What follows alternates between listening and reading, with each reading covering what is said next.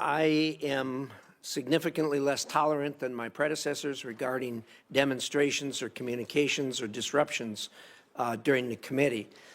This place is not a place for demonstrations or communications with members of the committee. We have work to do. We do the government's work here. It's important, and we have a very, very limited clock every single time that we meet.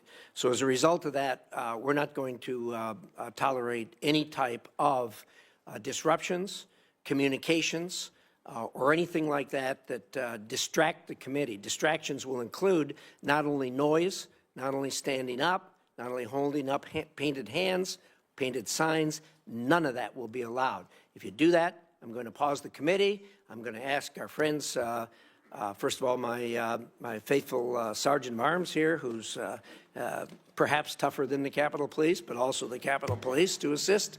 And we will pause briefly and then take up our work. If you are removed, you'll not be permitted back into one of these public hearings for at least 12 months. And that's the purpose of this is, as I've stated, and it's important work. It can't be interrupted. So with that, Senator Scott, please, the floor is yours. Thank you. Mr. Chairman, ranking member, and committee members, it is an absolute honor to sit before you today to introduce my good friend, fellow senator from Florida, and future Secretary of State, Marco Rubio. I'd also like to recognize his wonderful family who's here today, his wife, Jeanette, daughter, Daniela, sister, Barbara and Veronica, and nephew, Orlando, and back home, Amanda, Anthony, and Dominic. All of us here today know that Marco is an exceptional nominee. He is the perfect person to carry out President-elect Trump's policies and to protect America's national security and to bring peace and stability back to the Western Hemisphere. The son of Cuban immigrants, Marco learned at a young age about the suffering and oppression of socialism and brings valuable knowledge from his roles here on the Senate Foreign Relations Committee and the Senate Intelligence Committee. In our state of Florida, we hear often from those who came to the United States to escape dangerous regimes and live the American dream that most Marco and many of us have had the opportunity to live.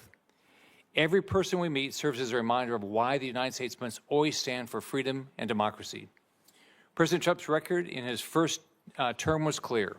He unapologetically fought to protect freedom and democracy across Latin America and ended the failed Obama-era appeasement policies that had created a vacuum for tyranny in the region. After 4 years of Joe Biden, President Trump will have to start that fight over. But he has an incredible asset with Marco Rubio on his team.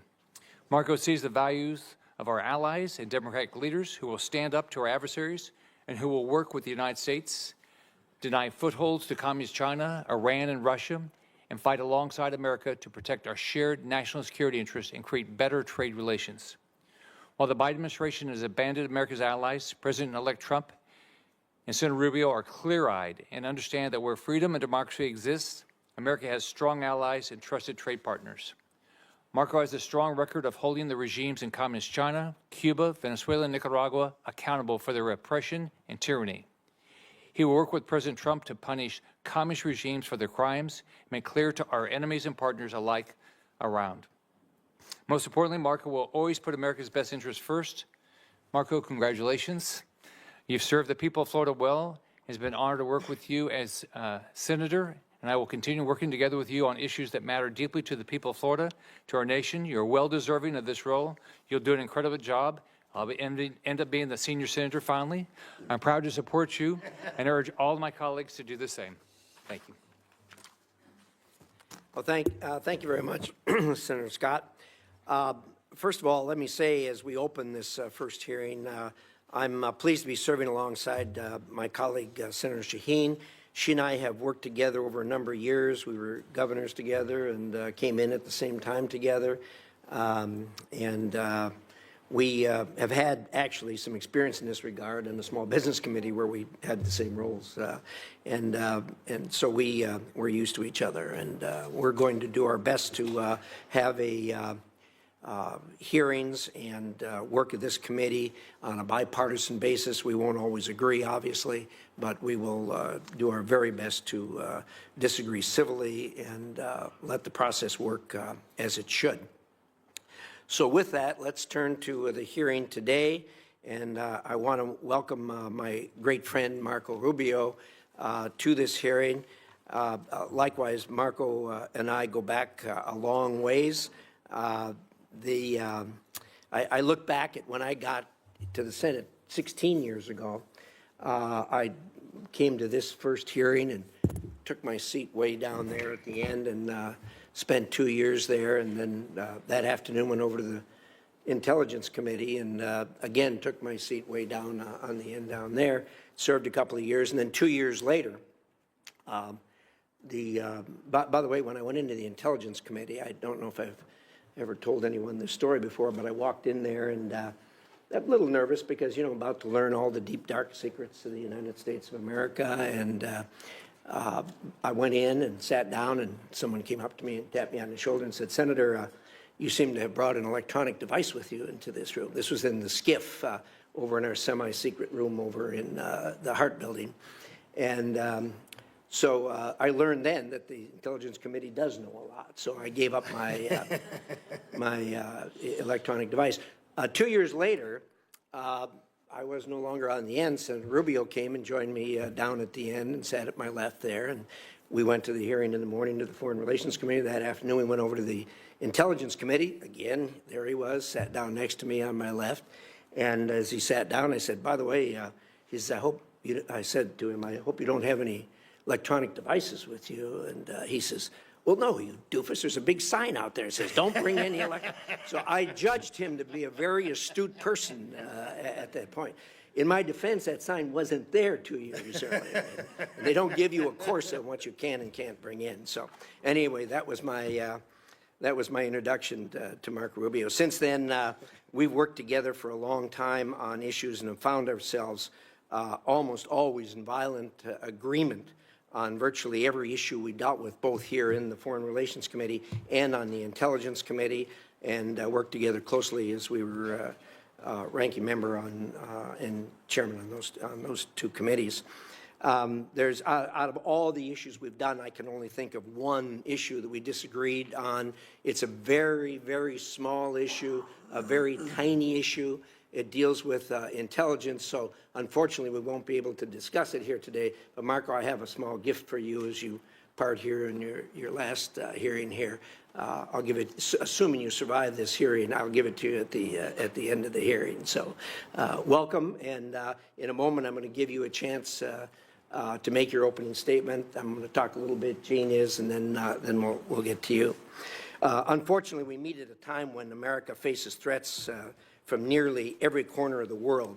It's no secret that hostile powers from China to Russia, from North Korea to Iran, have formed an authoritarian axis bent on weakening the United States. Sadly, the outgoing administration has frequently made ill-informed decisions that have empowered these adversaries. From the disastrous Afghanistan withdrawal to its desperate efforts to woo Iran, failure to deter Russian aggression, constant concessions to China, and undermining support for Israel, our allies question U.S. resolve, and our adversaries believe they have a free hand. Those days are over. China remains the most significant long-term risk to the United States. The Chinese government steals American intellectual property, floods our streets with fentanyl, and exploits our free markets for its own gain while aggressively undermining American national security. China is no longer satisfied to undermine the United States on its own. Now it helps Russia, Iran, and North Korea. Chinese support has enabled Russia to carry on its illegal war against Ukraine, and China's massive purchases of Iranian oil are a lifeline to that murderous regime's proxy wars. The outgoing administration's failure to push back on China's aggression means that China is challenging America everywhere, from Africa to our hemisphere in Latin America. Senator Rubio has been a strong advocate of tougher policies to counter China's aggression, and particularly in Latin America. In the Middle East, Israel fights a multi-front war against Iran after the brutal attack on October 7th. Yet, the outgoing administration has undermined support to Israel. This has only prolonged the terrible situation in Israel and Gaza. In spite of the outgoing administration's policy, Israel's fortitude has brought Tehran to its weakest point in decades. President Trump and Marco both know that we need to support our ally and return to a maximum pressure campaign against Iran. At the same time, Putin, with the support of the CCP, continues his violent assault on Ukraine. Putin has escalated this war over and over again, most recently by importing thousands of North Korean soldiers. I've said repeatedly since the beginning of 2022 full-scale invasion, we need to help Ukraine end this war quickly and permanently. I'm confident that if anyone can end this war, it's President Trump.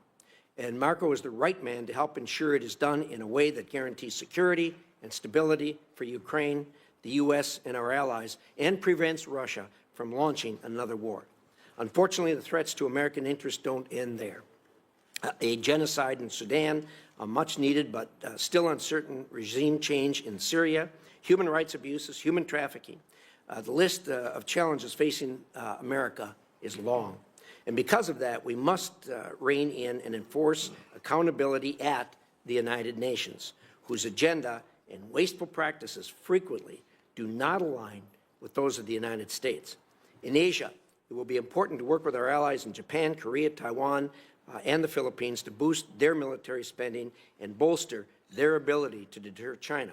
We should work with Australia and the United Kingdom as part of the AUKUS agreement to develop and advance military capabilities to counter Chinese coercion in the Indo-Pacific. And I hope the State Department will acknowledge the nuclear arms race our adversaries are pursuing and make the changes needed to confront this new reality. Further, U.S. foreign assistance is not charity. American taxpayer dollars should only be spent to advance U.S. interests, and every penny should be scrutinized to ensure its necessity and effectiveness in advancing our America's interests. Often enormous amounts of money are spread thinly around the world and never really accomplish goals. This also needs to stop. A final word on the operations of the State Department itself. The Department must refocus itself on the core mission of effective diplomacy. Every program, office, and policy at State must effectively advance U.S. foreign policy goals, not advance progressive ideology. The outgoing administration often undercut effective foreign policy by inserting ideological and political requirements into the fabric of personnel decisions and policy execution. Rather than making hires or promotions based on merit and effectiveness, the Department created a new diversity, equity, inclusion, and accessibility requirements that distracted from this mission, undermined morale, and created an unfair and opaque process for promotions and performance evaluations. Fealty to progressive politics became the benchmark for success. As we look around the United States, that view is diminishing very quickly amongst even large corporations, amongst even large progressive-leaning corporations. Adherence to these goals was assured at the State Department through a rigid enforcement structure that included senior advisors for DEIA in nearly every bureau and Soviet-style anonymous reporting portals where employees were encouraged to denounce colleagues who would not toe the company line. This must end on day one. We need a return to merit, and I know Marco will right that ship. Senator Rubio, this is a long laundry list of crises. You've earned yourself one of the hardest jobs in America, but after serving with you for so many years, I'm confident you are the right person we need to take on these threats. Thank you very much. And to my good friend, Senator Shaheen, I yield the floor. Well, thank you very much, Chairman Risch. Congratulations on your new role. As you point out, while this may be our first Foreign Relations Committee hearing together in these new roles, it's certainly not our first time working together. We came in as governors, so we like to get things done. We've also had the same role in 2017 on the Small Business Committee, so I look forward to working with you and to our opportunity for this committee to get a lot of work done. I want to also congratulate the new members of the committee, Republicans McCormick, Daines, Scott, Lee, Curtis, and Cornyn, and on the Democratic side, Jackie Rosen. Nice to have you all on the committee. One point that we've always agreed on, the chairman and I, is the need to work together so this committee can function more effectively. That means holding hearings, it means advancing bipartisan legislation, it means confirming career Foreign Service officers quickly. I believe it's in our national security interest to have our embassies fully staffed and to confirm career ambassadors with the requisite expertise, which is why it was important to both of us to have Senator Rubio's hearing as soon as possible. And Senator Rubio, welcome. You and I have also had a good working relationship for many years. I believe you have the skills and are well qualified to serve as Secretary of State. But today I want to find out a little more about what this administration is thinking about American foreign policy and the State Department in particular. As I said, I believe this committee has a responsibility to get your team out in the field, and we hope you will send us qualified, experienced, and well-vetted nominees. I know you already have an expert group of career Foreign Service nominees before you that was not considered under the last Congress. I hope we'll see many of those nominees resubmitted to this committee soon. On policy, I want to start by hearing from you on Ukraine and NATO. There is strong bipartisan support, as you know, in the Senate for Ukraine. There's a clear understanding that we can't trust Putin, and I'm concerned that if Vladimir Putin wins in Ukraine, he's not going to stop. President Trump has repeatedly said that he plans to end the Ukraine war within 24 hours of his inauguration. It's been reported that his proposals would give away Ukrainian territory to Vladimir Putin. Now, I can't speak on behalf of Ukraine, and President Zelensky has said that he's open to a peace agreement. But I am concerned both for the Ukrainian people who have sacrificed so much about the message that abandoning Ukraine would send not just to our allies, but also to our adversaries, and not just Russia, but to China, North Korea, and Iran. Our allies, Japan, South Korea, Taiwan, our partnerships and alliances like AUKUS and NATO are all looking very closely and watching what we're going to do. I believe these alliances are one of the United States' greatest assets. And what happens in Ukraine also affects emerging democratic nations, civil society movements, from Belarus to the Balkans to the Black Sea to Georgia. It impacts us here at home as well. And I know that for so many Americans, this might seem like a distant war. But as we know, what happens in Ukraine doesn't stay in Ukraine. The war has caused food and gas prices to go up. It's affected day-to-day lives of Americans. So, Senator Rubio, I know that in the past you've supported Ukraine. You introduced legislation that would ban U.S. recognition of territory annexed by Russia. We were both co-sponsors of Chairman Rish's resolution recognizing Russian genocide in Ukraine. But the path forward is uncertain, and I hope today you will lay out some of the administration's plans for Ukraine. I'd also like to hear from you on the Middle East and Syria in particular. In recent months, we've seen the dismantling of much of Iran's axis of resistance, including the fall of Assad, one of Iran's most brutal proxies. One of our goals should be to get humanitarian assistance immediately to the Syrian people who have suffered for so many years, and to capitalize on this historic opportunity to sideline not only Iran, but Russia, as we help rebuild Syria. I also want to underline that whether it's food insecurity or sexual violence that accompanies war, and whether we're talking about Sudan or Haiti or Afghanistan, Ukraine or Gaza, that it is women who often bear the brunt of these conflicts. They should have a seat at the table when it comes to resolving them. And that's not just a sentiment, it's also backed up by data. Because we know that when women participate in conflict negotiations, peace is 35% more likely to last at least 15 years. That's why we passed the Women, Peace, and Security Act in 2017. It was signed into law by President Trump during his first term, and I hope that in his second term, we can build on this effort. It's one of the reasons I'm pleased that we now have 3 women on the Foreign Relations Committee, Senator Duckworth and Senator Rosen. It's the first time since I've been here that there's been 3 women on this committee. And I'm interested to hear your vision for the State Department's Office of Global Women's Issues, and more broadly, how the administration will work to empower women and girls on the global stage. As Chairman Risch has said, the list of challenges facing America is very long. And so, Senator Rubio, if you're confirmed, I hope we can work together to continue to promote American interests that we have seen around the world the importance of America's role in the world. Thank you. Thank you, Senator Shaheen. Good remarks. Senator Rubio, the floor is going to be yours, and I hope you'll introduce your beautiful family to start with, and we'll take it from there. Well, thank you, Chairman Risch, and I want to thank the ranking member as well, Senator Shaheen, and thank you, Senator Scott, for your introduction. And let me just say it's a bit surreal to be on this side of the room, but you all look very distinguished. And I wanted you to know that. Yeah. We know. In the 249-year history of our republic, there's only been 71 other Americans who have served in the role and the position that President Trump has now nominated me to occupy. And I want to thank him for his confidence, and it's an incredible honor. It is also, as many of you have already pointed out, an extraordinary responsibility.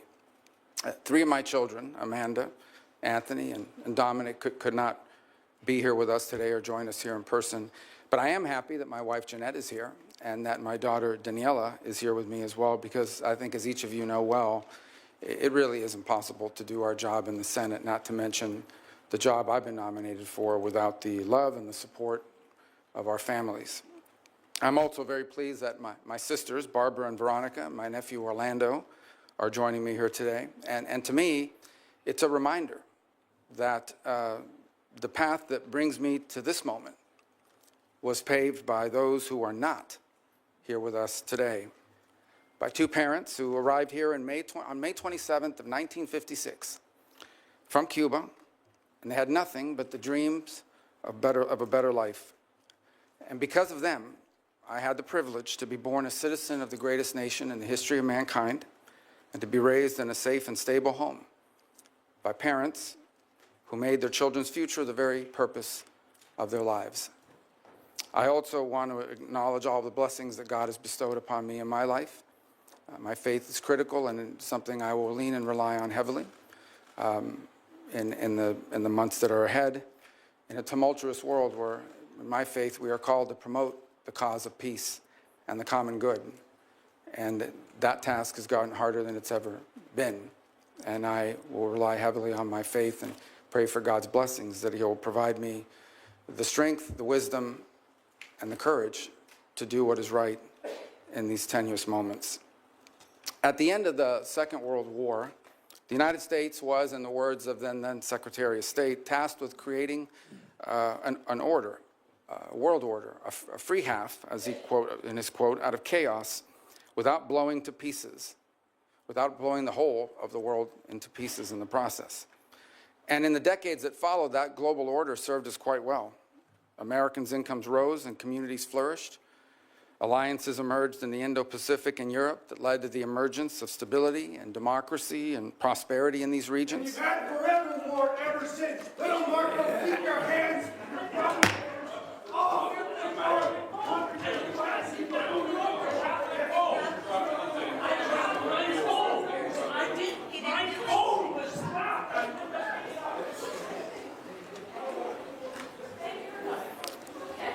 Back to order. All right, alliances emerged in the Indo-Pacific and in Europe that led to the emergence of stability, democracy, and prosperity, but it also prevented a cataclysmic world war. And ultimately, a wall in Berlin came down, and with it, an evil empire. Out of the triumphalism of the end of the long Cold War emerged a bipartisan consensus. And this consensus was that we had reached the end of history, that all of the nations of the world would now become members of the democratic Western-led community, that a foreign policy that served the national interest could now be replaced by one that served the liberal world order, and that all mankind was now destined to abandon national sovereignty and national identity and would instead become one human family and citizens of the world. This wasn't just a fantasy. We now know it was a dangerous delusion. Here in America and in many of the advanced economies across the world, an almost religious commitment to free and unfettered trade at the expense of our national economy shrunk the middle class, left the working class in crisis, collapsed our industrial capacity, and has pushed critical supply chains into the hands of adversaries and of rivals. An irrational zeal for maximum freedom of movement of people has resulted in a historic mass migration crisis here in America, but also around the world. It's one that threatens the stability of societies and of governments. Across the West, governments now censor and even prosecute domestic political opponents. Meanwhile, radical jihadists openly march in the streets and sadly drive vehicles into our people. While America far too often continued to prioritize the global order above our core national interests, other nations continue to act the way countries always have. Las sanciones de Marco Rubio están Pause. matando a niños en Nicaragua, Cuba y Venezuela.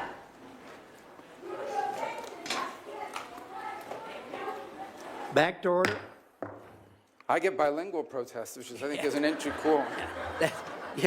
As you know, that's a first here for us, at least in recent times. All right. Healthcare is a human right. All right. Education is a human right. Sanctions against Back to order. All right.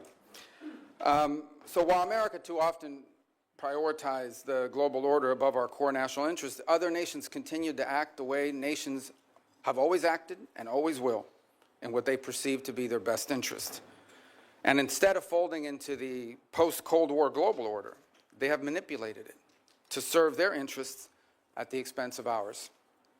We welcomed the Chinese Communist Party into the global order, and they took advantage of all of its benefits, and they ignored all of its obligations and responsibilities. Instead, they have repressed and lied and cheated and hacked and stolen their way into global superpower status, and they have done so at our expense and at the expense of the people of their own country. In our very own hemisphere, narco-terrorists and dictators and despots take advantage of open borders to drive mass migration, to traffic in women and children, and to flood our communities with deadly fentanyl and violent criminals. In Moscow, in Tehran, in Pyongyang, dictators, rogue states now sow chaos and instability and align with and they fund radical terror groups. And then they hide behind their veto power at the United Nations Security Council or the threats of nuclear war. The post-war global order is not just obsolete, it is now a weapon being used against us. And all this has led to a moment in which we must now confront the single greatest risk of geopolitical instability and of generational global crisis in the lifetime of anyone alive and in this room today. 8 decades later, we are once again called to create a free world out of the chaos. And this will not be easy. And it will be impossible without a strong and a confident America that engages in the world, putting our core national interests once again above all else. Just 4 years ago, I believe we began to see the outlines and the beginnings of what that would look like. During President Trump's first term, American strength was a deterrent to our adversaries, and it gave us leverage in diplomacy. There were no new wars. ISIS was eviscerated, Soleimani was dead, the historic Abraham Accords were born, and Americans were safer as a result. Now, President Trump returns to office with an unmistakable mandate from the voters. They want a strong America engaged in the world, but guided by a clear objective to promote peace abroad and security and prosperity here at home. That is the promise that President Trump was elected to keep. And if I am confirmed, keeping that promise will be the core mission of the United States Department of State. Now, tragically, horrifying atrocities and unimaginable human suffering can be found on virtually every continent. And I am certain that today I will be asked about the array of programs and the activities the Department of State carries out to address them. We are a nation who was founded on the revolutionary truth that all men are created equal, and that our rights come not from man or from government, but from God. And so we will never be indifferent to the suffering of our fellow man. But ultimately, under President Trump, the top priority of the United States Department of State will be the United States. The direction he has given for the conduct of our foreign policy is clear. Every dollar we spend, every program we fund, every policy we pursue must be justified by the answer to one of 3 questions. Does it make America safer? Does it make America stronger? Or does it make America more prosperous? Under President Trump, the dollars of hardworking American taxpayers will always be spent wisely, and our power will always be yielded prudently and towards what is best for America and Americans before anything and everything else. Prudence in the conduct of foreign policy is not an abandonment of our values. It is the common sense understanding that while we remain the wealthiest and the most powerful nation on the earth, our wealth has never been unlimited, and our power has never been infinite. And placing our core national interest above all else is not isolationism. It is the common sense realization that a foreign policy centered in our national interest is not some outdated relic. Since the emergence of the modern nation state over 2 centuries ago, countries acting based on what they perceive to be their core national interests, that has been the norm, not the exception. And for our country, placing the interest of America and Americans above all else has never been more relevant or more necessary than it is right now. For in the end, how can America promote the cause of peace on earth if it is not first safe at home? What good is America to our allies if it is not strong? And how can America help end the suffering of God's children across the world if it is not first prosperous here at home? I thank you, and I hope I can earn your support, whether it's because you believe I will do a good job or because you want to get rid of me. Thank you. Either way, the result's the same. Thank you, Senator Rubio. I've always been impressed with your view, particularly on a 50,000-foot level, of the kind of problems that we face in our lane and national security lane, foreign relations and intelligence. So appreciate those remarks. We're now going to start a round. I'm going to allow 10-minute questions since this is a cabinet-level position. That doesn't mean you have to use all 10 minutes, but the 10 minutes are there. And what I'm going to do in this hearing and what I'm going to do in future hearings is I will call on people based on seniority on the committee at the time the gavel goes down. And if you come after that, you'll be put in line after that, and we'll go down the list like that. In any event, with that, Senator Rubio, could you talk for a minute about the Russian energy reliance? I think all of us were impressed when the war started that the Europeans knew the necessity of cutting the cord with Russia on their reliance on Russian energy, which had developed since the Iron Curtain came down, all of us believing that Russia would behave itself, which turned out to be a very misplaced view. And now, with the war carrying on, it's going to end, obviously, at some point in time. There are voices in Europe saying, well, we can go back to using Russian energy. My view is that that's not reasonable and it's not appropriate. And indeed, I think that the fallout from this war is going to go on for generations. Your thoughts on the energy relationship between Europe and Russia in the future? Well, I'm reminded, I believe back in 2018, then President Trump, on 2 occasions, once at the United Nations and I think another time at a NATO conference, pointed, for example, to Germany's reliance on Russian energy as a real vulnerability. And he was snickered at. I remember he was snickered at by the representatives of Germany at the United Nations. He turned out to be 100% correct. In fact, that reliance on Russian energy was a major loss of deterrence.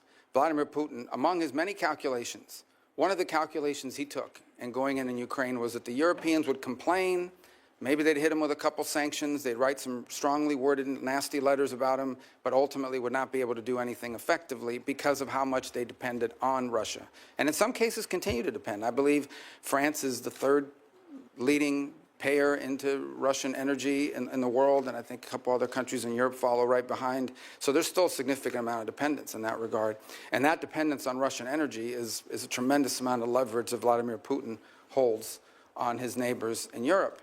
Now, there is some good news. I think, for example, I watched with great interest the German engineering marvel, where they've been able to, I think by the end of this, at the end of this year, after They waived permitting requirements, and within 9 months, we're able to open what is literally a floating LNG terminal to allow and receive exports, including from the United States and other places. So I do think you're seeing movement in Europe now to try to detangle itself from that level of dependence, but it remains a real vulnerability and a tremendous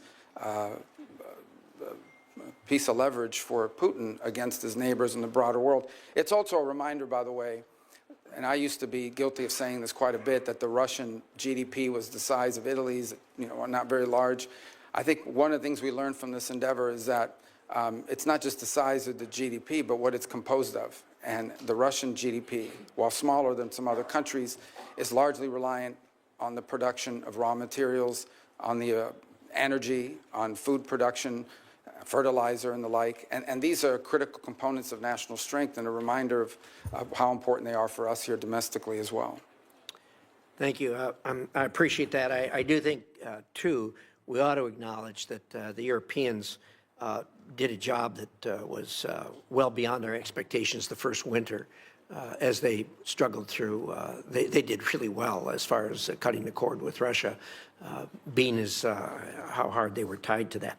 Let's talk about AUKUS for a minute. There hasn't been much discussion about AUKUS. Well, there hasn't been much discussion about AUKUS really since the thing started. A lot of us have been pressing the administration to gear that up. It has not been forthcoming. I'd like to hear your thoughts on AUKUS, the importance thereof, and getting this thing moving as it was intended. Well, one of the things we'll have to endeavor to see, obviously, there's a tremendous amount of this that relies on the Department of Defense and other entities in government. To the extent the Secretary of State and the Department of State is engaged, it's something that I think you're going to find very strong support for in this administration.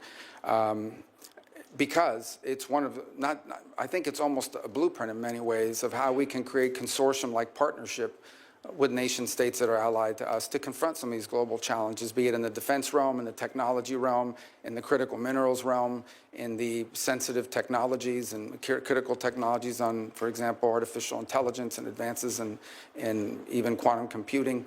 This obviously is more defense related, but it's one example of how we can leverage the power of these partnerships with allies, 2-3 countries in some cases, broader in others, to reach outcomes and objectives, such as creating a geopolitical and strategic balance in the Indo-Pacific region and beyond.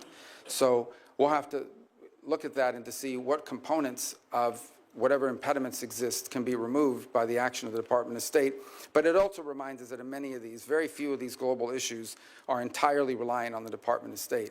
The Department of Energy, the Department of Defense. We have a host of other government agencies, commerce in many cases, who also play a critical role in expediting and going through, for example, some of the lists of technologies that perhaps are not being transferred because they've been deemed as sensitive. But in the case of our strong and close allies, that's the point, right, is that you want to be able to find yourself in a situation where you can accelerate partnership by making available to key allies these sensitive technologies that we wouldn't want to see in the hands or developed by an adversary or unaligned country.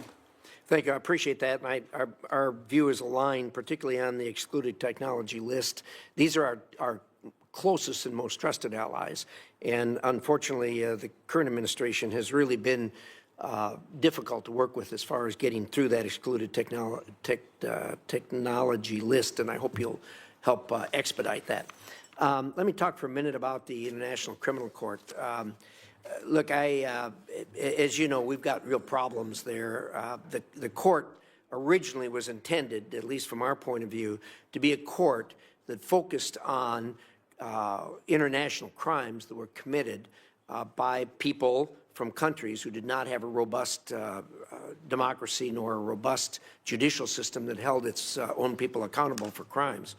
The court's gone beyond that, obviously. They are not only focusing on people who aren't accountable elsewhere, but they're also focusing on people who come from countries that solve their own problems, like the United States of America and like Israel. The most recent obvious thing that flowed from that was the indictment on the same day of Netanyahu plus a Hamas character. Any court that is a court of law has to be able to recognize good from bad.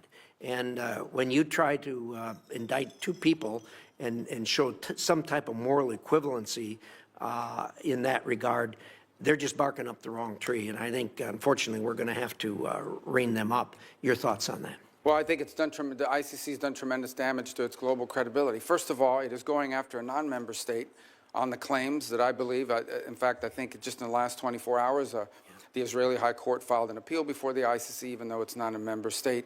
And I saw some of the filings from the prosecutor, Mr. Khan, who's involved in that process. And he argues that they have the right to go after non-members for their activities within the confines of member states in this case. And I think, first of all, the whole premise of his prosecution is flawed, beyond the process of it and the precedent that it sets, which is a very dangerous precedent for the United States of America, by the way, because this is a test run. This is a trial run to see, can we go after a head of state from a nation that's not a member? If we can go after them and we can get it done with regards to Israel, they will apply that to the United States at some point. And in fact, there have been threats to do so in the past. But the premise of the prosecution itself is completely and utterly flawed. As you said, they went ahead, I think they also went after Sinwar. Well, number one, Sinwar didn't travel around the world. He's not with us any longer. But he didn't travel around the world, was at no risk of being apprehended. Second of all, the moral equivalency piece of it was offensive. Let me explain, and I think I don't need to explain to this committee. Hamas carried out an atrocious operation. They sent a bunch of savages into Israel with the express and explicit purpose of targeting civilians. They went into concerts. They went into these music festivals. They knew that there were no soldiers at the music festival. They knew that these were teenagers and young families, that they went into different communities and the kibbutzes and the like, and they deliberately targeted civilians. Deliberately. It was in fact, they kidnapped the ones they didn't murder, the families who they didn't eviscerate, the people whose skulls they didn't crack open. They kidnapped and to this day continue to hold people, innocents that they took, a deliberate operation. In the case of Israel, responding to that attack has had to go after Hamas. How can you coexist? How can any nation state on the planet coexist side by side with a group of savages like Hamas? They have to defend their national security and their national interest, as I pointed out in my opening statement. And so there is no more, and they didn't target civilians. Now, sadly and unfortunately, and I'm sure we'll discuss it further, some of the other questions that will come up here today, one of the horrible things about war, it's a terrible thing about war, and it's why we should try to prevent it at almost any cost, is that innocent people are caught up in it. And that's true of every conflict on the planet. But there is a difference between those who, in the conduct of armed action, deliberately target civilians and those who do as much as they can to avoid civilians being caught up against an enemy that doesn't wear a uniform, against an enemy that hides in tunnels, against an enemy that hides behind women and children and puts them at the forefront and uses them as human shields. That's who Hamas is. There is no moral equivalency, and I think the ICC, if they don't drop this, will find its credibility globally badly damaged, and I think the United States should be very concerned because I believe this is a test run for applying it to American service members and American leaders in the future. Well said. I couldn't agree with you more. And certainly the court has badly damaged its reputation, and it's going to have a long ways to go to recover from that. So with that, Senator Shaheen. Thank you, Mr. Chairman. Senator Rubio, as I said in my opening statement, I hope that this committee can better collaborate to swiftly confirm career Foreign Service officers. These are patriotic Americans who have served under both Democratic and Republican administrations, and they work to advance U.S. national security interests. Delays in vacant posts hurt America's interest. I know you agree with that because we've had that conversation. But will you commit to working with Chairman Risch and me to prioritize the advancement and confirmation of career State Department officials? Well, the answer to that is yes, but I would also point to this fact that I think we're going to begin by prioritizing. We're going to look at what are the key issues in the world. There are obviously every post in the world is important or it shouldn't exist. And then the question is which are the ones we bring to you first, and those are the ones that I think are most critical. So obviously I think you'll see our nominees for the deputy posts, which are critically important, all the undersecretaries as well. And what I've endeavored to do is we interview and identify people, and I believe I've met with and interviewed most of the candidates for those top posts, is I want to bring you people that are three things. Number one, are aligned to the mission. I think that's critically important, whether they be Foreign Service officers. I'm not talking about political alignment. I'm talking about alignment with the mission that we've outlined for American foreign policy, which is one of the things that I think has hurt the State Department under numerous administrations, is sometimes the mission what it is the core mission of the department has not been well defined. So that's on us, and it's our obligation to define that. So number one, aligned to the mission. Number two, the capability to do the job. And I can tell you now that in my entire service on this committee, which spans 14 years, we always had fellows from the Department of State, I believe all of whom are still in the service of our country. And I intend, because I know them and I've worked with them, to utilize their skill sets in the department. And in fact, a couple who we hope will be returning home soon from foreign postings to work with us at the State Department closer to my office. But the point is that we want to have people that are highly capable, both those who we bring from what they call political appointees, but also those that are promoted from within the Foreign Service. And then the third are people that we can get through the committee, because time is of the essence. Now, you may not agree with all their views, whether they be Foreign Service officers or whether they be political, but I think it's important and we're not going to exclude someone just because we think that maybe they're going to have a rougher confirmation process than someone else. But I do think it's important that we have people in these positions as quickly as possible, and having served for 14 years on that side of this room, I understand that one of the things we can do to help expedite that is to bring you people that will do a good job, who are qualified for the job, are mission aligned, but also that can move through this process quickly enough so that they can be at post and begin to fulfill their duties. If I have to wait a year to get them in place, well, I'm not sure on some of these issues we face today we have a year to wait. I certainly agree with that, and I appreciate your focus on mission and qualifications, because I think the committee will be looking closely at that. I want to go now to NATO, because in 2023, Congress overwhelmingly passed the bipartisan Kane-Rubio provision prohibiting any president from withdrawing the United States from NATO without Senate approval or an act of Congress. Will you commit to adhering to Senate approval or an act of Congress as required under that law that you authored if President Trump attempts to withdraw the U.S. from NATO? Well, first let me say that President Trump has appointed an ambassador nominee for NATO, which clearly indicates his role to engage in that. Second is the law is what it is. Obviously, as you've mentioned, I was a co-sponsor of the law, and so it's tough to say I'm not in support of a law that I hope to pass, and that I think it's an important role for Congress to play, because frankly, it's not just about the withdrawal piece of it, it's the contributions we make towards the power of the purse still resides with the Congress. Now maybe, as if confirmed, moving towards the executive branch, I'll become I'll forget that lesson a little bit. I hope not. But ultimately, I still recognize and understand that the power of the purse is with Congress, and it's an incredibly important power. Let me point on NATO one thing. I think there's a misunderstanding about it. The NATO alliance is a very important alliance. I believe that. I believe alliances can be, and has been very useful. Without the NATO alliance, there is no end to the Cold War. In fact, without the NATO alliance, it's quite possible that much of what today, at the time, today we know as Europe, would have fallen victim to aggression. But what's important for the United States is not just to have defense allies, it's to have capable defense allies, allies who are capable of defending their region. And I think there is a question to be asked. I'm not stating a public policy position, I'm stating a question to be asked, and that is, should the role of the United States in NATO in the 21st century be the primary defense role, or as a backstop to aggression, with countries in the region assuming more of that responsibility by contributing more? Now look, in fairness, and I think the further east you move in Europe, the more money you see spent on the military as a percentage of GDP. But I think there's been broad acknowledgement across Europe and across multiple administrations, both Republican and Democrat, that our NATO partners, these are rich, advanced economies, need to contribute more to their own defense and ultimately to the NATO partnership as well. And that's a demand that's been made by multiple presidents across the years. And the fact that that is true has been revealed by what's happened with Ukraine. Look at the ramp up in defense spending and the industrial capacity of multiple countries in Europe as a result of an armed conflict. Imagine if that capacity had been there before, it quite possibly might have had a deterrent effect as well. So I think it's important that we have alliances, but we have to have alliances with strong and capable partners, and not those who sort of have viewed the U.S. and the NATO defense agreement as an excuse to spend less on defense and more on some domestic needs. We have domestic needs too. These advanced, rich countries in Western Europe have enormous safety nets programs that they fund. We have domestic needs as well, but they've been able to divert or grow those programs because they don't have to spend as much on defense as we do as a percentage of our overall economy. And that dynamic needs to change. And I expect that President Trump will continue to forcefully make that point.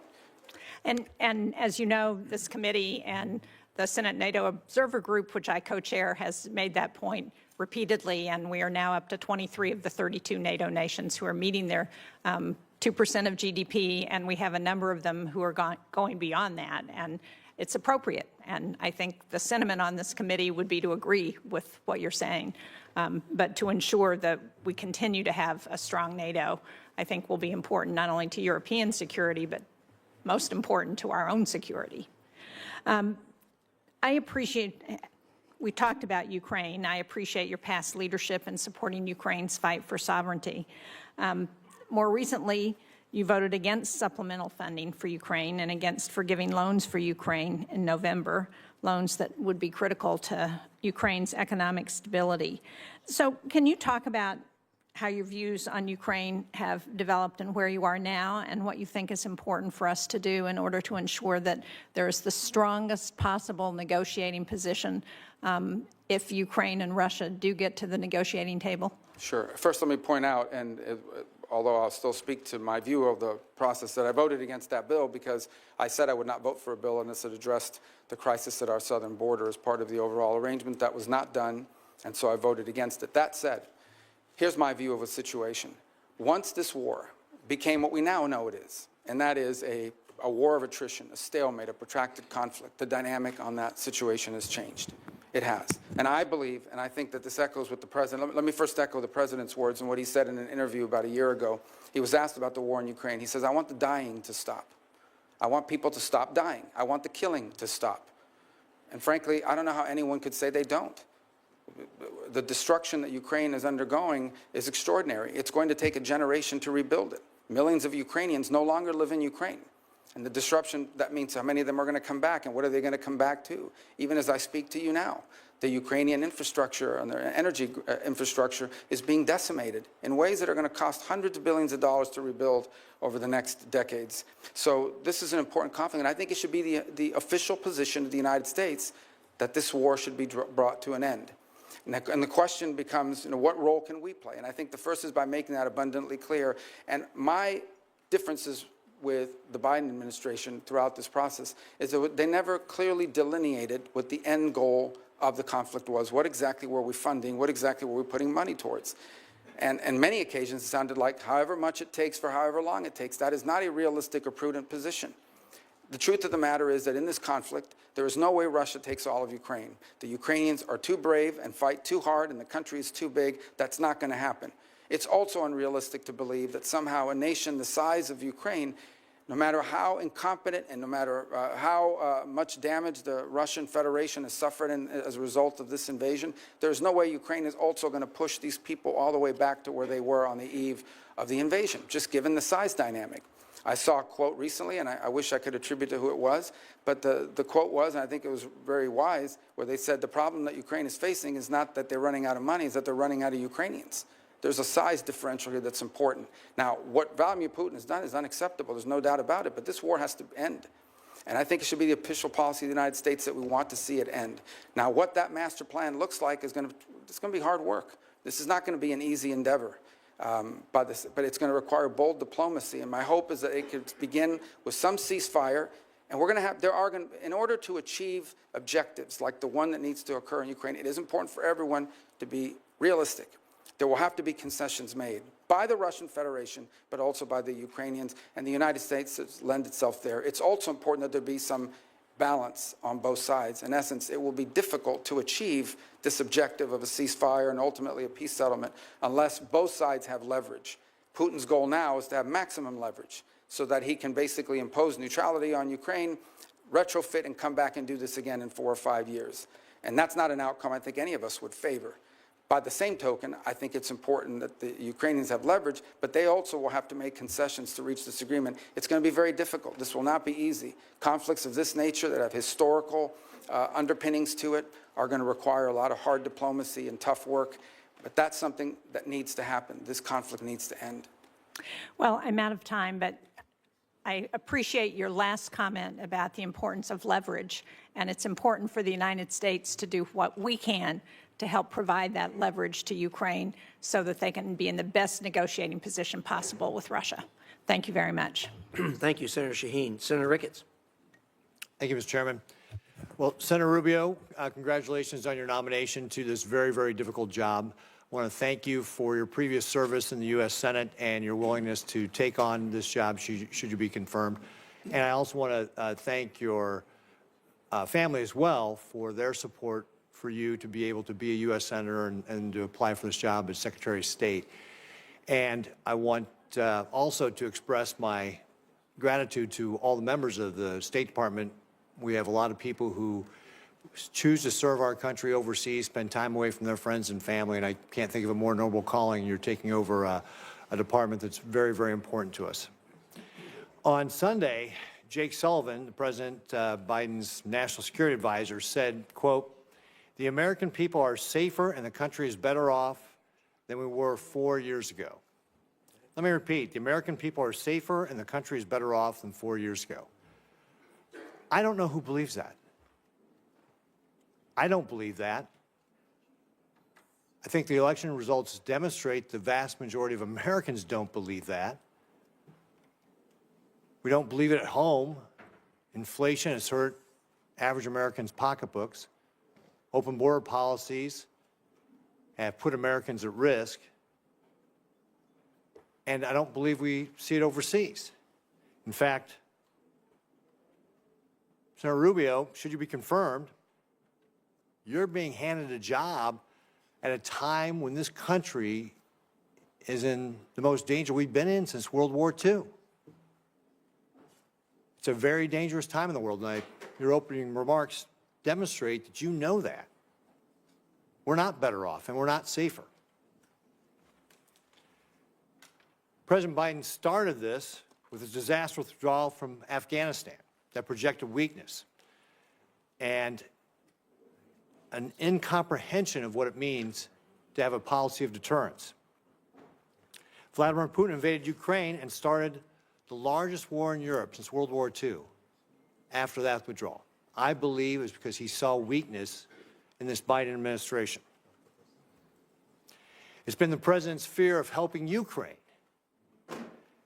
that has contributed to putting them in the untenable position they are today by slow rolling the weapons that Ukraine needs to be able to defend themselves.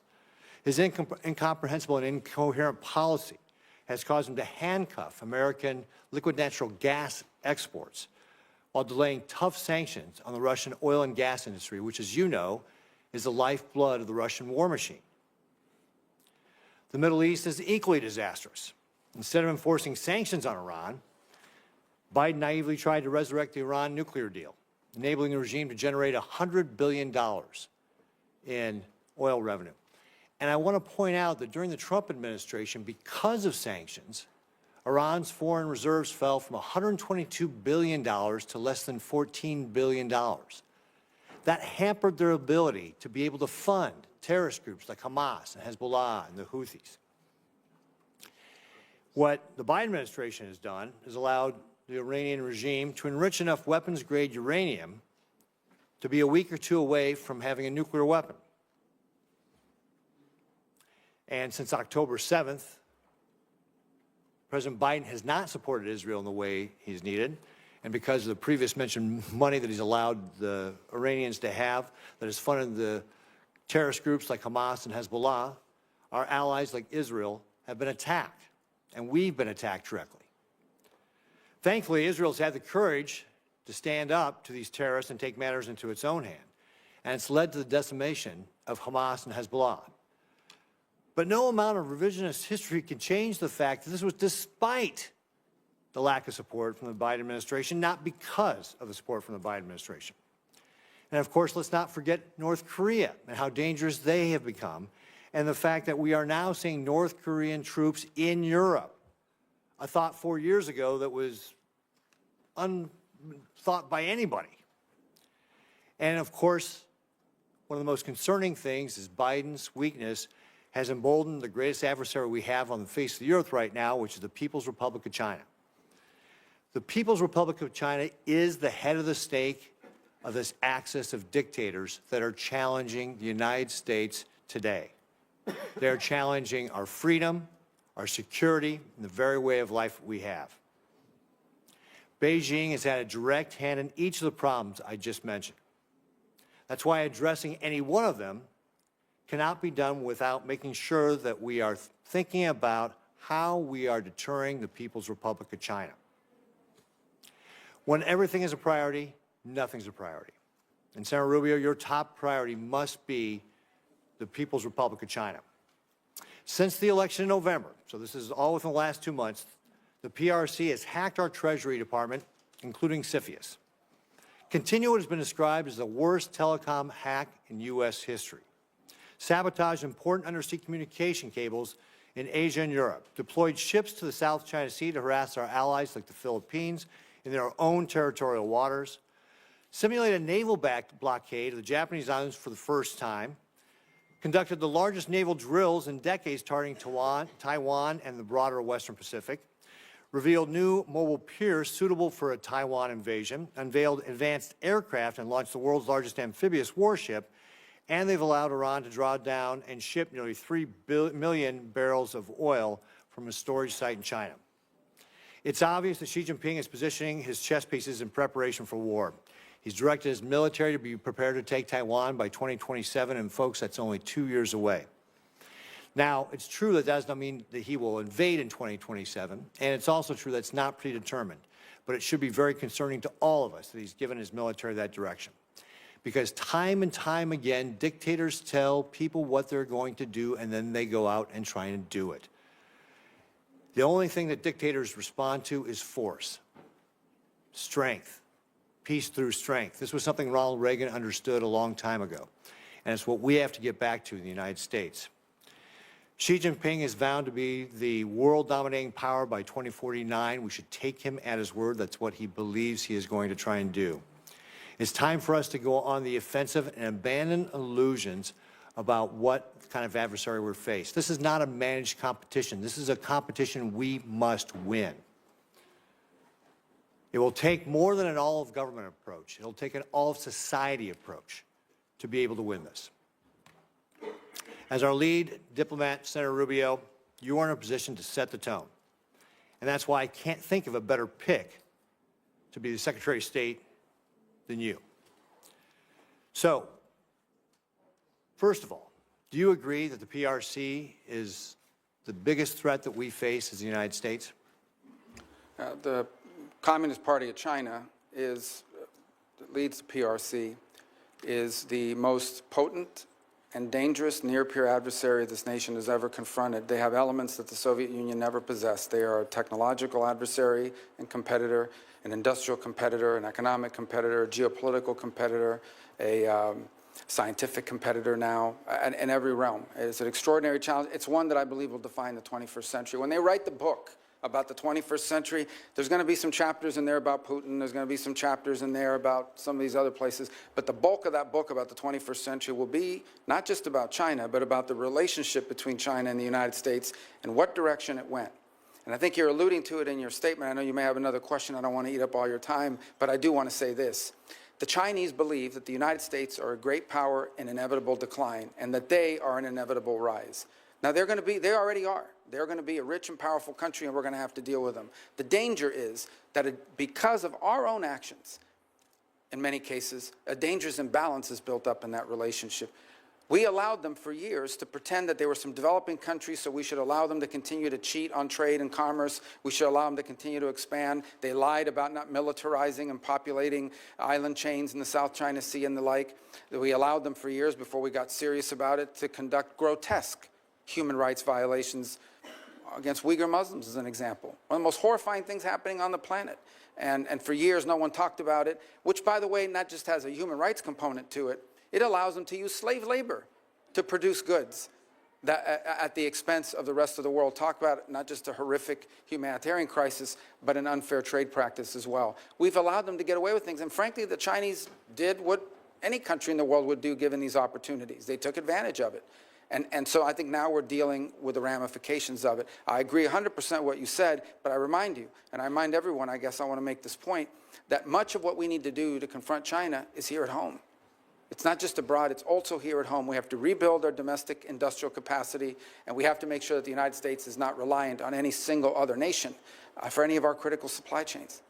And with 4 seconds left, How are you going to explain that to your average American, that we need this all-society approach, and to your point exactly, that it needs to begin here at home, and so that people from my state, Nebraska, will understand and get on board?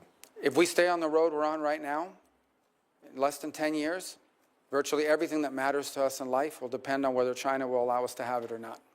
Everything from the blood pressure medicine we take to what movies we get to watch, and everything in between, we will depend on China for it. They have come to dominate the critical mineral industry supplies throughout the world. Everywhere in the world, they've now established critical mineral rights. Even those who want to see more electric cars, no matter where you make them, those batteries are almost entirely dependent on the ability of the Chinese and the willingness of the Chinese Communist Party to produce it and export it to you. So if we don't change course, we are going to live in a world where much of what matters to us on a daily basis, from our security to our health, will be dependent on whether the Chinese allow us to have it or not. That's an unacceptable outcome. Great. Thank you, Senator Rubio.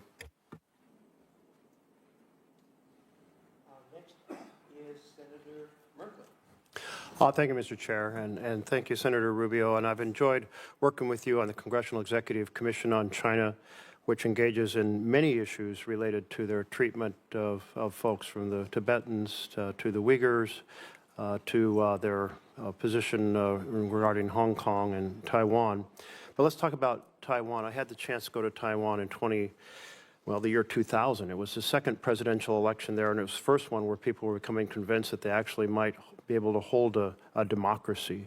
I believe they've earned the right to have a voice in international affairs, and I also believe that they are at great risk right now with mainland China Xi's plan to be aggressive militarily towards them, as my colleague Senator Ricketts just noted. Will you support in your role as Secretary of State Taiwan's right to have a voice in international affairs, participate in international forums? And will you support the porcupine strategy, providing that we will supply them with defense articles and defense services in such quantity as may be necessary to enable Taiwan to maintain a sufficient self-defense capability? By the way, that phrase is from the 1979 Taiwan Relations Act. It's in our current law. Yeah, let me just point out that on the Taiwan Relation Act, and I believe of the year 2016, I was the lead Republican sponsor in reauthorizing and reinvigorating it. I think that the multiple or consecutive presidential administrations of both parties have made clear that the policy of the United States towards Taiwan is encapsulated not just in the Taiwan Relations Act, but in the 6 assurances that multiple administrations, including the Trump administration and now the Biden administration, have made clear are our policies. With regards to your second point about international forums, ASEAN is a great example of one in which that's being tested. Last year at their conference, the Chinese were able to prevent participation by the Taiwan, any mention of Taiwan in the memorandum. And then this year they're working very hard to make sure that no one associated with Taiwan is anywhere near it. So this is just one more example of how they're being excluded. I would also point to the Western Hemisphere. I know that sounds like half a world away, but you understand this issue. The majority of nations on Earth that continue to recognize and have relations with Taiwan, the vast bulk of them, or the plurality, are within the Western Hemisphere. They've undertaken a very aggressive action in just the last 7-8 years to get these countries to flip. They got Panama to flip, and they got Panama to convince the Dominican Republic to flip. They've targeted multiple other nations, and Nicaragua most recently, to flip. So I think that's an important thing for us to keep in mind and make a priority. And I also think it's important to recognize allies in the region like Paraguay that have not flipped, and others who have stayed strong in that regard. On the porcupine strategy, because I know it may sound weird to people, or if anyone's watching this, I know what the ratings are, but hopefully not high. But let me just say that when the porcupine strategy, what it really means is you want to make the cost of invading Taiwan higher than the benefit. We want to discourage that by the Chinese believing that, yes, could they ultimately win an invasion of Taiwan, but the price would be too high to pay. It's basically deterrence. And I think that's critical, not just to defending Taiwan, to preventing a cataclysmic military intervention in the Indo-Pacific. And that's what it would be. And I would make one more point, and again, I don't mean to want to be alarmist about it, but if you listen to Xi Jinping, and it's important when you listen to him, and I say listen, read, Don't read the English translation that they put out, because the English translation is never right. You have to read the real translation on what they actually said in their native tongue. What they're basically saying is that this is a foundational and definitional issue for Xi Jinping personally. And as a result, I think we need to wrap our head around the fact that unless something dramatic changes, like an equilibrium where they conclude that the costs of intervening in Taiwan are too high, we're going to have to deal with this before the end of this decade. And so strongly support for the porcupine strategy. Thank you. And I know people in Taiwan. I just don't like saying porcupine, but yes. You know, when I went to Taiwan in November and met with the president and other leaders, they are extremely nervous right now. And part of the reason they're nervous is they're concerned about how things play out in Ukraine as possibly creating an incentive for China. And I take your point about the current stalemate and the fact that there is a range of objectives that are out of reach for other side. But I do feel like our partnership with NATO and our continued supply of war material that enable Ukrainians to keep fighting until that resolution is done is extremely important, because if Ukraine collapses, it will say a lot to China about whether we will stay the course in assisting Taiwan. Not to mention, it will be a catastrophe for democracy and a catastrophe for the Ukrainians. I don't know if you share that view. Well, I think, first of all, our goal, as President Trump has stated, is he wants the dying to stop. He wants the killing to stop. So it's very difficult to reach an accord or an agreement that begins with a ceasefire and ends with a peace agreement unless both sides have some leverage. Now, there is some leverage that exists beyond military capabilities as well. We have a significant number of sanctions on the Russian Federation, and they continue to grow and expand, and other nations do as well. And that will have to be part of this conversation in terms of bringing about a peaceful resolution. And then there's the question of the long-term security and stability of Ukraine. Beyond even if the conflict were to end, there needs to be the capability of Ukraine to defend itself. And it's a point that I made back as far as 2014, when the United States under the Obama administration chose not to provide weapon capabilities, and I think we lost a turn during that period. I'm going to keep rolling here for a few other questions. One of the things China is doing is deeply engaged in transnational repression, which means threatening people here in the United States that they will disappear or kill or harm their family members back in China if they exercise their free rights here in our country. And also they're seeking to repatriate Uyghurs who have escaped China. And right now there are 48 Uyghurs that are in Thailand, and Thailand is on the verge of repatriating them back to China. Will you lobby for Thailand to not send these Uyghurs back to the horror they will face if they're returned?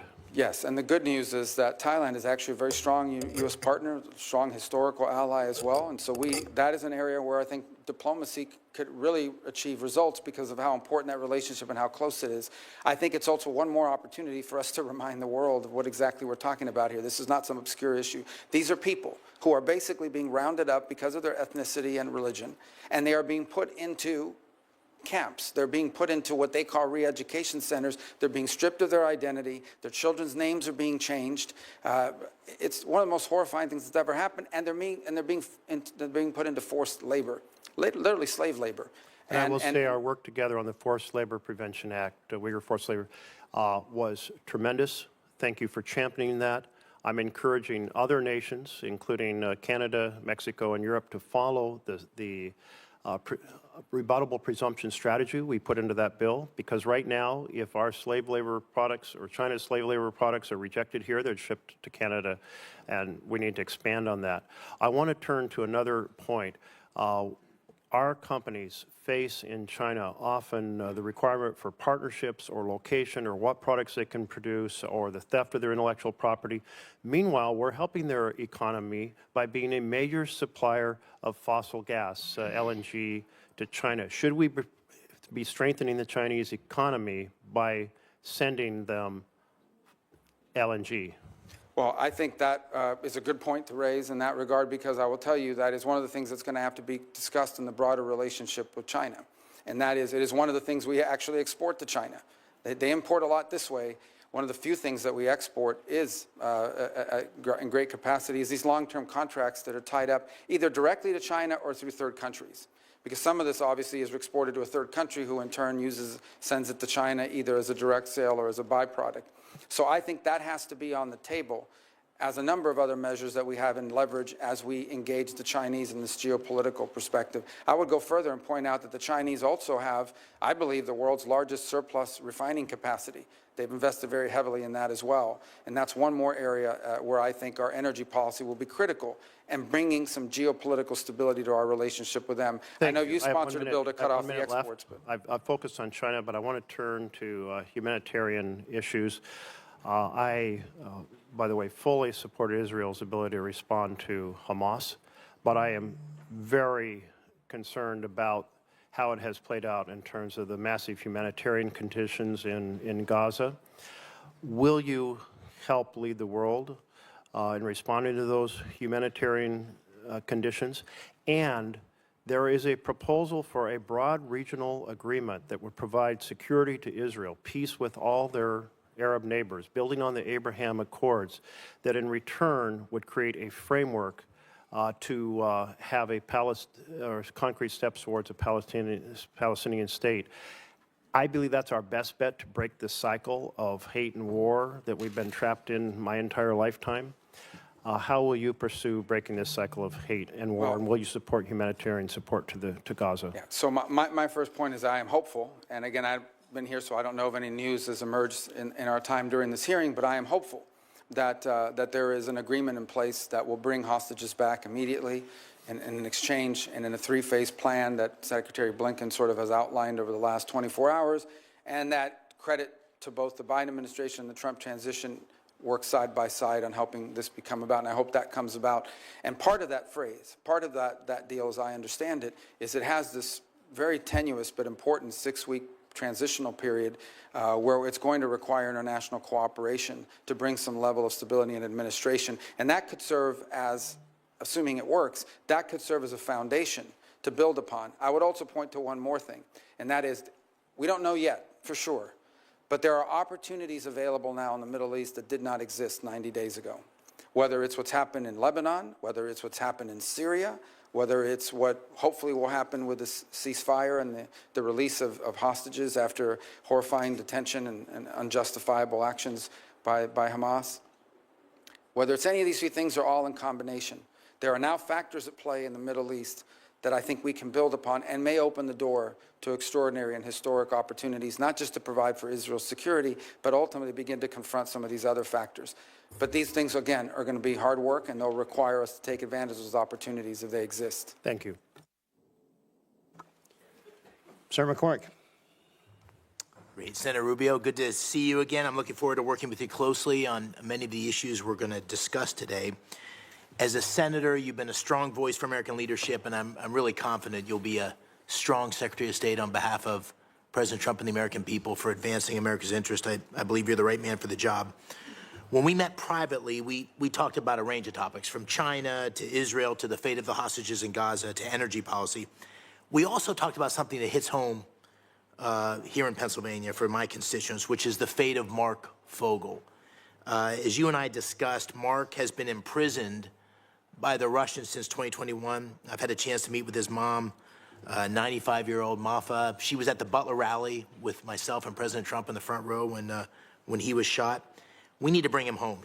It took far too long for the State Department to designate Mark as wrongfully detained by the Russian government, and was really a gut punch to many of us in Pennsylvania that Mark wasn't included in the swap last year. So, Senator, will you commit to working with me and others in our delegation to make Mark's return home a high priority? Absolutely. And in fact, I've been involved already. I've met with those families as well. We've had conversations about this.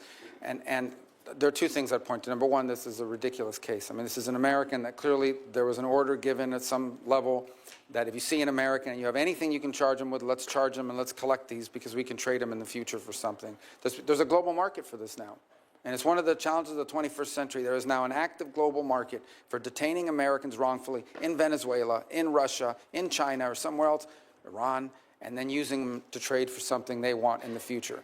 And so I think there needs to be greater awareness put out about that reality. Although people are still going to travel, and Americans are still a free people that have the ability to travel, this is a real risk. In this particular case, this has nothing to do with politics. No one can claim, nor do they, that he's a spy or that he's involved in a national security threat. And so this is a case that has to be elevated, and hopefully one that can be done through strong private diplomacy, at a minimum as a goodwill gesture. Because if they're not willing to do this, then not to mention the broader challenges posed to us by what Putin is doing in Ukraine, then I think the chances of improvement in U.S.-Russian relations are impossible. But this is not that this would solve that problem, but it is at a minimum the kind of thing you would hope to see if anyone is serious about improving relations, especially if we can get the situation in Ukraine to a peaceful standing. And I hope that this case will be one that we can reach a good result on. Good. Thank you. On the sad topic of hostages, as you know, Dina and I, my wife, live in Squirrel Hill in Pittsburgh. We've been part of a meeting with hostages in Israel and in the United States as recently as last week. Noah Aragami and Ronan and Orna Nutra, who lost their son, sadly, Omer, recently came to visit. And, President Trump said recently that all hell will be to pay if the hostages aren't released. If confirmed, what emphasis would you put on releasing those hostages in Gaza? Do you agree that a permanent ceasefire in Gaza absolutely must include the release of those hostages? Well, it must include it, because if it doesn't, there won't be a ceasefire for long. I mean, the Israeli commitment to bringing back their civilians, that's what these are. These are civilians. These are people, these are innocent people who were targeted and have been held in horrifying conditions, the health and well-being of which many of them we still don't know, but we believe there's a substantial number that are going to be released as part of this first tranche. And that's an important point as well. In regards to this agreement that has now been publicly reported on, it's not everyone. I think there's a first tranche of women, children, and people over a certain age, and then a second tranche of releases of males that are of military age, who they claim are all combatants, even though they are not. They just happen to be of a certain age. But without the hostage situation resolved, this situation will not be resolved. It is the linchpin of what's happened now. Hamas has been severely degraded, but these people, that include a number of American citizens, need to be home as soon as possible, and that will remain a priority in any engagement that we're involved in with regards to not just a ceasefire, but some permanent peace process moving forward. Very good. Thank you. Since October 7th, there's been a disturbing rise in anti-Semitism, pro-terrorist violence in our cities, on college campuses. You and I had the opportunity to write an op-ed together.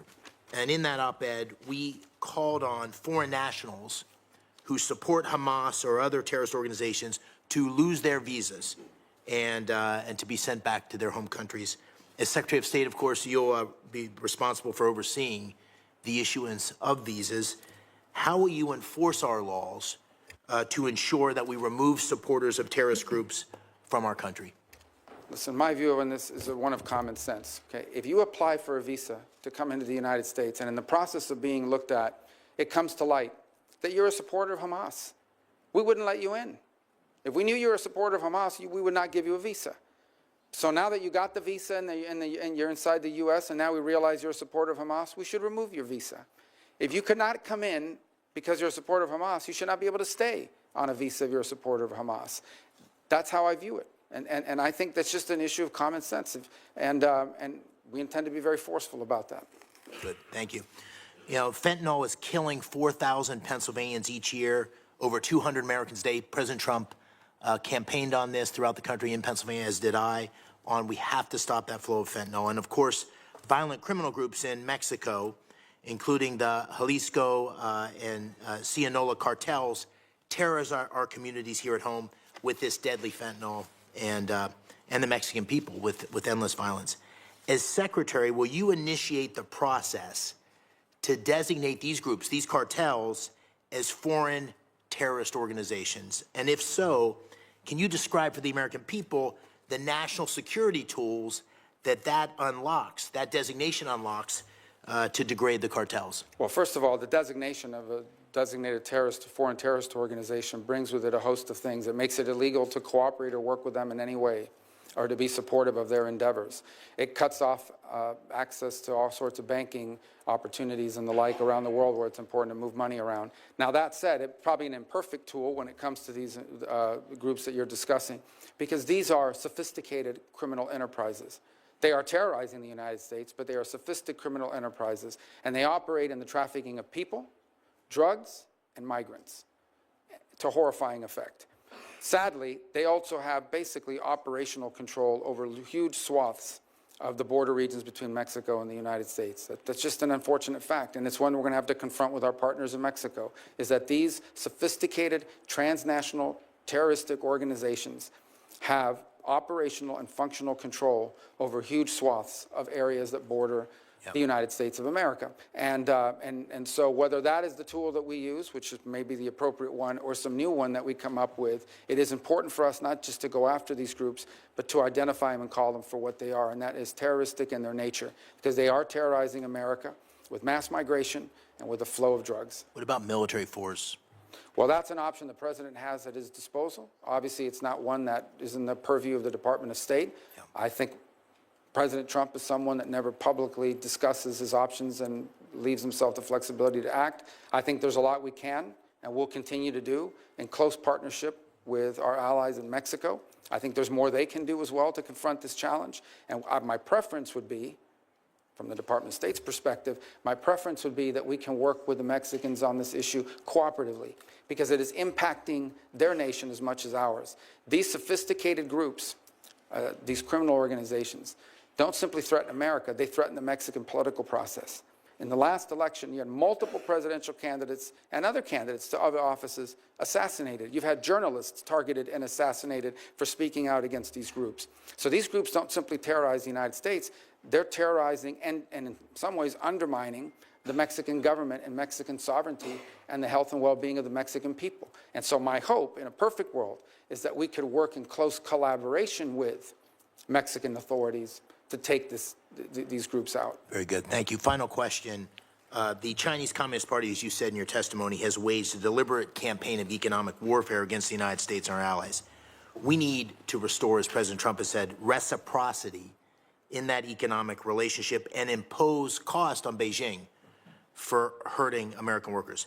How can the United States counter that campaign? How do you think about the economic tools that the administration can apply to cut off the flow of American capital and technology that supports China's geopolitical ambitions? Well, and again, much of what it comes to trade and so forth in this administration will be handled through the Department of Commerce, but we'll certainly have an economic undersecretary and a whole entire bureaus that will be dedicated to what we can contribute to that endeavor. So I'll just share my views broadly on it. Number one, I think it would make common sense to everybody that if, by and large, a relationship in which their companies can do whatever they want here, but we can't do it there, is a pretty unfair relationship. And it's something we've allowed in the past for allied countries who were small, poor, and developing. That cannot continue, in my view, and I think that's the president's view. The second is there's much that needs to be done with regards here domestically. I think we once again as a nation, this is not a Department of State issue, but once again as a nation need to prioritize the importance of our industrial capacity and our access to supply chains domestically, especially in key and critical industries. Maybe not every industry, but some key industries. We should either have a domestic capacity or an allied capacity that's reliable and can't be used against us in a moment of conflict as leverage. The third point I would make is we need to be actively engaged in the world. As an example, the Chinese own significant mineral rights and mining rights in Argentina, in Chile, throughout Africa.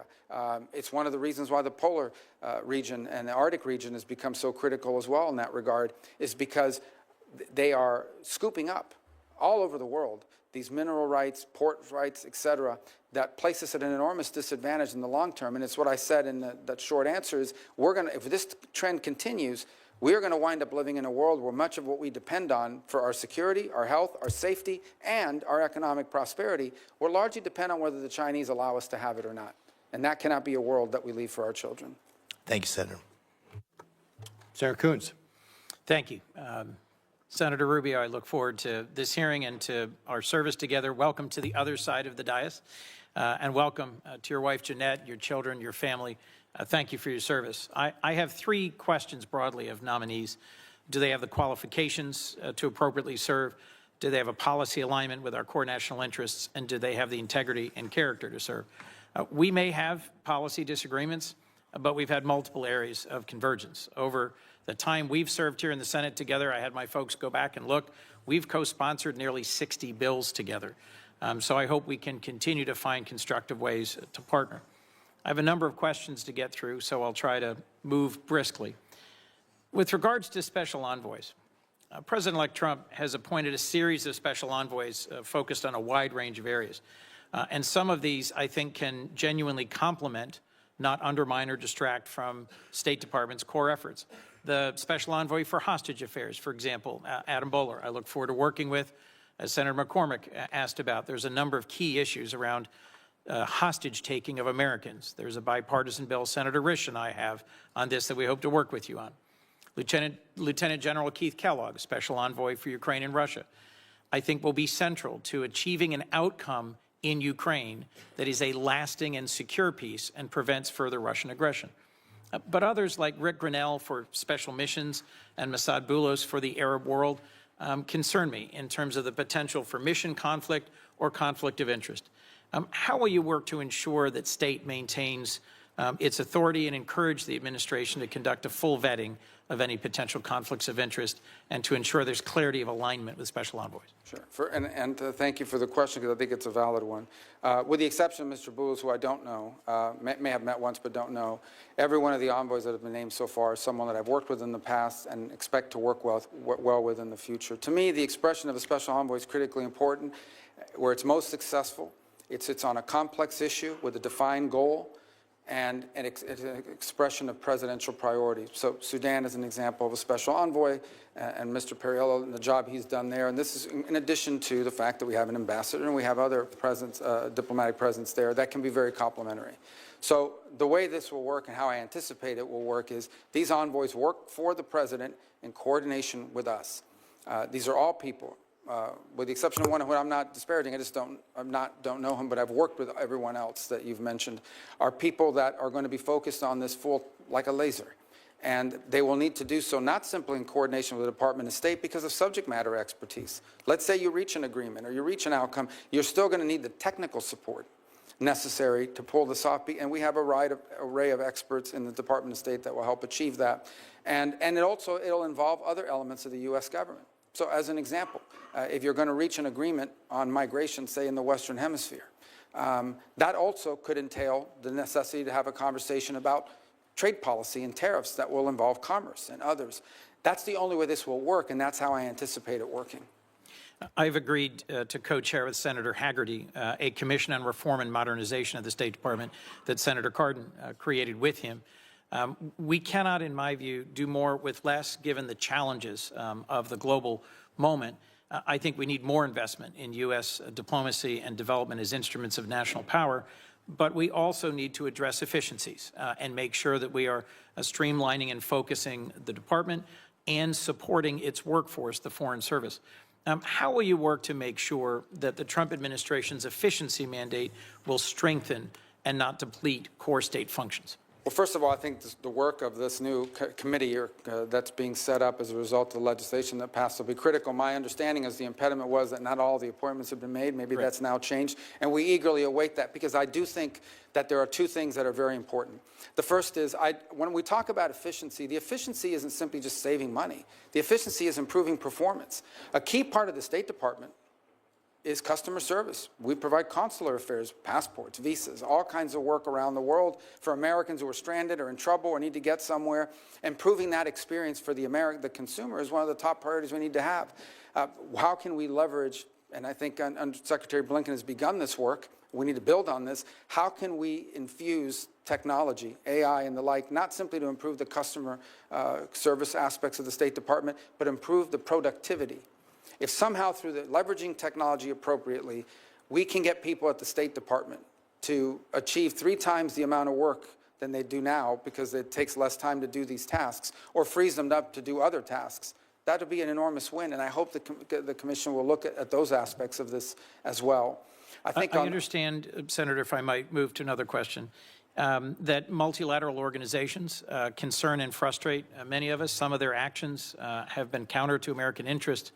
But when we've withdrawn from multilateral organizations, and in particular some UN entities, it's also given an opening to our adversaries. The previous Trump administration withdrew from UNESCO, the Human Rights Council, the World Health Organization. And I'm concerned that if we do so without thinking through the consequences, we may abandon our chance to implement our agenda around human rights, around 5G standards, around technical standards that matter for the 21st century. Do you support sustained U.S. participation in multilateral organizations, and how will you work to strengthen our leadership in those institutions in ways that prevent our adversaries from advancing their competing agendas? Well, I want to point back to what I said at the opening, and that is our engagement in any international agreement or any international arrangement or any international organization has to be driven by the answer to one of three questions. Will our involvement in this organization make us safer, make us more prosperous, make us more secure? It has to be justified by an American interest. It just does. I mean, we're in an era where we need to really, it should have always been that way, but now more than ever. And so each of these will have different components to it. I think there's a second component of funding, and that is, should the United States be funding organizations who in many cases are pursuing and or achieving outcomes that are contrary to the national interest of the United States? Each of these will require a serious examination as we work through them, and a justification to Congress about why we're no longer funding it or we're no longer participating. I think you do point to one that I can tell you right now is one that will be critical for us to be engaged in, and that is the setting of standards. But the setting of standards, for people to understand, is it's not simply from these organizations, it also becomes practical. So throughout Africa, we are now seeing the deployment of these safe city programs by Huawei. Now, this isn't just a commercial deal for Huawei. This is the ability to ingrain itself in the telecommunication of these countries and establish itself as the leader in 5G. And now all of the other technologies that depend on 5G, additive manufacturing, you know, the 3D printing and so forth, autonomous vehicles, they will all have to be drawn to the standards set by Huawei. That's not because an international organization set it up, it's because they've established market dominance, and it's a concern we have in multiple parts of the global south and the developing world. We need to be engaged that way as well.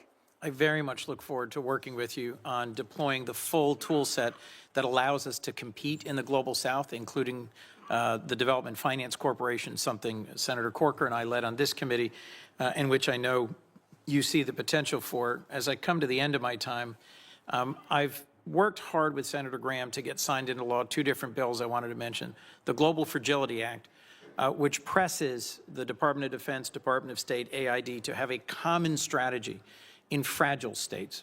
And we've really struggled to effectively implement that. And much more recently, the U.S. Foundation for International Conservation Act, something that Chairman McCall and Senator Graham and Congressman Meeks and I worked on. It would create a public-private foundation to address security and conservation in ungoverned and insecure spaces in the global south, in South America, in Africa, and Southeast Asia.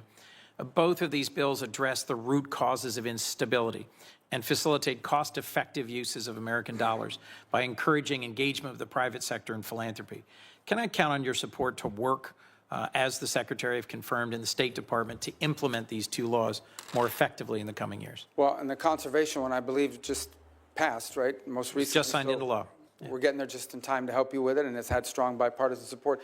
On the global fragility, this has been ongoing for quite a bit of time, and we'll have to go back and check on the progress. I don't know entirely. I know there's a 10-year plan, and there's the 5 countries that we've identified. And by the way, no country likes to be identified as fragile, so we have to be sensitive about how we do it.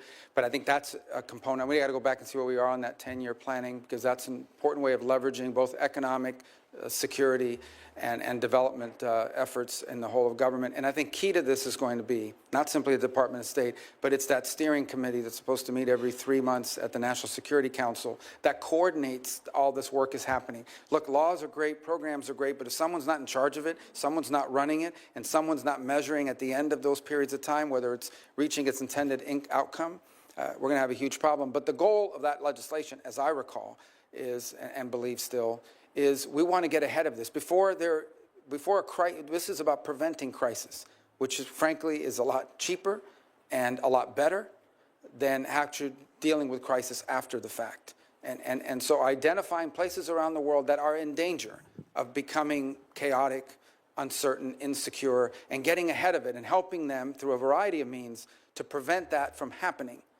And preventing those crises from happening is going to save us a lot of headaches, a lot of danger, and a lot of money. In closing, I'll just repeat something I've heard from several of my colleagues. I think that our global network of alliances and partners rooted in our shared values, a commitment to democracy and human rights, is essential to our national security. And how the war in Ukraine ends, and whether a peace agreement there lasts and secures Ukraine from ongoing Russian aggression, is critical to our credibility and security and to sustaining that network of allies and partners. I hope that's something you strongly agree with. I look forward to working with you towards that end. Thank you, Senator Coons. Next up is going to be Senator Daines, and after that will be Senator Murphy. And about that time, it's going to be noon. We're going to take a short 5-minute break at noon. Not a Senate 5 minutes, but a for real 5-minute break at noon. And those of you who have a seat here, I'd suggest you don't leave, because it's going to be difficult to claim your seat back if you're here as an observer. So with that, Senator Daines, welcome to the committee. Chairman, thank you. Marco, it's good to have you here. I've got a great view here from the dais, seeing your family behind you, seeing Jeanette, Daniela, the rest of the Rubio family. What a moment of great honor and celebration for the Rubios, culminating on Monday, when your family will celebrate the 1-month anniversary of Anthony Rubio's touchdown as a Florida Gator. So congratulations on every front, proud dad. Look, you are charged with one of the most important tasks I think the administration will have, and that is advancing President Trump's agenda and representing the interests of the United States around the world. I can't think of a better nominee for Secretary of State to serve under President Trump than Marco Rubio. You'll have a lot of active conflicts we're working together on as we think of what's going on in Ukraine, Israel, Sudan, ongoing nuclear weapons programs in Iran, the tyranny in Venezuela. The New START treaty has been completely disregarded by Russia, and not to mention what we have to think about strategies relates to China.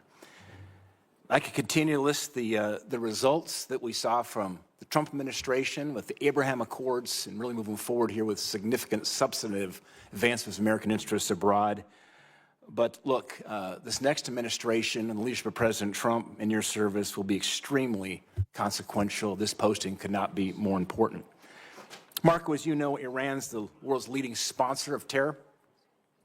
In 2024, Iran exported roughly 587 million barrels of oil, an increase of over 10% over the prior year. These illegal oil sales fund Hamas, the Hezbollah terrorism, the Houthis, the nuclear arms programs, drone technology. This is being used right now by the Russians against Ukraine. These oil sales are directly resulting in global unrest, and they're costing innocent lives. Senator, if confirmed, what would be your goals and strategies to think about addressing Iran as an adversary? You asked that question at a very interesting moment. So Iran today, 2 points I want to make about Iran, and it's really important. When we talk about Iran, I'm talking about the radical Shia clerics and not the people. The people of Iran are people of an ancient civilization, an ancient culture with tremendous pride and advances. And I don't know who take great pride in their Persian heritage and identity. And I don't know of any nation on earth in which there is a bigger difference between the people and those who govern them than what exists in Iran. And that's a fact that needs to be made repeatedly. In no way is the clerics who run that country representative of the people of that country and of its history and of contributions it's made to humanity. And it's a point I wish we would continue to make. Iran and that regime is at its weakest point in recent memory, maybe ever. Their air defenses have been badly damaged. Their Shia crescent that they were trying to create has been badly damaged in Lebanon, in Syria, where they've been basically forced and driven out. Their economy is in shambles. They now are, on some days, having 6, 8, 12, 9-hour blackouts. They are on the verge of potentially, if not having done so already, having to pull back on the energy subsidies that they provide people in that country that are incredibly popular, and it would be unpopular to reverse. So they're in a lot of trouble. And now what we need to be wise about is the following. I imagine that within that regime, and I'm just saying this because of common sense, there are two schools of thought. There's one group that's saying now is the time where we need to find ourselves an off-ramp. Not going to turn into really nice guys, but we're really in trouble here. We need to find an off-ramp and buy ourselves some time. And then there's another group that's probably saying now is the time to prove that we are a nuclear power or a nuclear-capable power, enriched from 60 to 90, and press go. And that's how we're going to buy ourselves immunity from foreign action. And this is a tenuous moment in that regard, but it's one we need to acknowledge. My view of it is that we should be open to any arrangement that allows us to have safety and stability in the region, but one in which we're clear-eyed. Any concessions we make to the Iranian regime, we should anticipate that they will use, as they have used in the past, to build their weapon systems and to try to restart their sponsorship of Hezbollah and other related entities around the region, because they seek to become the dominant regional power. That's their stated goal, and it's been clear by the actions that they've taken.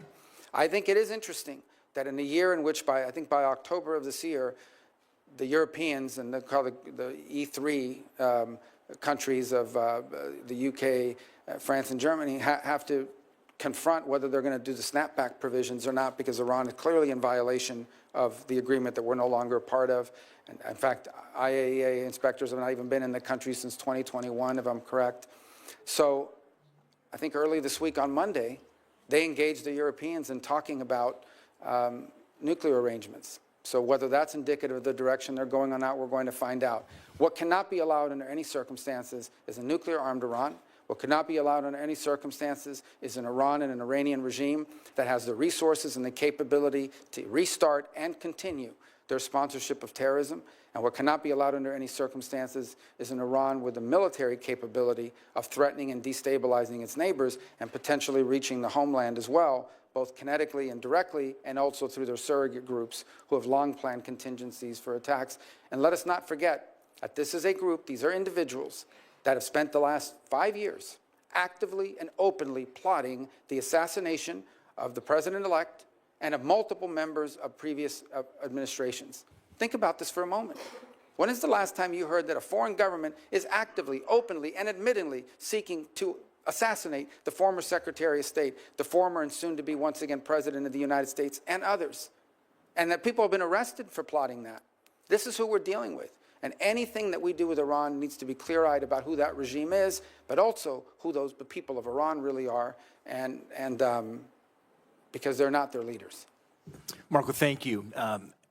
Shortly after the election and prior to Thanksgiving, I took a quick trip over to Central Asia. As I discussed that with you a bit, to Turkmenistan and Tajikistan. In fact, in the last 12 months, I visited all 5 of the Central Asian countries. In fact, I was bedded down, speaking of Iran, 20 miles from the Iranian border in Ashgabat, Turkmenistan. They have the 4th largest reserves of natural gas in the world. But this is a part of the world that is often neglected, but of such strategic importance. You've got Iran, you've got Afghanistan, Russia, and certainly China, as they talk about living in a submarine, as they look at multi-vector diplomacy, want to engage with the United States as the Russians and Chinese are competing for their favor. One of the first trips that I made after the election, the reason was Central Asia. There's not been a U.S. senator there in 13 years. 13 years to Turkmenistan or Tajikistan. Very important strategically. One of the first goals of the caucus that Senator Gary Peters and I created of Central Asia is to repeal the Jackson-Vanik label on the region and extend permanent normal trade relations with Kazakhstan and Uzbekistan. I realize you have a lot of priorities on your plate when you will be confirmed as our secretary, but I would say rescinding it would be a good faith indication of the Jackson-Vanik requirements that Central Asia needs right now to grow. My question is, would you work with me and Senator Peters to have your team work with us to remove this designation? Yeah, and I believe the permanent removal will require legislative action. I don't think Senator Murphy has a bill on that as well. Yours is 3 countries. Look, I think this is a relic of an era that's passed. There are some that argue that we should use it as leverage for human rights concessions or leverage to get them to go stronger in our way as opposed to Russia and the like. But I think in some cases it's an absurd relic of the past. I think it's Kazakhstan, who the Department of Commerce has already said is a market economy. In fact, I think they hosted the WTO ministerial just a couple years ago. So it's just they've met the conditions. Yeah, it's something so we will work with you on this because I think it's important. Thanks, Mark. I think it's a neglected part of the world. I look forward to working with Senator Murphy on this. You know, that C5+1, which is Central Asian countries plus the United States. Hope we can work with President Trump, actually, to think about maybe hosting some kind of a summit there. Very strategic. After the withdrawal from Afghanistan, We need more friends in Central Asia, and look forward to working with you on that. In the time I have left, when I open up my comments, talked about all these conflicts around the world, sometimes we forget some of the most important relationships are right in our backyard, thinking about Mexico. With the nearshoring going on at the moment, a lot of production coming now into more of our time zone and hemisphere coming from China and so forth. Laredo, Texas is now the largest port in the United States. I think it's one of the underreported facts in our country. You talked about the cartels. They have command and control, certainly on the border at the moment. My question is, you think about Mexico, and you've been so active on Latin America and looking south of the United States. With President Sheinbaum now just coming in office, what are your thoughts around how do we become better engaged with Mexico to help them with their issue as it relates to the cartels, basically, which are running the country, it seems, at times? Well, and I wish we had more than 30 seconds to do it, because it's one of those issues that I think don't get enough attention beyond the problems. Look, Mexico's economy in many ways is a very vibrant one and has made tremendous advances and continues to be a very strong regional power. They can become frustrating at times for us because they have enshrined even in their constitution, a sort of non-aligned, non-interventionist foreign policy with regards to some of the abuses. And so it's been disappointing, for example, to see the position they've taken with regards to Venezuela and others. By the same token, our economic interests are so deeply intertwined. I think there are three areas of friction. The first is on trade and violations of trade agreements and so forth that have been laid out, and some of the things that I've seen, even as a senator from Florida, in the agricultural sector, that are going to continue to be an irritant in our relationship that we hope we can resolve. The second is the security situation at the border. And I think there's great interest, and should be on the part of the Mexicans, to bring this migratory problem at the border under control. People forget an increasing number of cases. The people crossing the border are not Mexican nationals. They are people that are transiting through Mexico. And in fact, in southern Mexico, you have seen a significant uptick in resentment against migration by Mexicans who are bearing the brunt of the costs of becoming a key element of the migratory path. And the third is the violence. And this violence at our border has to be addressed. I think they pose a threat to the United States, most certainly. The flooding us with fentanyl, the criminal activities occurring within the United States, facilitated by these groups who have become vertically integrated. These are not the Colombian cartels. These transnational groups are now vertically integrated. They are the suppliers all the way down to the street level and all the way up to the production level. They are vertically integrated criminal enterprises, but they are also threatening the sovereignty and security of the Mexican state. And as I pointed, there are journalists and there are politicians who have been assassinated for standing up to these cartels, and it tells you the amount of leverage they have over the government as a result of it. So it is in their interest, as well as ours, that we work cooperatively to take these groups apart and not allow them to continue their reign of terror, not just in the border region of Mexico, but spilling over into the United States. Great. Thanks, Marco. Thank you very much for the edification of the committee. I've just been advised that there's been a ceasefire announced in Gaza. Before we all celebrate, though, obviously we're all going to want to see how that executes. With that, Senator Murphy, you're up, and then we're going to take that short break. Thank you very much, Mr. Chairman. That is indeed good news. Senator Rubio, I want to talk to you about a topic that I think is going to be real trouble for you and for U.S. national security interests, at least for the first few minutes of my time, and that's the growing personal financial entanglement of President Trump, his family, and Middle East governments. I'll give you an example of what I'm talking about.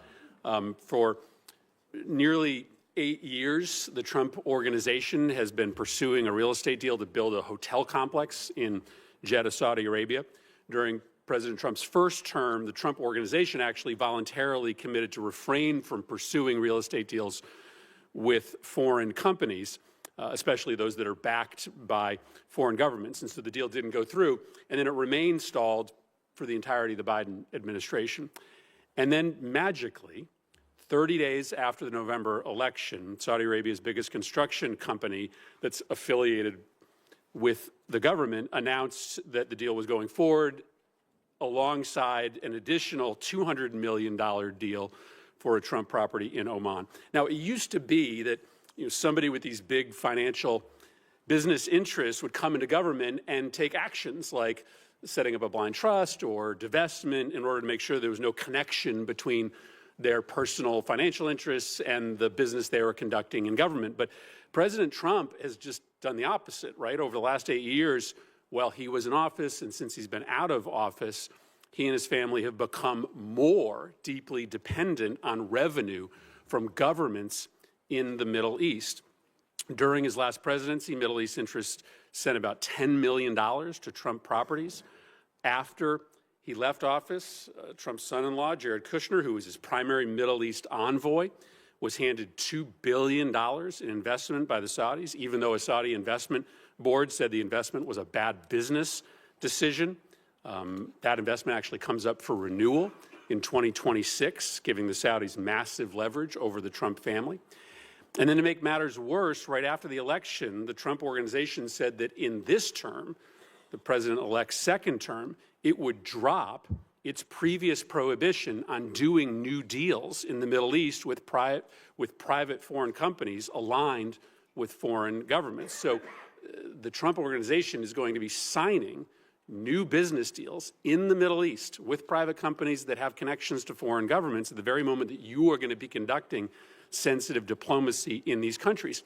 That's just extraordinary. Never before in the history of this country has a president been, literally receiving cash from foreign governments and from foreign companies that are backed by foreign governments in the middle of their term. If you or I had done this as senators, we would be in violent violation of Senate ethics rules. That's not permitted on the Foreign Relations Committee. And so I guess my question to you is a pretty simple one.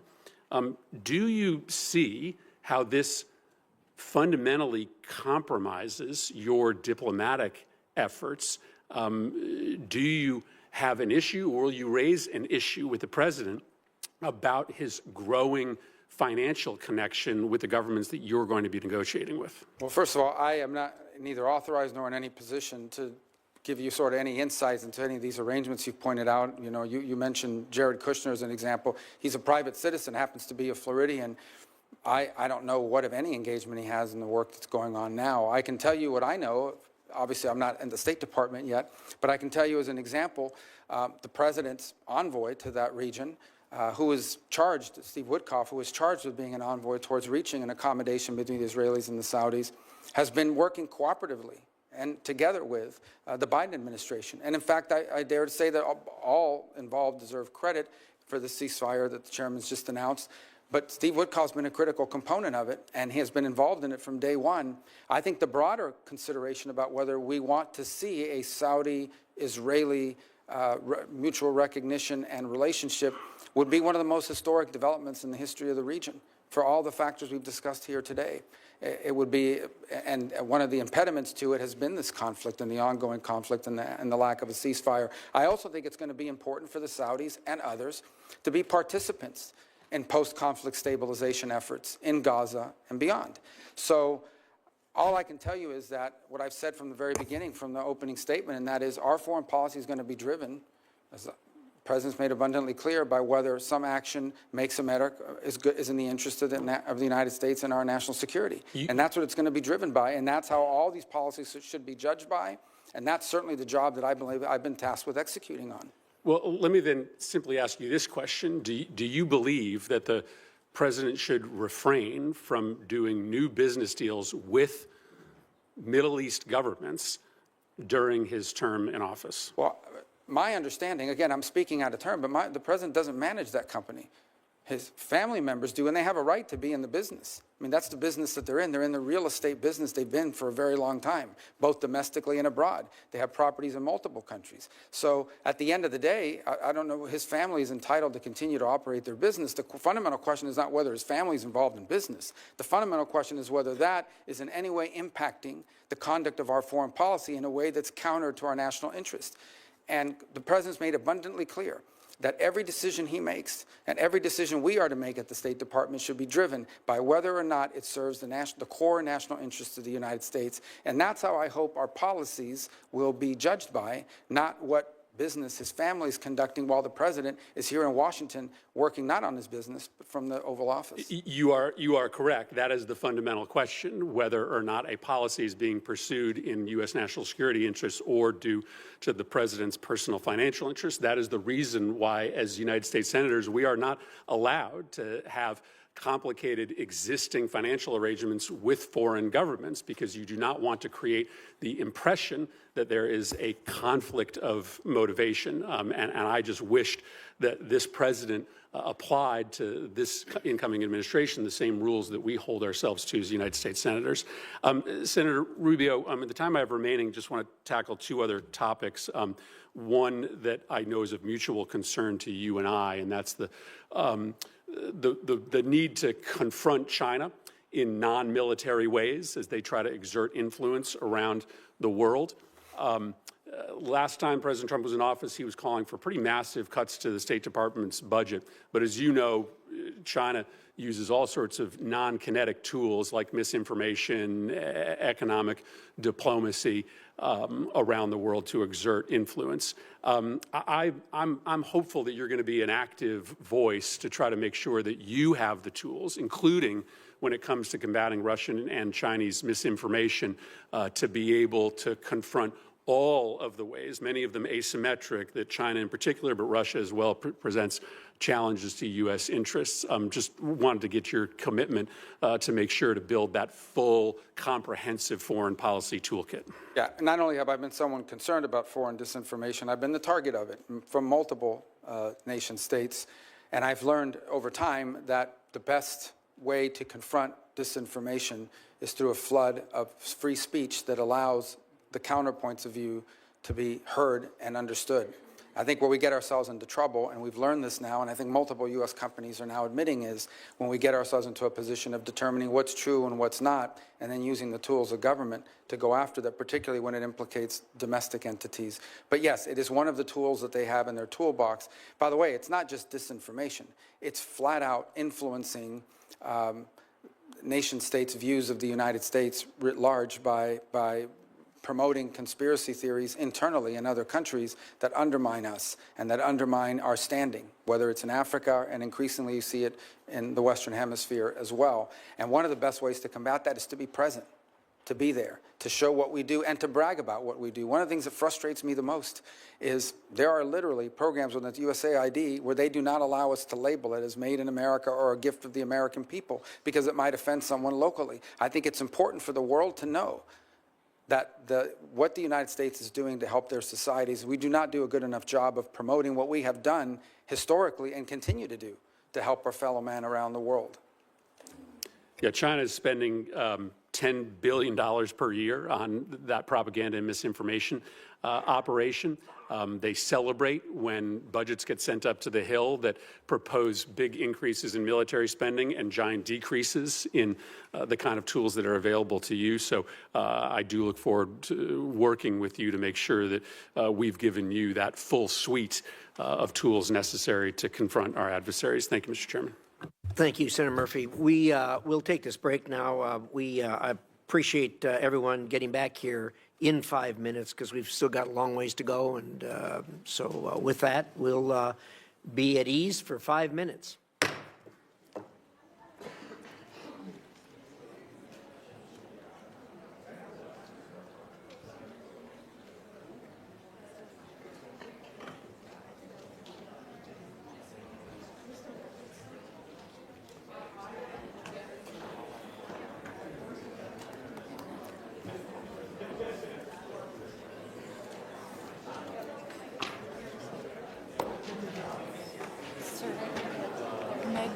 When Senator Rubio enters the room, Meg may have some forms for you to sign.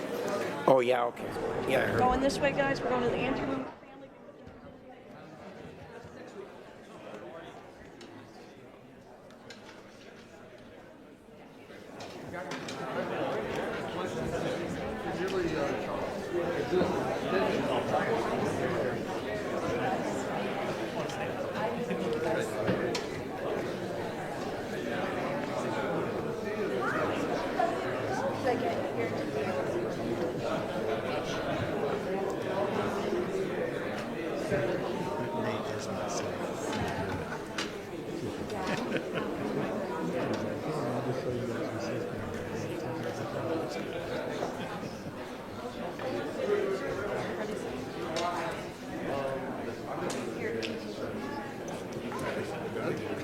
It's a lot of muscle.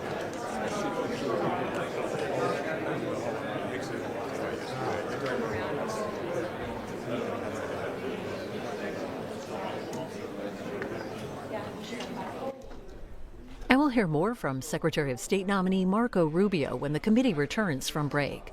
If confirmed, Senator Rubio would be responsible for maintaining diplomatic relations with some 180 countries. He would also oversee 271 diplomatic posts worldwide, with close to 13,000 foreign service officers, including diplomats. The Republican lawmaker has served in the U.S. Senate since 2011 and was previously vice chair of the Senate Intelligence Committee.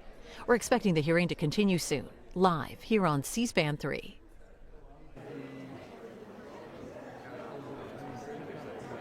Talk for a minute about the Russian energy reliance. I think all of us were impressed when the war started that the Europeans knew the necessity of cutting the cord with Russia on their reliance on Russian energy, which had developed since the Iron Curtain came down, all of us believing that Russia would behave itself, which turned out to be a very misplaced view.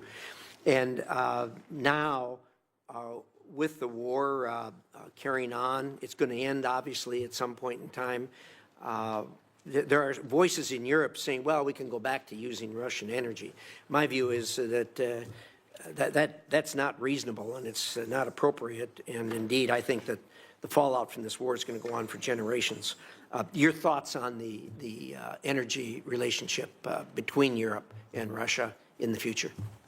Well, I'm reminded, I believe back in 2018, then President Trump, on two occasions, once at the United Nations and I think another time at a NATO conference, pointed, for example, to Germany's reliance on Russian energy as a real vulnerability.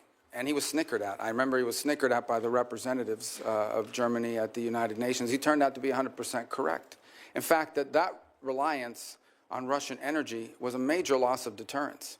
Vladimir Putin, among his many calculations, one of the calculations he took in going in Ukraine was that the Europeans would complain, maybe they'd hit him with a couple sanctions, they'd write some strongly worded nasty letters about him, but ultimately would not be able to do anything effectively because of how much they depended on Russia. And in some cases continue to depend. I believe France is the third leading payer into Russian energy in the world, and I think a couple other countries in Europe follow right behind. So there's still a significant amount of dependence in that regard. And that dependence on Russian energy is a tremendous amount of leverage that Vladimir Putin holds on his neighbors in Europe. Now, there is some good news. I think, for example, I watched with great interest the German engineering marvel, where they've been able to, I think by the end of this year, after they waived permitting requirements, and within 9 months, we're able to open what is literally a floating LNG terminal to allow and receive exports, including from the United States and other places. So I do think you're seeing movement in Europe now to try to detangle itself from that level of dependence, but it remains a real vulnerability and a tremendous piece of leverage for Putin against his neighbors in the broader world. It's also a reminder, by the way, and I used to be guilty of saying this quite a bit, that the Russian GDP was the size of Italy's, not very large. I think one of the things we learned from this endeavor is that it's not just the size of the GDP, but what it's composed of. And the Russian GDP, while smaller than some other countries, is largely reliant on the production of raw materials, on the energy, on food production, fertilizer and the like. And these are critical components of national strength and a reminder of how important they are for us here domestically as well. Thank you. I appreciate that. I do think, too, we ought to acknowledge that the Europeans did a job that was well beyond their expectations the first winter. As they struggled through, they did really well as far as cutting the cord with Russia, being as how hard they were tied to that. Let's talk about AUKUS for a minute. There hasn't been much discussion about AUKUS. Well, there hasn't been much discussion about AUKUS really since the thing started. A lot of us have been pressing the administration to gear that up. It has not been forthcoming. I'd like to hear your thoughts on AUKUS, the importance thereof, and getting this thing moving as it was intended. Well, one of the things we'll have to endeavor to see, obviously, there's a tremendous amount of this that relies on the Department of Defense and other entities in government. To the extent the Secretary of State and the Department of State is engaged, it's something that I think you're going to find very strong support for in this administration. Because it's one of, I think it's almost a blueprint in many ways of how we can create consortium-like partnership with nation states that are allied to us to confront some of these global challenges, be it in the defense realm, in the technology realm, in the critical minerals realm, in the sensitive technologies and critical technologies on, for example, artificial intelligence and advances in even quantum computing. This obviously is more defense related, but it's one example of how we can leverage the power of these partnerships with allies, 2-3 countries in some cases, broader in others, to reach outcomes and objectives, such as creating a geopolitical and strategic balance in the Indo-Pacific region and beyond. So we'll have to look at that and to see what components of whatever impediments exist can be removed by the action of the Department of State. But it also reminds us that in many of these, very few of these global issues are entirely reliant on the Department of State. The Department of Energy, the Department of Defense. We have a host of other government agencies, commerce in many cases, who also play a critical role in expediting and going through, for example, some of the lists of technologies that perhaps are not being transferred because they've been deemed as sensitive. But in the case of our strong and close allies, that's the point, right, is that you want to be able to find yourself in a situation where you can accelerate partnership by making available to key allies these sensitive technologies that we wouldn't want to see in the hands or developed by an adversary or unaligned country. Thank you. I appreciate that. And our view is aligned, particularly on the excluded technology list. These are our closest and most trusted allies. And unfortunately, the current administration has really been difficult to work with as far as getting through that excluded technology list. And I hope you'll help expedite that. Let me talk for a minute about the International Criminal Court. Look, as you know, we've got real problems there. The court originally was intended, at least from our point of view, to be a court that focused on international crimes that were committed by people from countries who did not have a robust democracy nor a robust judicial system that held its own people accountable for crimes. The court's gone beyond that, obviously. They are not only focusing on people who aren't accountable elsewhere, but they're also focusing on people who come from countries that solve their own problems, like the United States of America and like Israel. The most recent obvious thing that flowed from that was the indictment on the same day of Netanyahu plus a Hamas character. Any court that is a court of law has to be able to recognize good from bad.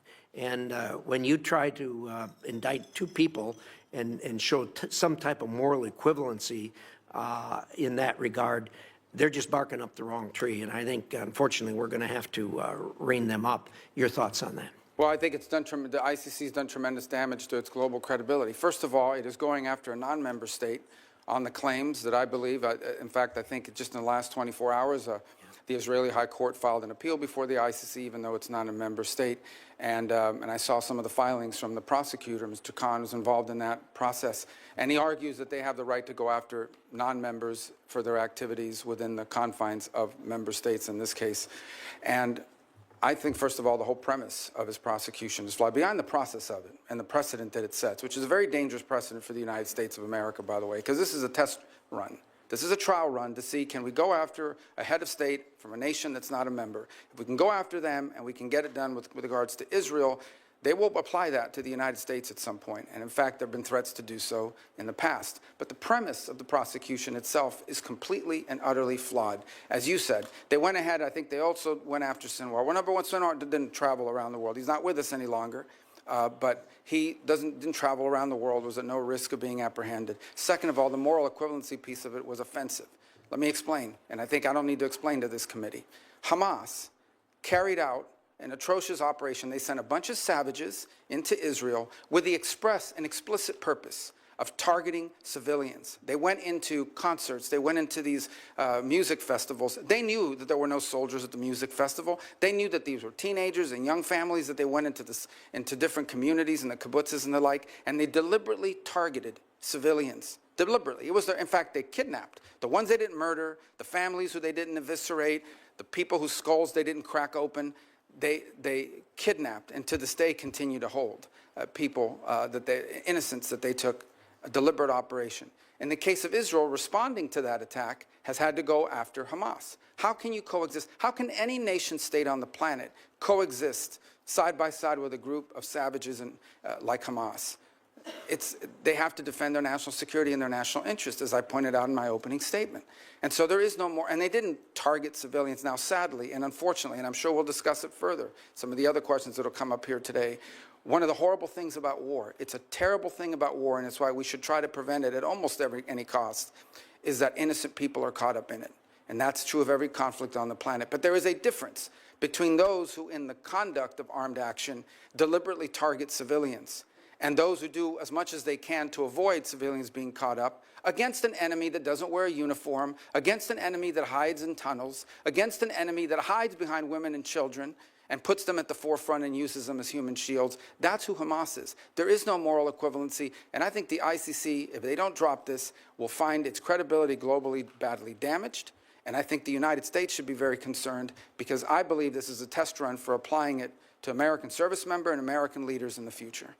Well said. I couldn't agree with you more. And certainly the court has badly damaged its reputation, and it's going to have a long ways to go to recover from that. So with that, Senator Shaheen. Thank you, Mr. Chairman. Senator Rubio, as I said in my opening statement, I hope that this committee can better collaborate to swiftly confirm career Foreign Service officers. These are patriotic Americans who have served under both Democratic and Republican administrations, and they work to advance U.S. national security interests. Delays and vacant posts hurt America's interest.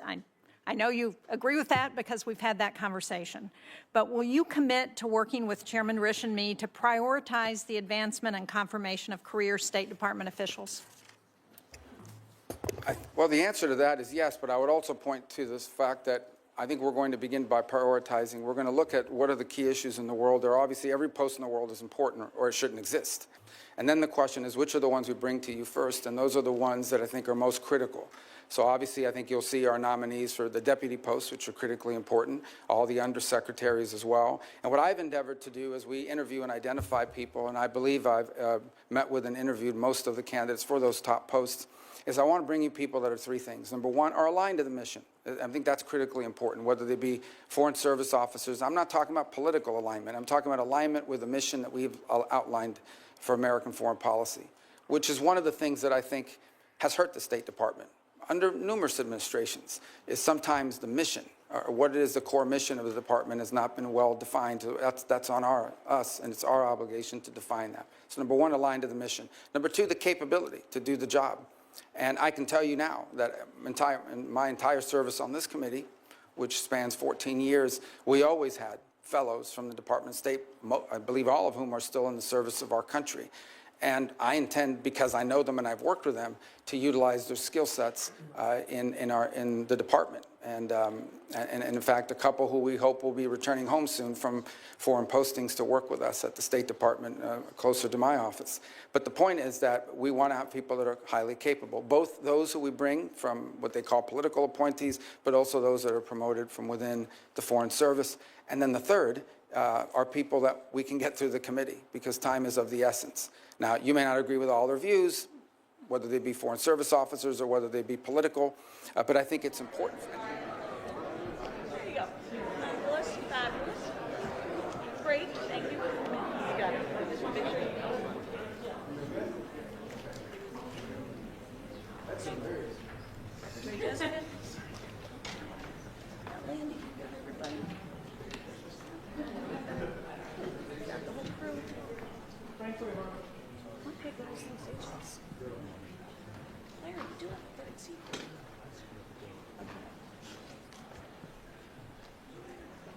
Yeah, it's a tight fit here. It's a tight fit. Okay, now you're in good shape. You want to grab that seat. Sit right there. No, second one if you want. You want to sit right there? You can sit right there. Go ahead. Yeah, but you can sit right there.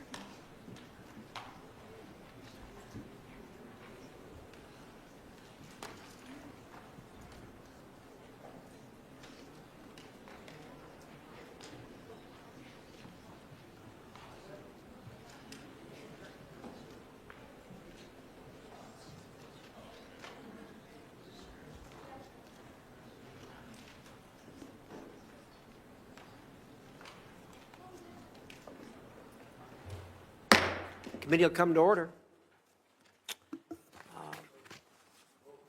We will continue on with our 10-minute rounds of questions, and by my list, the next person up is Senator Barrasso. Thanks so much, Mr. Chairman. Senator Rubio, congratulations. I'm grateful for your willingness to serve our nation in this new role. Thank you as well for your family's commitment to continue with your service here to this country. I think President Trump made a wonderful choice in nominating you to be Secretary of State.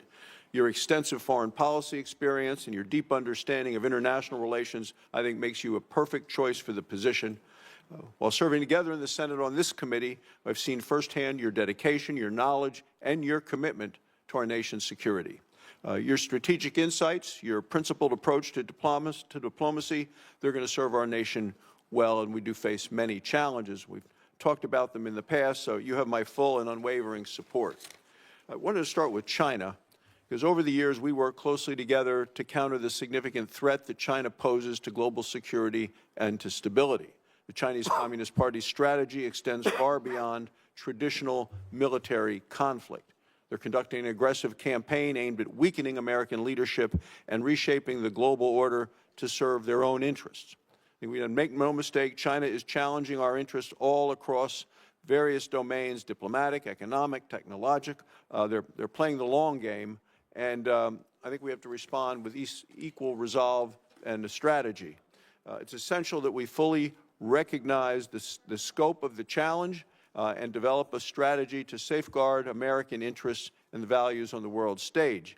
So could you talk a little bit about your approach in addressing an increasingly aggressive China and how we and our international partners can hold China accountable? Well, and as I pointed to earlier, it's an important question because I think it's definitional to the century. I really do. I think the 21st century will be defined by what happens between the United States and China. The Chinese have basically concluded that America is sort of a tired great power in decline, that they are on a path over the next 20 or 30 years to naturally supplant us, irrespective of what happens. And I think their preference is to not have any trade and or armed conflict in the interim because I think they might interrupt what they believe is a natural progression. I don't share that view. I think they have some significant domestic challenges. Nonetheless, I do think what we can't ignore is that at the current road that we're on right now is an unbalanced relationship, and that much of their growth and their progress has come at our expense, not because they outcompeted us, but because they frankly have violated the rules that they've benefited from but have lived by none of its obligations. So I think the first begins with a recognition that China is and will continue to be a rich and powerful country, and we will have to deal with them. It's in the interest of global peace and stability that we have to deal with them. By the same token, we cannot find ourselves in a situation in which we allow them to continue to flaunt the rules in order to undermine us economically and or industrially, nor can we allow them to undermine our alliances and our presence in different parts of the world. For example, I think it is clear that on that path towards what they view as their rightful place as the world's preeminent power, they want to establish preeminence in the Indo-Pacific. And that has historical ramifications or historical underpinnings because they view these smaller countries as tributary states, that basically all roads lead back to Beijing, and they view that. Unfortunately for them, their neighbors do not view themselves as tributary states. And this is particularly true in places like South Korea, Japan, Australia, New Zealand, but also Vietnam and others, some of whom have historical disagreements with China. So at the core of our strategy has to be twofold. Number one, ensuring that there is a proper geopolitical balance between the United States and China to avoid any sort of conflict that could be deeply destabilizing and worse for the world, but at the same time ensuring that it doesn't come at our expense, that we don't find ourselves in a world in which we are dependent on China, or any foreign power for that matter, for the raw materials that we need for the ability to make medicine, for the ability to fuel our economy, the ability to feed ourselves or our people. We cannot be a country that becomes dependent on foreign powers, and so much of that involves not simply how we engage in the world, but also what we do here domestically. That is not the responsibility of the Department of State, but it is important for us to point to that much of what's happened with China and much of what's happening now is what we are not doing, whether it's through our own industry and the development of our own industries or access to raw minerals and raw resources that are critical to fueling and or building a modern economy. You talk about China playing by a different set of rules, and they do the ones that we think of as traditional rules. But and I appreciated your comments to Senator Ricketts about China and even the definition of them as a developing nation. I think it's a big problem. They can't be allowed to continue to play openly with a different set of rules. In addition to the hidden rules, I oppose China exploiting its status as a, quote, developing nation within international organizations. I think it helps them gain an additional unfair advantage in what you described as this unbalanced relationship. China is not in any way a developing country. You just mentioned they're a rich and powerful country. That's not a developing country. It's the second largest economy in the world. Clearly has the financial resources and access to capital to meet its own needs. So I think we need to end China's preferential treatment and hold it accountable on the global stage. I mean, we see it in the World Bank, we see it in other locations. Are there things that we can do and you can do as Secretary of State to try to eliminate this unfair advantage that they have? And it's an open unfair advantage. Yeah, absolutely. I think we need to, first of all, and I mentioned this in my opening statement, we have to acknowledge that many of the global institutions that were created not just in the post-war era, but the post-Cold War era have been weaponized against us. And I can use a number of examples. The first is, you think about the Security Council at the United Nations, which was created ostensibly for the purpose of preventing global conflict. Sadly, two of the greatest drivers of instability in the world today hold a veto vote at the Security Council. It's basically rendered the Security Council almost irrelevant. By the same token, I would say I am not against multilateral organizations so long as that or any foreign arrangement we have serves the national interest of the United States. I do not believe, and the President has made this abundantly clear, President Trump, that under no circumstances should any foreign entity or multilateral or international organization have veto power over the national security interests of the United States of America. The second point that I would point to is that the Chinese have very aggressively played this. They have figured out, and it isn't hard to figure out, that even the smallest nation state has a vote at the United Nations General Assembly. And they have worked hard to not just court, but entrap a handful of votes around the world, and including in our own hemisphere. If you look at the Caribbean Basin, in Grenada and places like that, where they go into these countries, and they don't just provide $1 million to $1 billion to build the stadium, they also give you $5 or $6 million under the table for your family and friends. They do that in place after place. We've seen that practice as well in Africa. So we need to understand that there has to be, in many of these parts of the world, look, we're not bribing anybody. We're not going to do that, and it's certainly illegal for American companies to do it. But it's hard to engage these countries who in many cases have legitimate needs when they say, the Chinese, we prefer to have your stuff, we prefer to have American investment, but you're not offering any, and so we're left with the only alternative, and that is to take the Chinese investment, even though it comes with strong strings attached that include things like debt diplomacy or debt traps and expectations of diplomatic cooperation at these international forums. My final question has to do, because you used the phrase, we need to be able to fuel our economy, and I'll talk a little bit about energy. Look, people who live in foreign developing nations, they want to be able to fuel their economy as well. They need a stable energy source to grow their economy, to improve lives. Many of the countries you've traveled to and I have, we've seen what energy poverty can do to people to make it harder for them. You know, we have an ability to help these countries develop a stable energy supply. But this current administration, the Biden administration, has put restrictions in place on funding of certain energy resources, such as coal, even natural gas. The United States should be working to promote an all-of-the-above energy strategy and help our friends and allies have affordable energy as opposed to what is the politically correct type of energy to be used. So I believe we should be helping these countries with energy. And are you committed to ensuring the State Department is promoting all forms of energy projects across the globe, including oil, gas, coal, affordable energy that will help people raise their standards of living? Yes, in fact, it should be a centerpiece. One of our centerpieces is our economic diplomacy. We talked earlier, I think it was Senator Coons had mentioned the work on fragile states and the hope of preventing fragility so that states don't collapse into some of the havens that you now see where terrorism takes a hold and so forth. And one of the things you can do to help a country become more stable and then more prosperous is access to reliable and affordable energy. And that's not simply for everyday life. That is critical if you want to build a manufacturing sector. It's going to be especially critical in a world in which all these new technologies like AI are going to require a tremendous amount of power generation that's going to draw upon global energy resources to begin with. So absolutely, it needs to be at the centerpiece, and we'll work very closely with the Energy Department in ensuring that it's a centerpiece of our foreign policy. Thank you, Mr. Chairman. Thank you, Senator Barrasso. And next up, we have Senator Booker. Thank you very much, Mr. Chairman. Marco, Senator Rubio, the president made a great decision in choosing you. I'm happy to see you there. You're a thought leader in foreign policy. I, however, don't think most Americans know how great of a thought leader you are in NCAA, NFL, and high school football. And I'm a little disappointed that you're not going to be the head of the NCAA right now. Not yet. We sat in my office recently. I told you about my concerns about Africa right now. Democratic Republican administrations have not prioritized the continent. It is literally the fastest growing continent on Earth. We now see the future. By 2050, 1 out of every 4 human beings on the planet will be in the continent of Africa. And because of the demographic issues we have around the globe, from Europe to the United States to even China, 1 out of every 3 working people on the planet will be in Africa.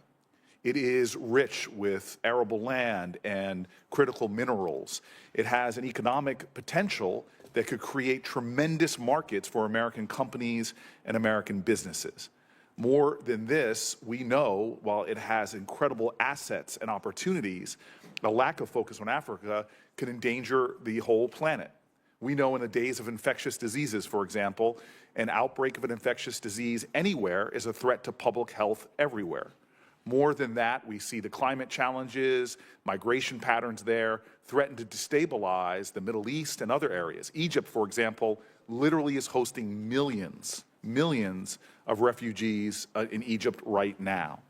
Now, my frustrations in my 12 years here is that we as a nation have not really prioritized it. We do not have ambassadors in some countries where China and Russia, who understand the African opportunities, are investing heavily. I've gone around the world, and in my times in African countries, I often encounter people that saying, hey, the Chinese are here, where are you? And it's not just ambassadorial placements. Other critical positions in embassies just aren't being filled. And therefore, we're being outplayed by the Chinese and the Russians. African countries and leaders have told me time and time again, we prefer you. We'd rather deal with you. We'd rather work with you. And we can see by legal immigration patterns that their people would rather our way of life than the Chinese or the Russians. But we are simply being outplayed in ways that we can counter if we had a real focus and a real strategy for engaging Africa.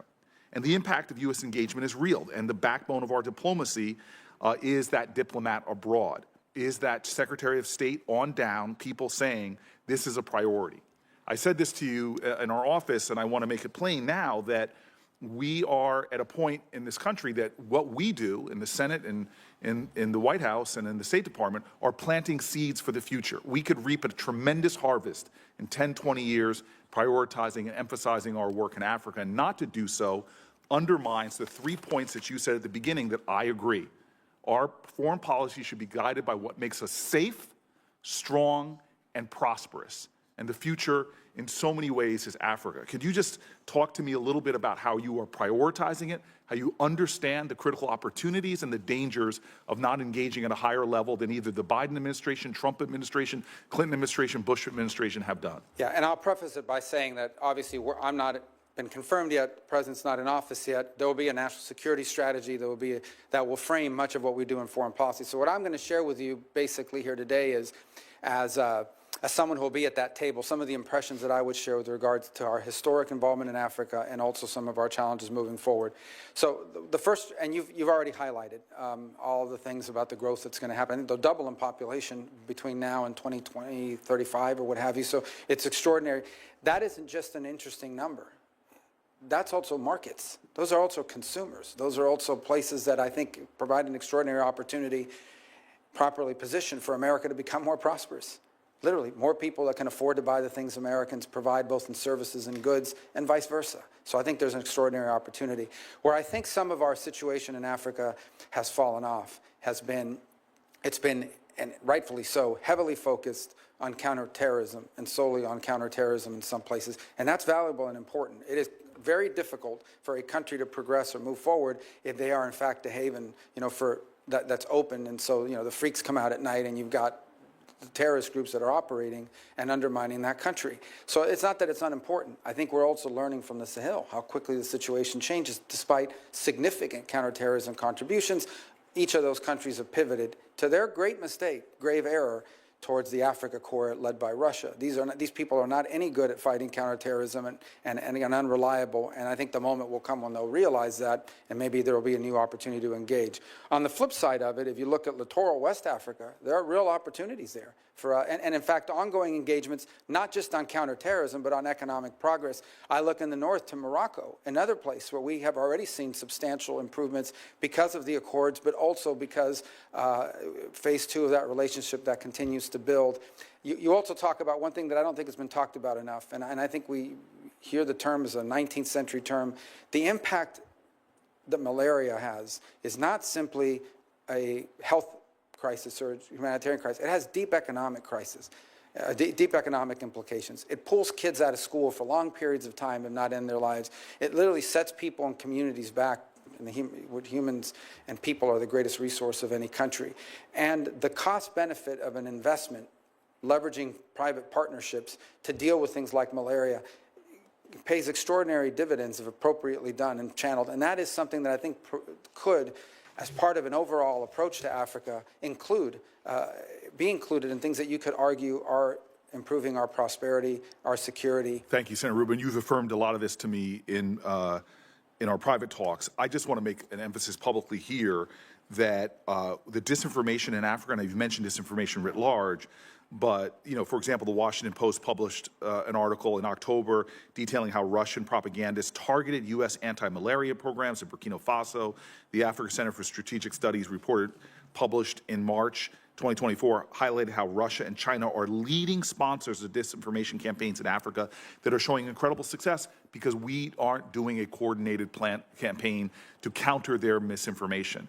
And so I'm looking forward to working with you. I hope that you'll prioritize this for the sake of America's future, that you could be the Secretary of State that says we have a vision for Africa and we're backing it up, not just from the Secretary of State's office, but all the way down to making sure key resources are invested in countering disinformation, as well as making sure that we have personnel in there. It's not a popular post. As you know, for many State Department people, we've got to make it that way and let people know that they're helping to define the future of not just the United States, but humanity by focusing on Africa.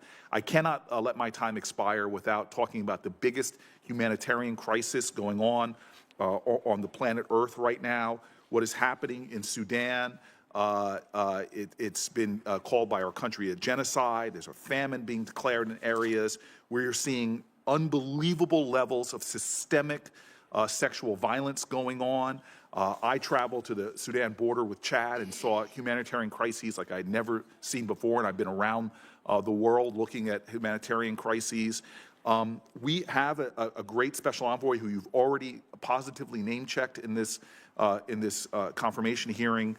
It is so important and vital that that work continue and that we work for diplomatic solutions. There are a lot of our allies who've been implicated in fueling this crisis. This is an opportunity to end this crisis by diplomacy, to bring about one of the most important peace processes there are. And I'm hoping that you and incoming President Trump will prioritize that. Yeah, in an era in which the term genocide has been misappropriated to almost a global slander, an international slander, this is a real genocide. By its very definition, this is a real genocide. This is the ethnic targeting of specific groups for extermination, for elimination, by groups, by the way, that are being funded by nations that we have alliances and partnerships with in other parts of the world. And we should express that clearly. I think in part of our engagement with the UAE, and it'll have to be a pragmatic engagement. I mean, they're important players in what we hope to resolve in the Middle East. And I think as part of that engagement, we also need to raise the fact that they are openly supporting an entity that is carrying out a genocide. And I think for those who are interested in going out and actually protesting a real genocide, this to be the one, and I just don't see it. I don't see people mentioning it. It is morally reprehensible that this crisis gets virtually no attention in our country, especially because of the role we should be playing. And my time is over, but I want to say this, no need to respond. But the other place on the planet that gets no attention, that we are responsible for in our hemisphere, is the crisis in Haiti as well. Correct. I know that you know this intimately.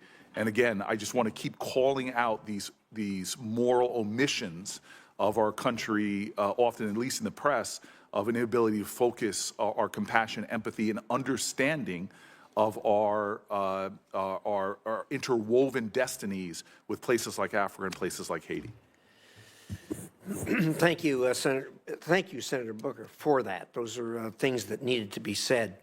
Having said that, you have underlined probably the most difficult crises we have on the planet, and I think everybody's ready to sign up on a path forward. So far, nobody's laid out that path forward. And you're right. We have an obligation to at least try to design a path forward. And when that happens, I have no doubt that we'll pull together Republicans and Democrats and as Americans to do something about this. But I'll tell you, the identifying who are the people there that are the good guys that you can partner with is very, very difficult, as you know. Thank you. Thank you, Senator Rubio, for your comments in that regard. We will move now to Senator Paul. Senator Rubio, congratulations on your nomination. One of the questions that I've asked over time to secretaries of state as well as ambassadors and others from the State Department is, can you name for me instances where sanctions have changed behavior for the better? Now, I'm not going to ask you that question now. I'm going to wait till you come back to ask you. There's a preview of what I'll ask you the next time. But the reason I bring that up is that I think hopefully people think of sanctions as a way of trying to modulate behavior. You want better behavior out of a country. A country's doing something you don't like. You'd like them to change their behavior for better through sanctions. And I think it rarely works, and I think we pile more on. Now, some would say, well, sanctions are just to punish them, and we just want to, Russia invaded Ukraine, we're just punishing them. And so as punishment, they kind of work. I don't think they're deterring Russia's behavior or changing it.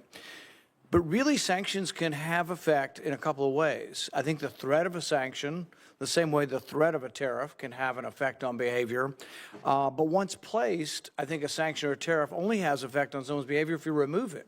Now, you mentioned earlier a little bit about discussing ways to unwind some of the sanctions ultimately on Russia.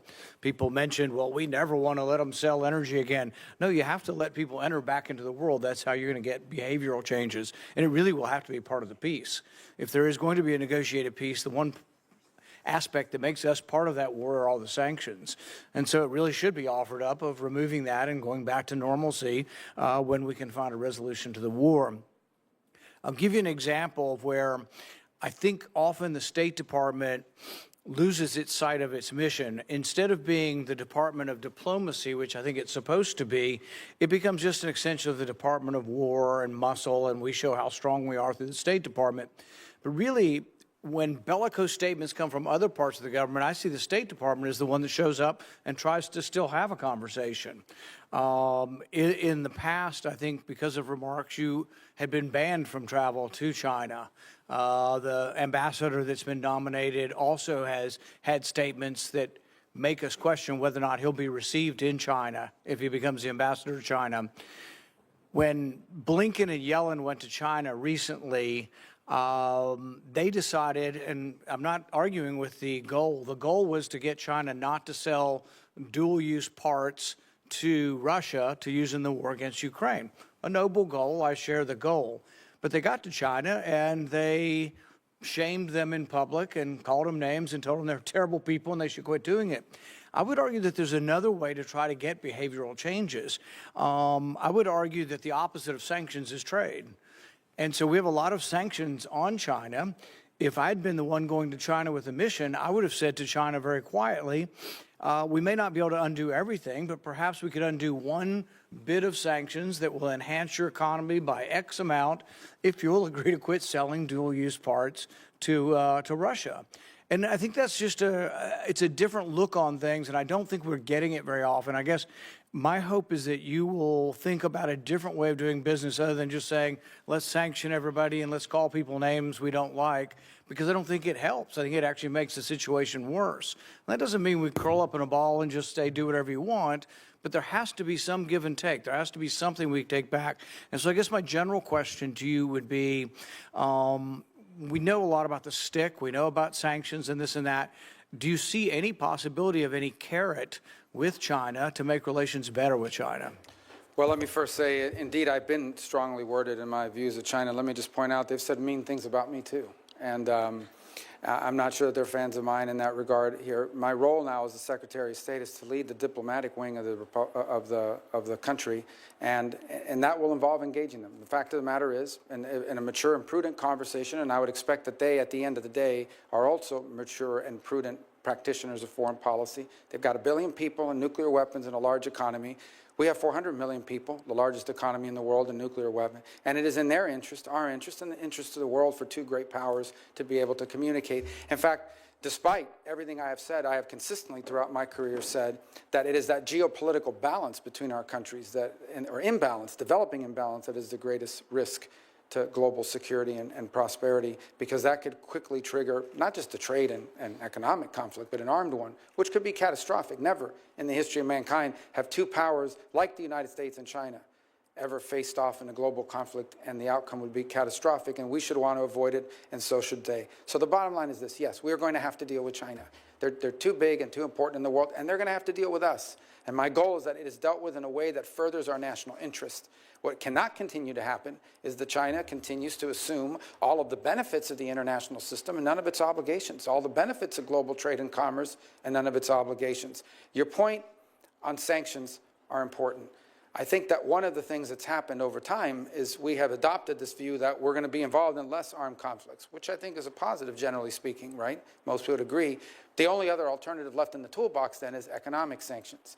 And while I do think that you can question whether it has an impact over changing the behavior of a country, it can achieve two things. The first is it can deny a nation state the resources they could use to fund more of that activity. Let there be no doubt. If the Iranian regime had more money because of no sanctions, they would have spent more money on Hezbollah and Hamas and their missile program and the Houthis and others. So I do think there is value in that regard. And the second is, to be frank, leverage. When you sit down at a table, let's say we talk about Ukraine and the need to end that conflict, when you get and sit at the table, and the United States is involved in those conversations, hopefully, to reach a peaceful settlement of that conflict, you're going to have to give, not just get. And sanctions and the release of sanctions could be a part of that, assuming that the conditions are appropriate. So I do think sanctions also have a role to play in that regard. But I would not diminish the part about denying resources for governments and countries to carry out nefarious denying them the ability to have the resources to carry out these nefarious activities. I think you're right, and the point is probably valid with regard to Iran. Probably not so much with China. I don't think we've denied China resources, and I think their resources extend beyond what we can do. I think our sanctions are more, prodding them, but not really damaging their economic prospects. With regard to the concept of diplomacy and how we make things better, or attempt to make things better, I think if we have absolutes, we tend to not understand really the way diplomacy has to work, because it is about engagement, it's about hearing the other side. It's not about accepting their position, but it's about at least knowing what the position of the other side is.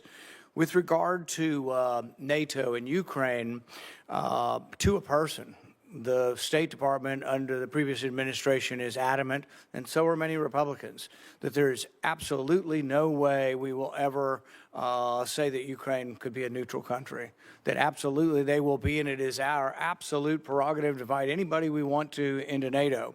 Well, we can say that, and we have the ability to do that, but there are consequences to that, and one of the consequences is that, at least from the Russian perspective, they see that as one of the reasons why the war has developed there. And so I think that if you are looking at peace, you have to look at first you have to get to a ceasefire before you even get to real discussions. But if you had a ceasefire between Russia and Ukraine, I think our sanctions need to be on the table as far as negotiating the removal of them. But I think also the idea of Ukraine being a neutral country as far as a military alliance, if it's not on the table, Ukraine doesn't have that much to offer. I mean, Russia now occupies a good 15–20% of the country.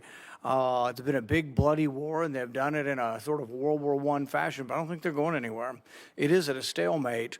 But the one thing Ukraine has to offer is they won't become part of a military alliance allied against Russia.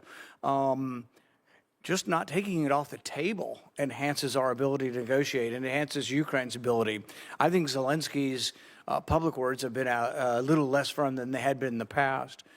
But instead, I think we've done the opposite with our diplomacy. Every day, it's Blinken, beating the drums. They absolutely be in Ukraine.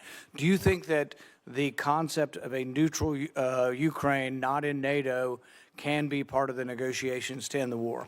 Well, obviously, that's something that will ultimately be part of any negotiation. I do agree with your point that if we want to be real here for a second, because I think we've lost the art of reality in some of the foreign policy. These are not outcomes that are rarely are they ideal. Sadly, in many cases, our choices in foreign policy are a choice between a bad outcome and an even worse outcome. And that's been true not in the modern era, but throughout the history of diplomacy and nation-state relations. In the case of conflicts such as these, they invariably require concessions. I don't think it would be wise nor appropriate before we're even in office or even at any public forum such as this to discuss the parameters of what those potential concessions can be for either side. Suffice it to say, I do think, to be honest with the committee and the full Senate, if you want to reach agreements to end armed conflict where people are dying on a daily basis and enormous destruction is occurring and a great potential for escalation exists on a daily basis, if we want to be honest about bringing that to an end, true diplomacy will require concessions from every party engaged in those conversations. That's the nature of diplomacy, and it's best conducted directly and in an appropriate forum and not in public. And that can be done, by the way, without abandoning our core principles as a nation or our feelings as a people about what's happened and transpired in that conflict to date. Senator Van Hollen. Thank you, Mr. Chairman, Ranking Member Shaheen. Senator Rubio, good to see you. It was great to sit down with you and talk about some of these important issues yesterday. Let me just say at the outset that I appreciate your response to Senator Booker's question about what's happening in Sudan, specifically as the Biden administration just found that the RSF under Hamedi is engaged in a genocide, and we need to do everything we can to stop what's happening there. You referred obliquely to some of our sort of Gulf partners who have not done what they should be doing.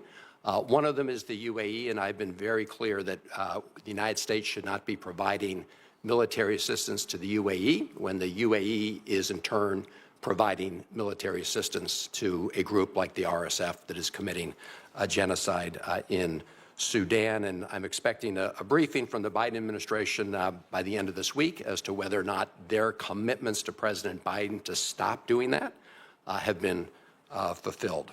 I want to pick up on a couple of the issues we discussed yesterday. One, as you know, Senator Sullivan and I are the co-chairs of the Bipartisan Foreign Service Caucus. We've passed a number of pieces of legislation through the United States Congress, most recently the Foreign Service Families Act.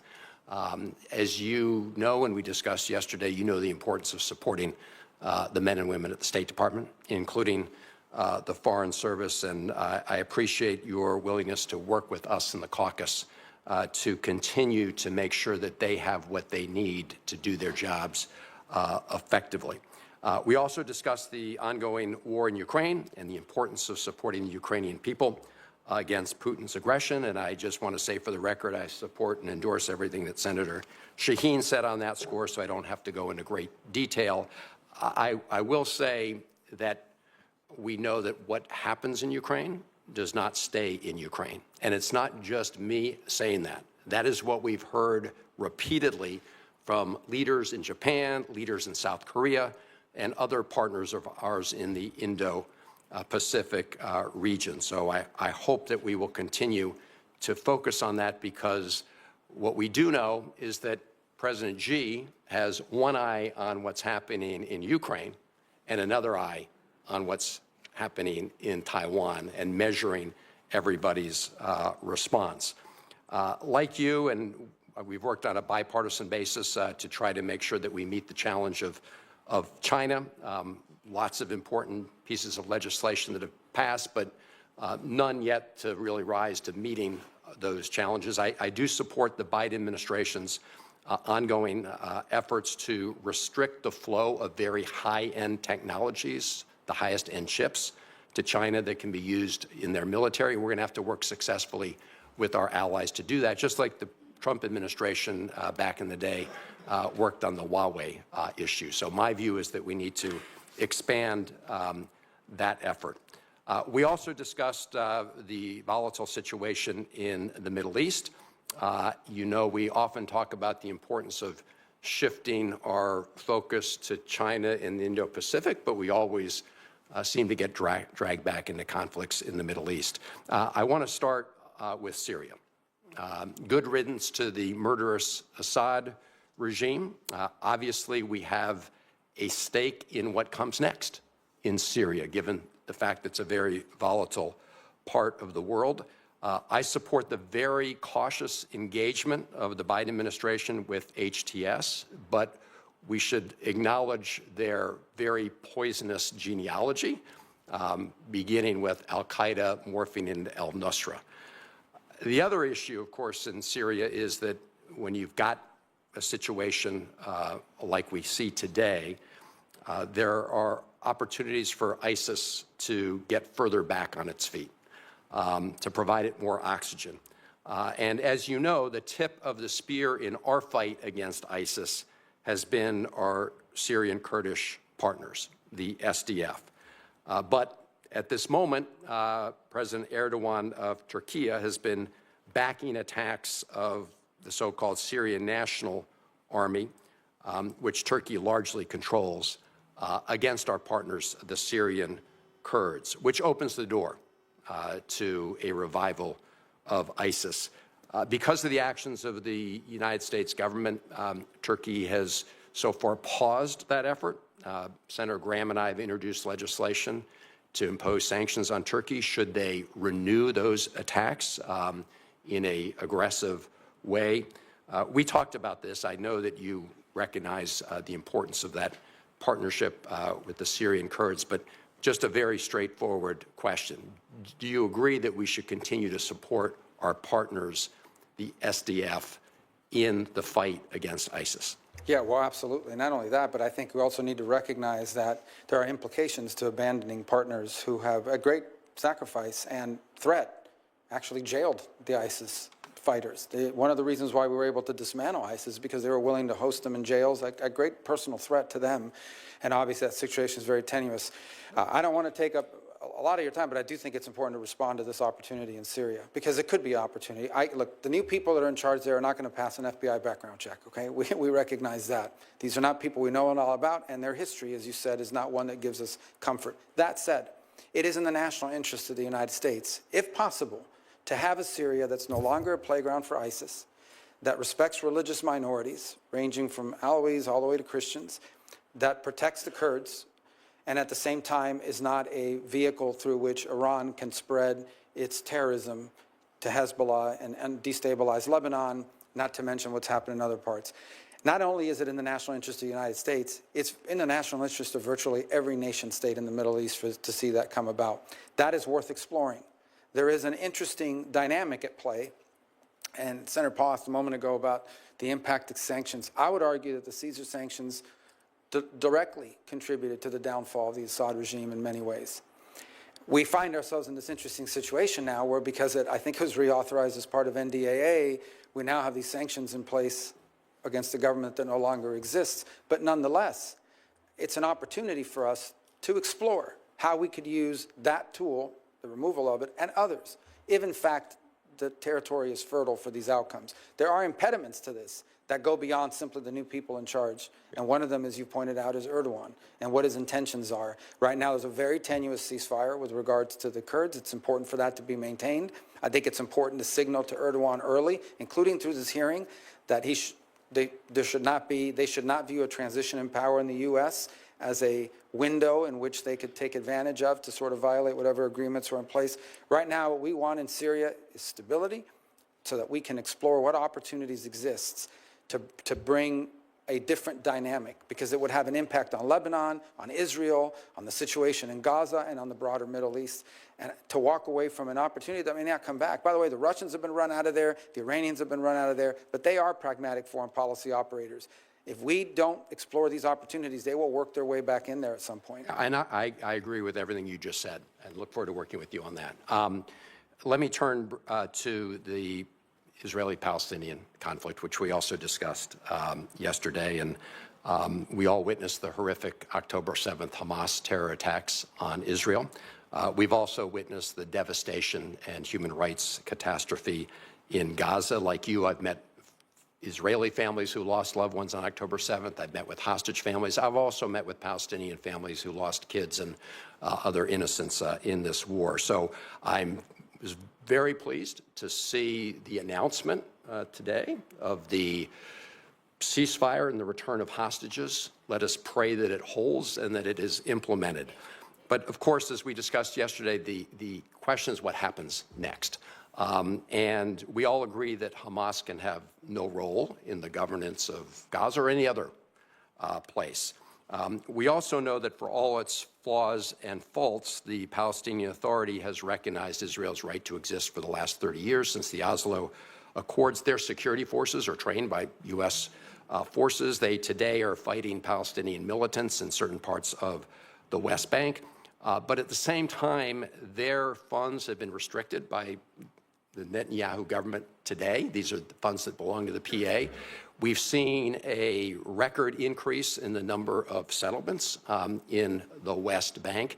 And so the PA is not able to deliver on what had been the hope of Oslo, which is self-determination, security, and dignity for both Israelis and Palestinians. So you have said that the ideal way forward, recognizing that we've been at this for a long time, is a two-state solution. There are members of the Netanyahu government that today want to annex all of the West Bank. So my question is, do you agree that annexation would be contrary to peace and security in the Middle East? And what is your vision going forward? First, let me say that, yeah, the idea would be that there not be conflict and the people could live side by side with one another without being in conflict and the ability to pursue prosperity. Sadly and unfortunately, the conditions for that to exist have not been in place for some substantial period of time. I point to you as an example, back in 2020, the Trump administration offered $58 billion, or about $50 billion or $58 billion, $58 to $50 billion in investment to the Palestinians, and that included, I believe, 28 or 29 billion specifically for Gaza, and it was rejected. That offer was made back in January of 2020, and then it pivoted over as a result of that rejection to what we now know as the Abraham Accords. Second, I would say that Israel is a small nation who at its narrowest point is 9 miles wide. It has been historically surrounded by enemies that seek their destruction. Hezbollah to the north, Hamas to the west, Iran further north with nuclear weapons, constantly. In fact, I would argue that if Israel had not been firm and strong in its response in this endeavor, most recently, they may very well have faced an existential threat, as they continue to in many ways. Now, here's the good news, and it's not just about the ceasefire today, although that's very important. The good news is that potentially we have had a dynamic shift in the region that has an historic opportunity, if appropriately structured and pursued, that changes the dynamics of what might be possible. And that, we've discussed Syria, we've discussed the events in Lebanon quite a bit as well, the degrading of the Iranian capability, which I hope will continue, and hopefully the ability to reach some agreement between Israel and Saudi Arabia on normalization and being able to engage both for their mutual security and also economic prosperity. The real open question for the Palestinians is who will govern Who will govern in Gaza in the short term and who will ultimately govern? Will it be the Palestinian Authority or some other entity? Because it has to be someone. That was the initial goal for Gaza when the Israelis withdrew from there, and they turned it over. And they turned it over with greenhouses, and they turned it over with all kinds of economic development. Hamas won an election. They took over, and they destroyed the place and built tunnels for terrorists to operate from. So the key is not simply governance. It's who will govern. You can't turn it over to people who seek your destruction. And so I do think this is a very complex issue, and I think that's understating it. We all recognize it. But I also believe that we should not underestimate the potential opportunities that now exist. And it'll take some time to fully understand what those are, that perhaps open the door to things that were not open in the future. But from the Israeli perspective, which I fully understand, it begins with their existence. Because you cannot coexist with armed elements at your border who seek your destruction and evisceration as a state. You just can't. No nation on it. We wouldn't tolerate it, and they can't either. And it begins with having that level of security, and if they do, then I think there are opportunities that come about as a result of it. Those opportunities historically have not existed in recent times. Perhaps we're living in an era where that will be, the likelihood of it is higher because of recent events, unexpected events in Syria and Lebanon and other places. Senator Scott. Thank you, Chairman. So I was in Miami, or Hialeah on Monday, and when there's a video where you were recognizing Alina Garcia and Dario Fernandez and Tomas Regalado, everybody applauded. They're so excited about your being the Secretary of State. Your homegrown son, and so they're just all excited. The other thing they're excited about is that they have somebody that is going to care about Venezuela and Cuba and Haiti and Nicaragua, all the problems, because you've been so vocal.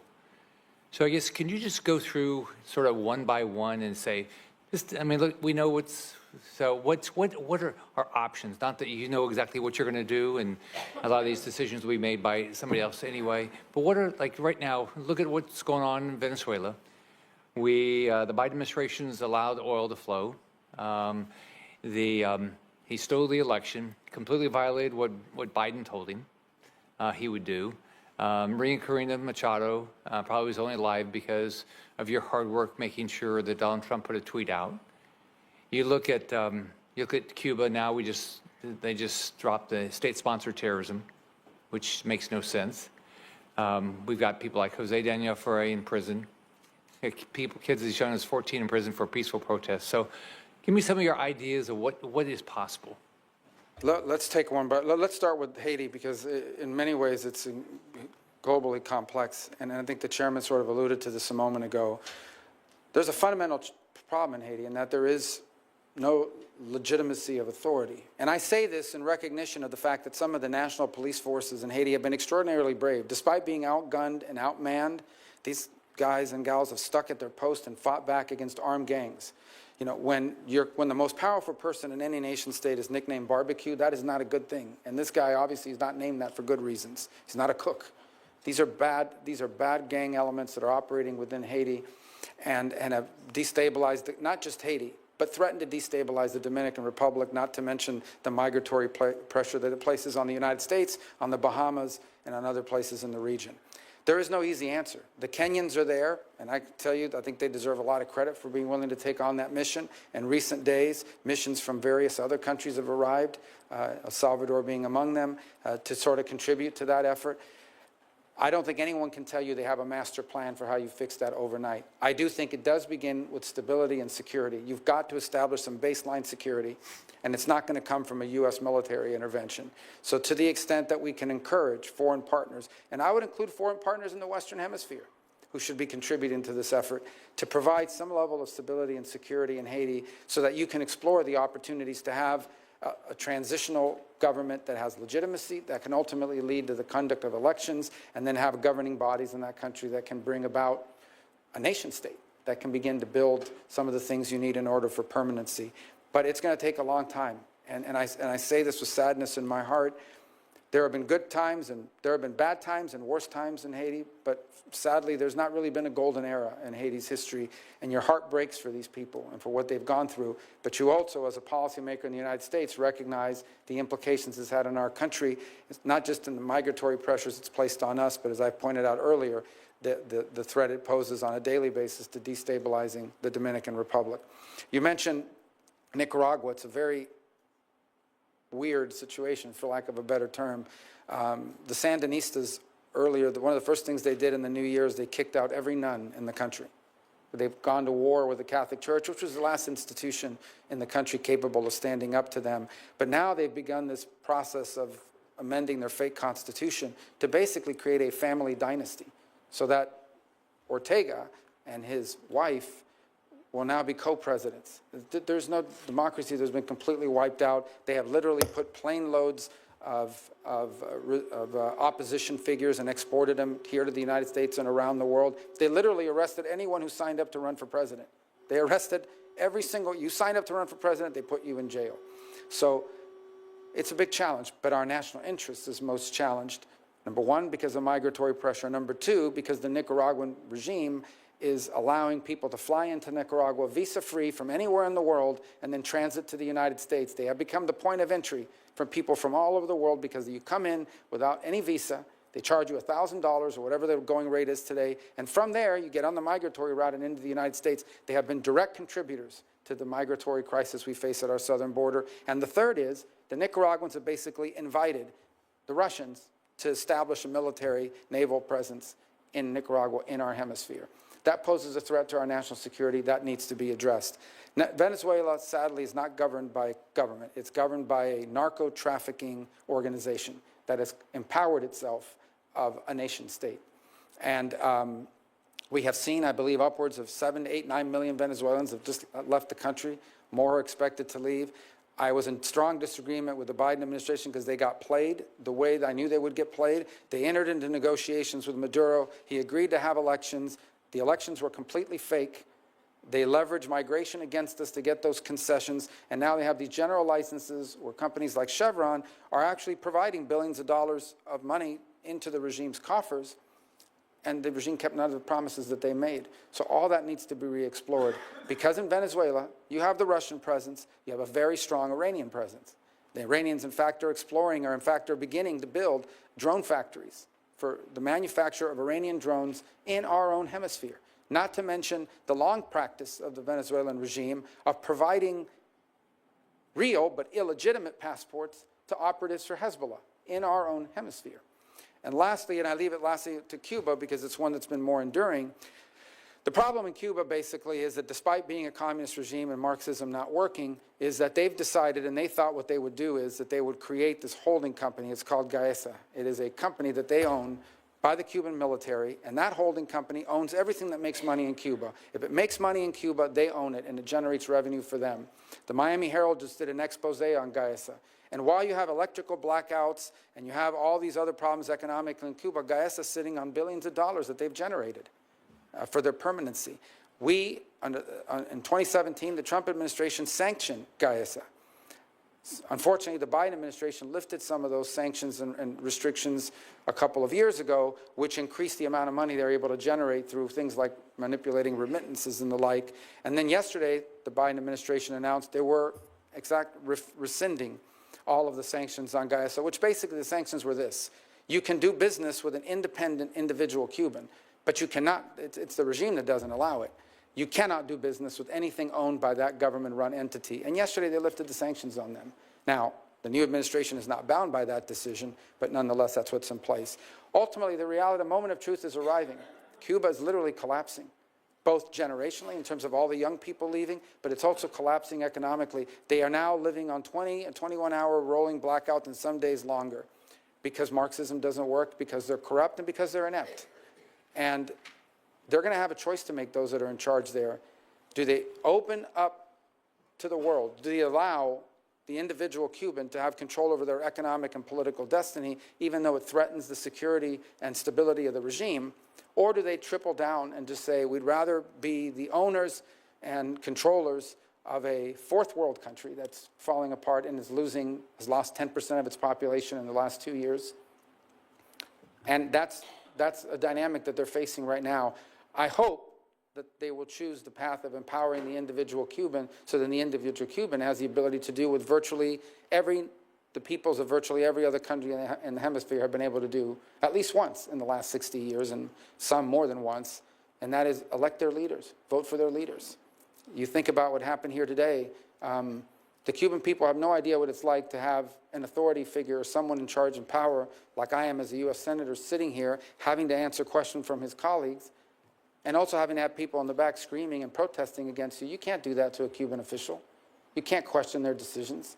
The Cuban people have never been able to participate in a political process for almost 70 years now, and they're entitled to that as much as the people of Colombia and Argentina and Paraguay and Peru and virtually every other country in the region has enjoyed. So let's assume you have this job, you're confirmed, you have the job for 4 years. What would your definition of success be? With regards to generally? Your job. You're just... The alignment of our foreign policy to our national interest has been defined, the security, prosperity of the American people. And that's, and by the way, I would define that as success for the country. What I would define as success for the State Department is not just that alignment, but making the State Department highly relevant again. Sadly, and I think I've shared this with you in some of our meetings with many of my colleagues, what has happened over the last 20 years under multiple administrations is the influence of the State Department has declined at the expense of other agencies and also at the expense of national security councils because it takes so long for the State Department to take action. And so increasingly you stop getting invited to the meetings and they stop putting you in charge of things because it takes too long to get a result. So we want the State Department to be relevant again, and it should be, because the State Department has a plethora of talented people who are subject matter experts and who have skills in diplomacy, and it's not being fully utilized because increasingly on issue after issue, we've seen the State Department marginalized because of internal inertia, because of the way the structure works. So we have to be able to we have to be at that table when decisions are being made, and the State Department has to be a source of creative ideas and effective implementation. So I would define making the State Department relevant again in the setting of our foreign policy is critical. And I think that's something that maybe is not as perceived by the general public as it is by those of us who watch it on a daily basis. Thank you. Thanks. Senator Rosen. Well, thank you, Chairman Risch, Ranking Member Shaheen, for holding this hearing and for welcoming me to the committee. You know, I'm joining this committee at a challenging time for the global community, from conflicts with Iranian proxies in the Middle East to Vladimir Putin's war in Ukraine, growing tensions with China, a genocide in Sudan, and so much more. And I look forward to working with my colleagues on both sides of the aisle to find bipartisan solutions to these problems. And I also want to thank you, Senator Rubio, your family that's here, and those who couldn't be here, for working with me over the last 6 years and your service to our nation.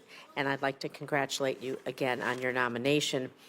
And I'm going to move on. I just want to make a quick statement because ensuring the United States remains a steadfast supporter of Israel, I know, is one of your top priorities and one of mine. And throughout your time in the Senate, you've been one of Israel's most unwavering supporters.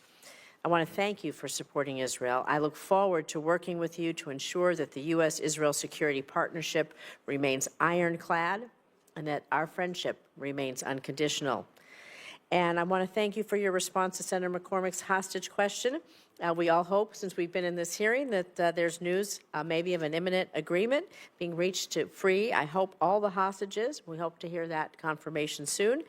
But nevertheless, these issues must remain a top priority for the committee going forward. So I'm going to just move over to talking about Abraham Accord, speaking of going forward, because despite the immense challenges that you've addressed posed by October 7th, the Abraham Accords have ushered in new forms of cooperation between Israel and countries in the Middle East and North Africa. As one of the founders and co-chairs of the bipartisan Senate Abraham Accords Caucus, I firmly believe the U.S. should continue building on the accords by deepening people-to-people ties, soft diplomacy, if you will, and widening the circle of partnerships with Israel to new countries. So, Senator Rubio, I know you've touched on this briefly, but if confirmed, how will you support the growth of the Abraham Accords to new countries generally, and specifically maybe try to normalize relations between Israel and Saudi Arabia? Well, thank you. I think those are important points. A couple things that have come up here as a result of this. The first is, and I point this again because we just don't know, it's a new development, but I think we should not underestimate or understate the potential historic opportunities that exist right now with what's happened very unexpectedly for most in Syria, what's happened in Lebanon, the weakening of Iran and of its Shia crescent of destabilization in the region. These are extraordinary opportunities that I think lend themselves to an era of diminishing insecurity, not total the elimination of it, but enough security that it opens the door for agreement on other topics. Critical to that is the potential of a Saudi normalization with Israel.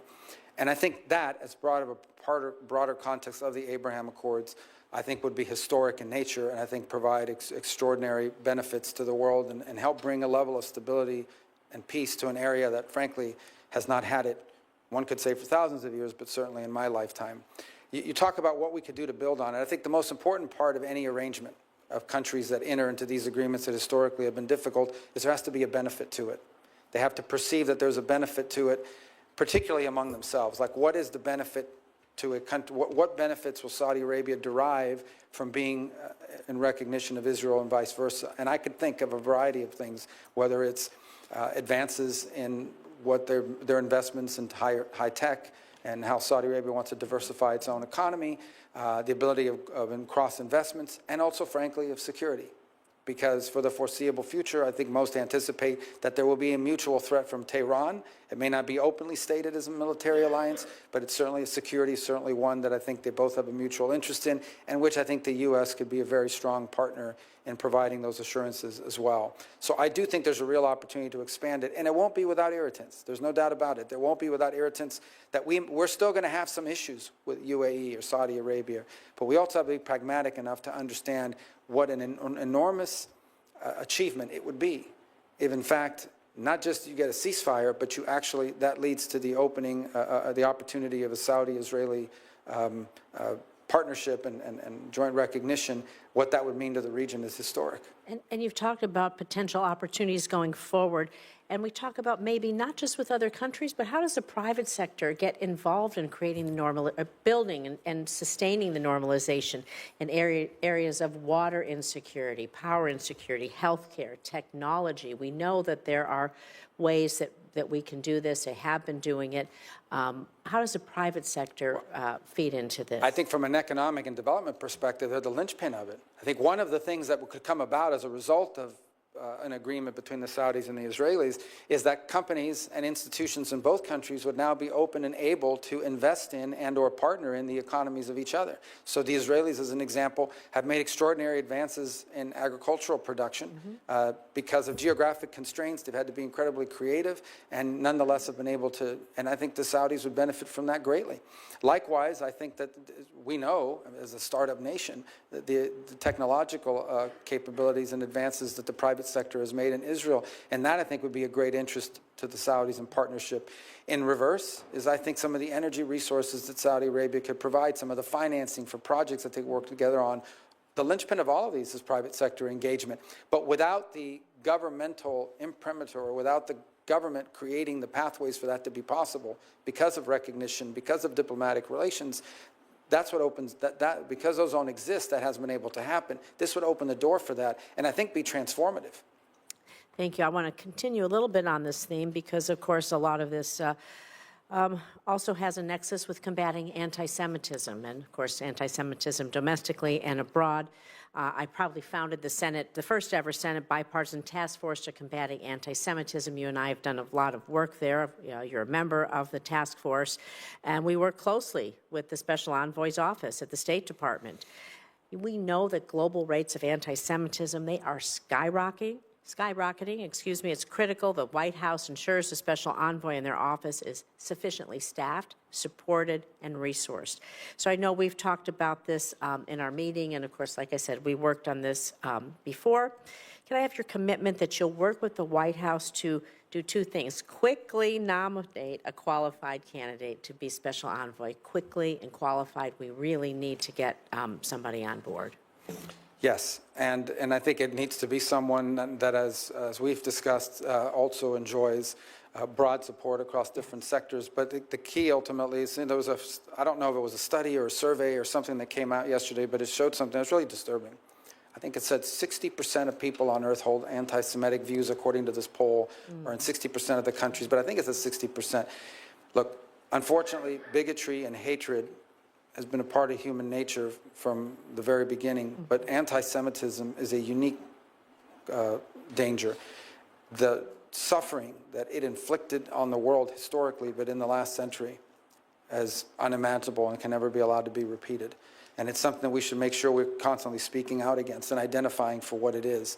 I think the U.S.'s role as a leader in speaking out in that regard is indispensable. And we need to be forceful about it. One of the things that's most troubling is what seemed to me that one of the things that's undermining the legitimacy of many of our international organisms is they've become havens for anti-Semitic activity.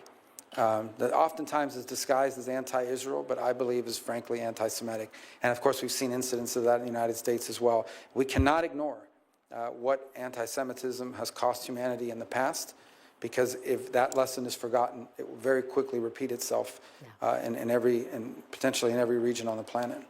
Thank you. I want to just quickly, a yes or no. We know you've talked a lot about how important deputies are in mission sets of different things. We know that if we don't have a deputy envoy in place, they keep the wheels turning. They keep the organization going for waiting for the special envoy to be confirmed.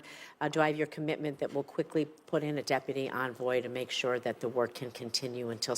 Yeah, we'll work to do that as soon as possible. Thank you.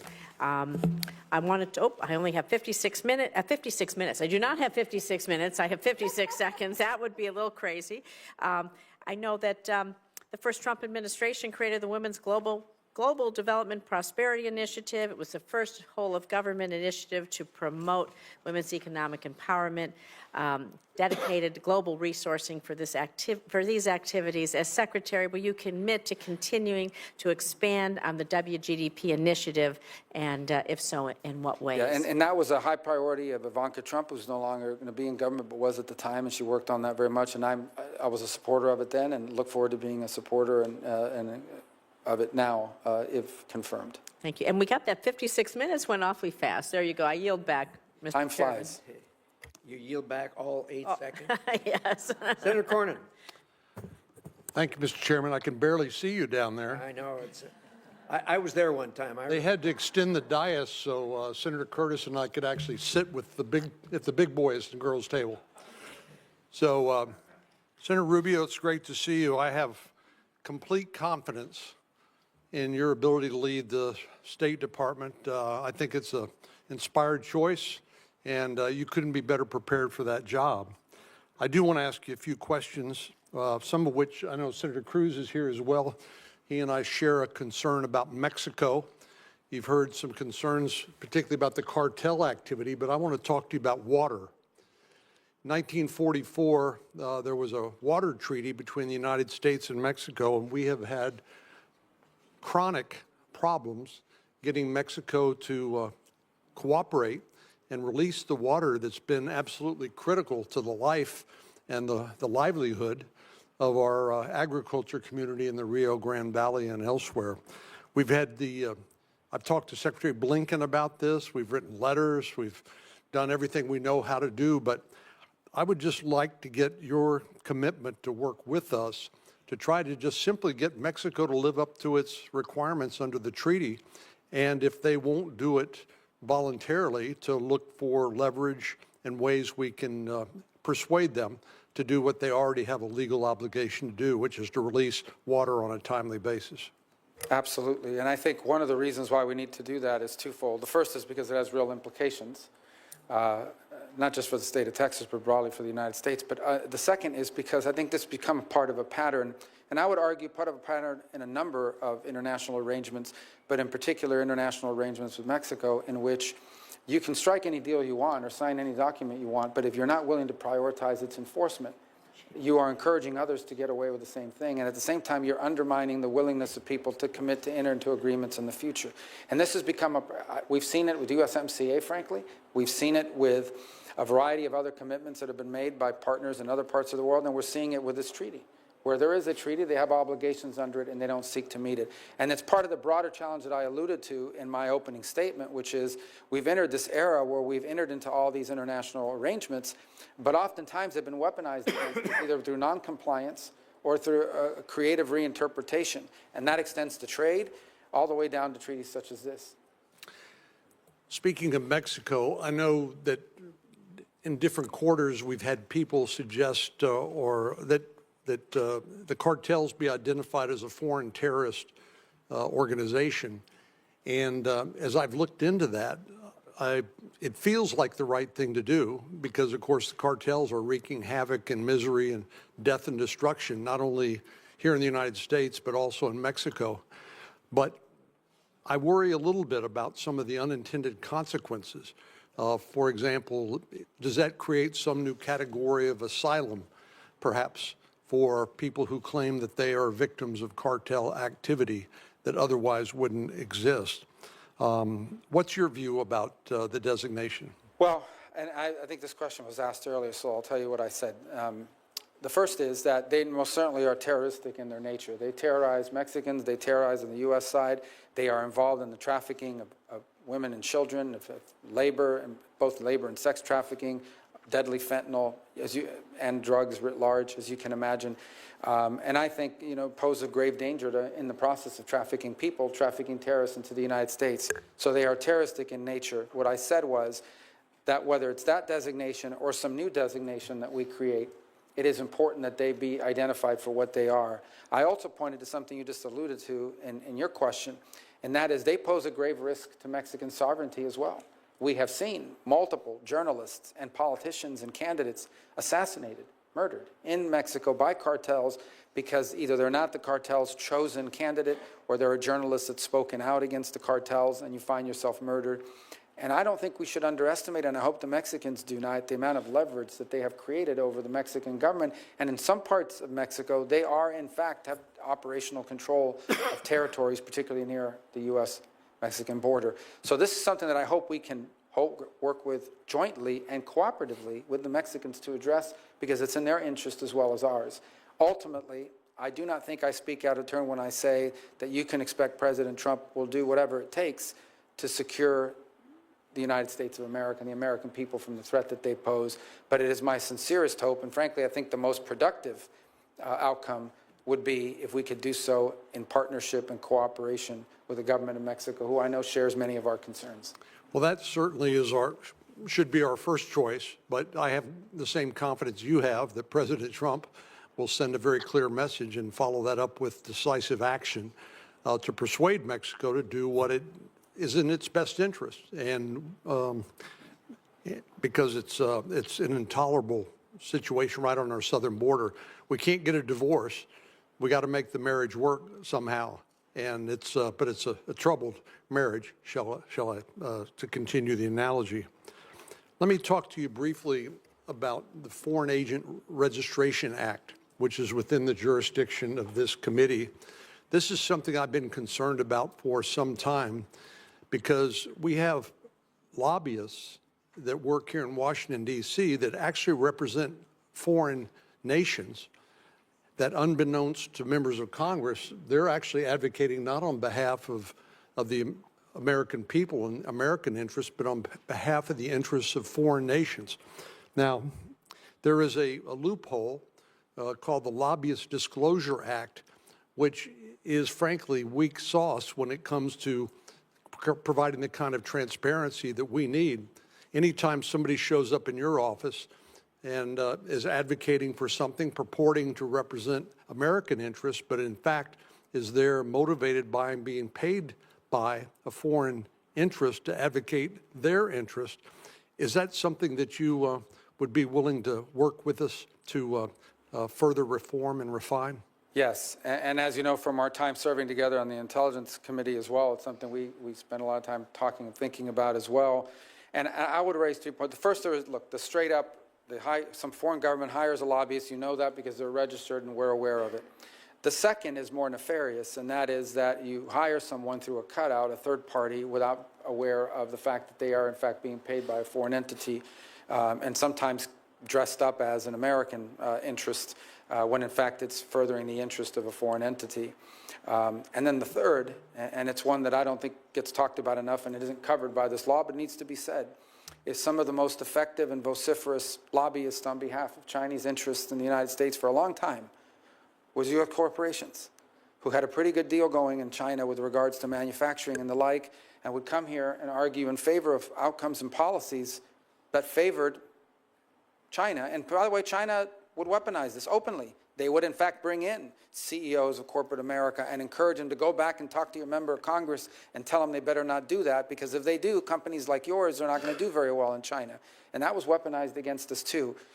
That's not illegal, but it's most certainly troubling and something we need to have our eyes open to as well as we move forward. Well, that's a perfect segue into my last question, and this has to do with outbound investment transparency.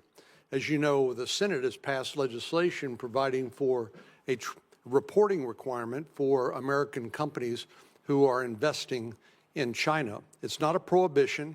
It's merely a disclosure requirement because the unique circumstances that you're well aware of that China provides. There is no division between civilians or the private sector and government. Under Chinese law, the private sector, so-called private sector, is required to share any and all information that might be of use to the People's Liberation Army or to the Chinese intelligence agencies.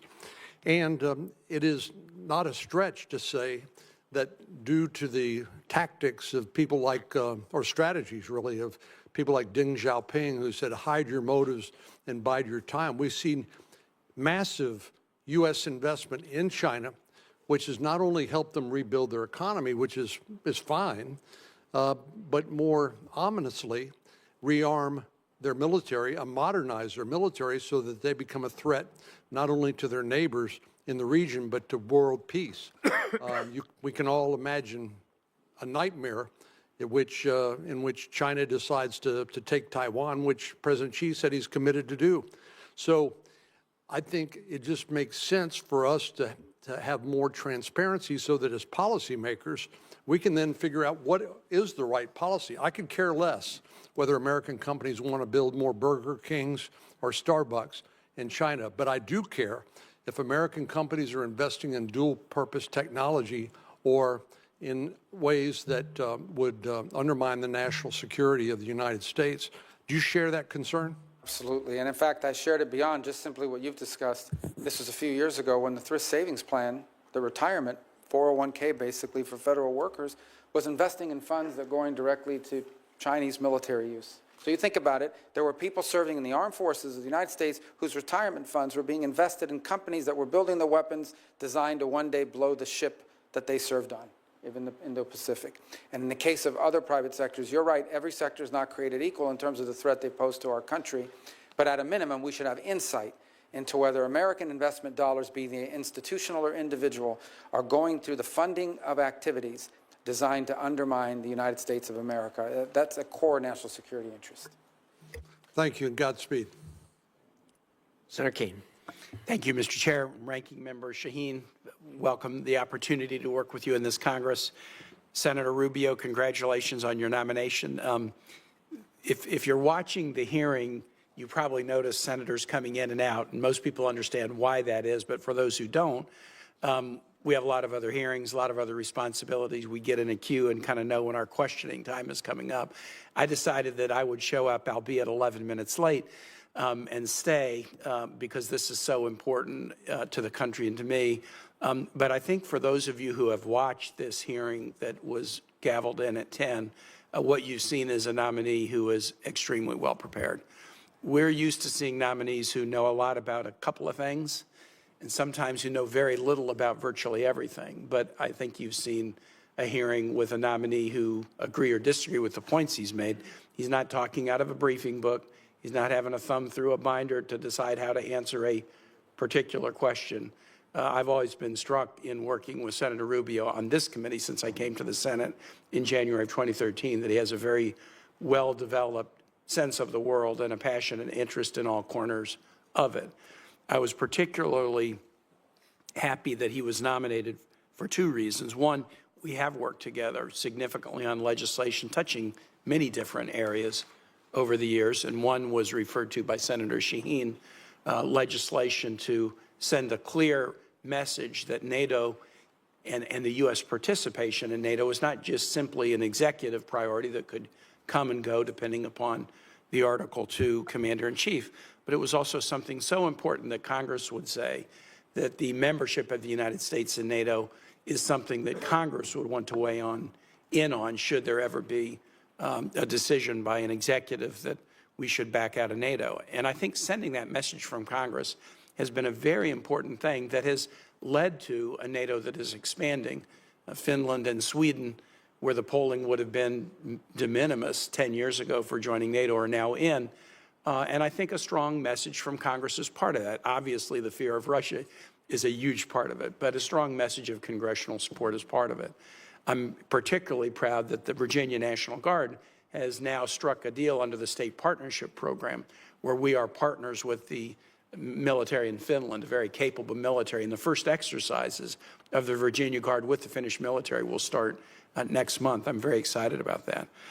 The second reason I was particularly gratified to see Senator Rubio nominate for this position is he cares about the Americas. I cast my first vote in a presidential election in 1976. I have not seen a single administration, Democratic or Republican, that has devoted enough attention to the Americas. We devote attention to it in a time of crisis and then move our attention elsewhere. It seems like secretaries of state have often thought that the world only has an east-west axis and not a north-south axis, and Senator Booker addressed that with his questions around the attention that should be paid by the United States to Africa. I feel that very strongly about the Americas. I don't have to ask Senator Rubio questions to gauge his interest and attention level. Everyone who comes before the committee tells us they're really interested in the Americas, only to find that they end up spending all their time somewhere else. I don't have to ask that question of this nominee to know that he has a passion about the nations that are our nearest neighbors, a passion about the nations who are so connected to us in our cultural roots and in our family ties.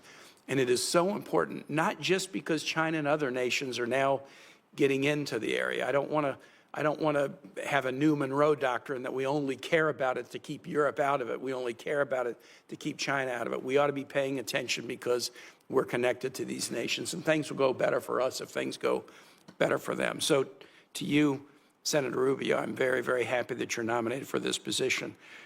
Two comments, then one particular question. One, the status of career ambassadors.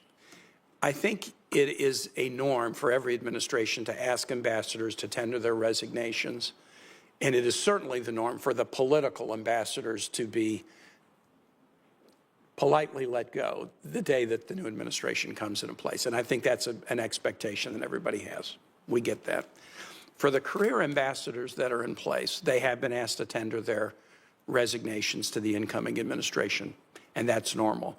But I would hope that the administration would consider, if their career, keeping him in place until their successors are ready.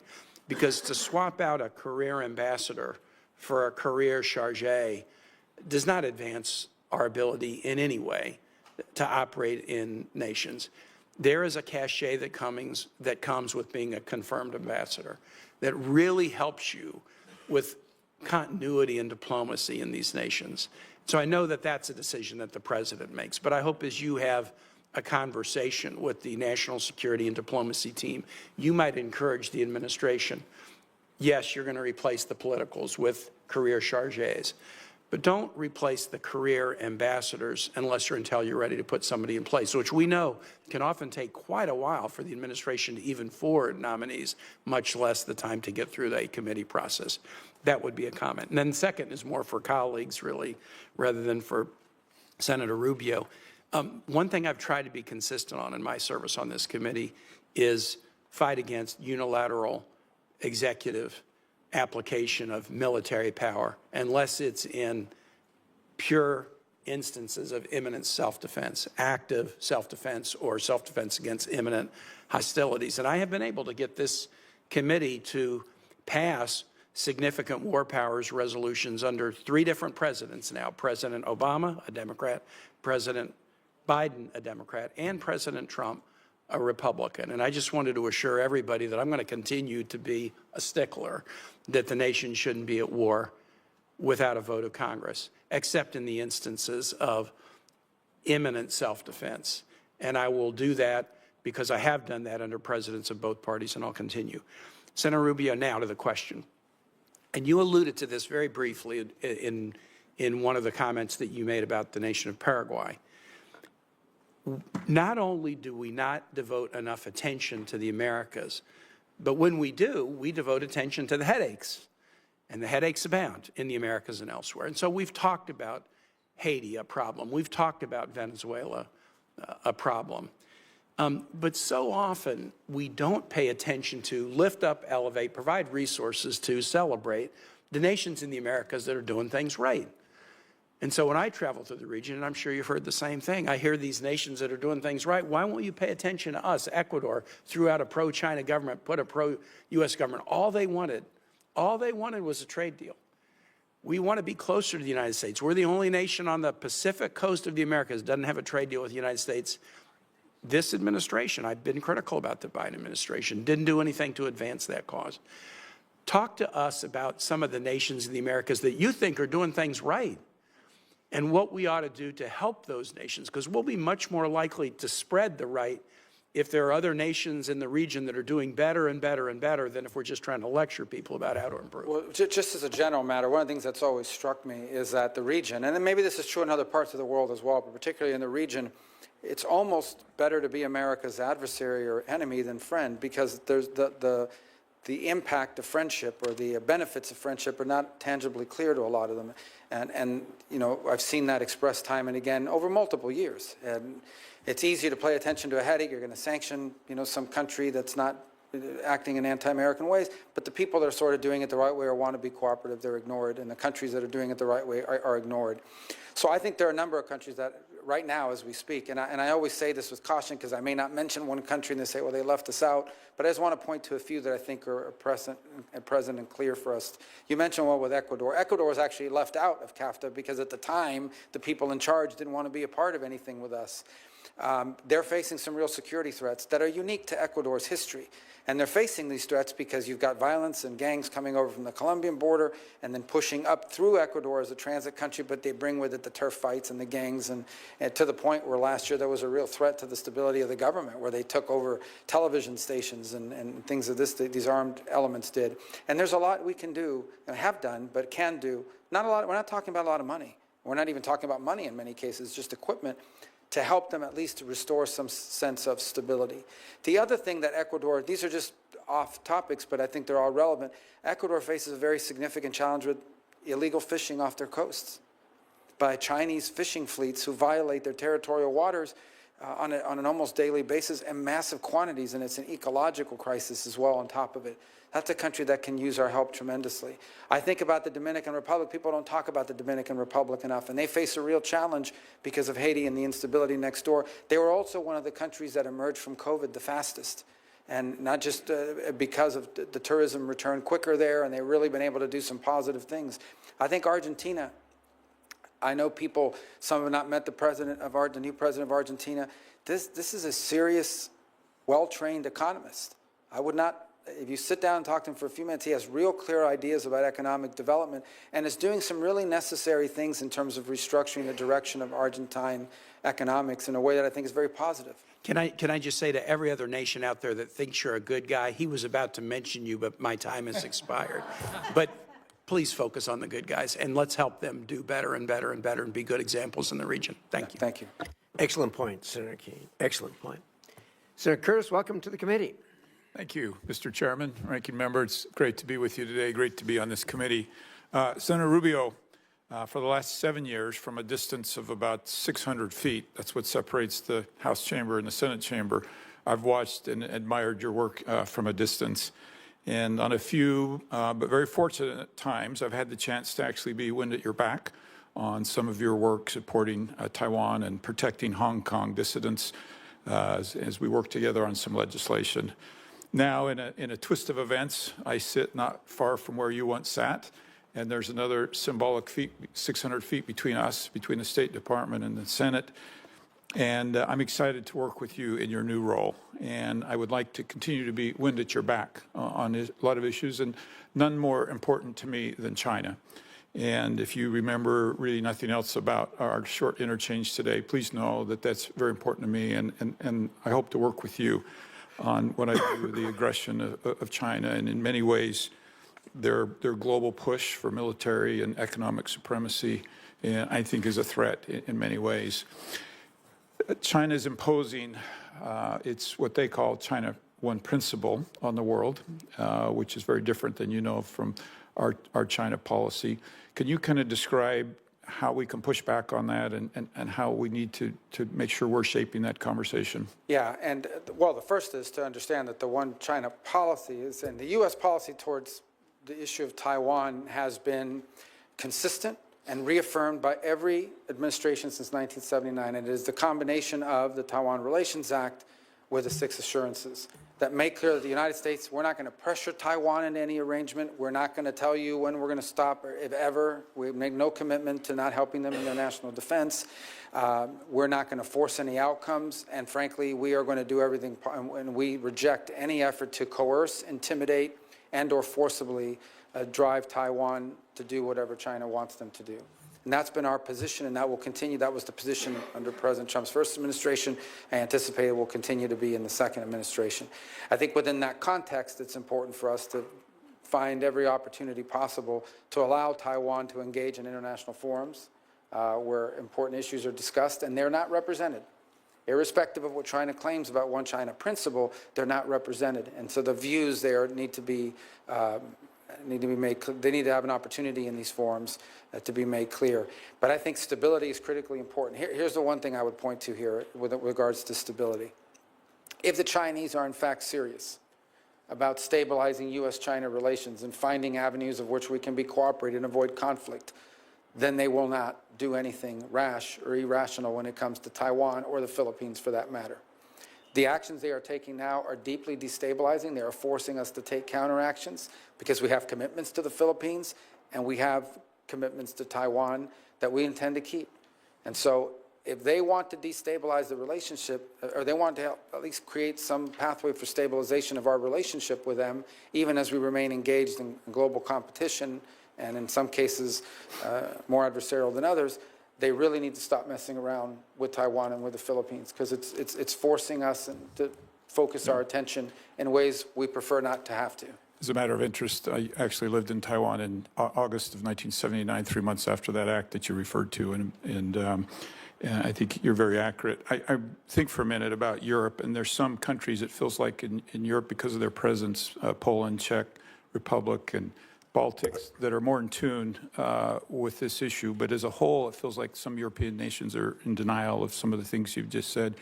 You talk a little bit about how we work with our NATO friends over there and how we get them to appreciate this and actually play a part in this?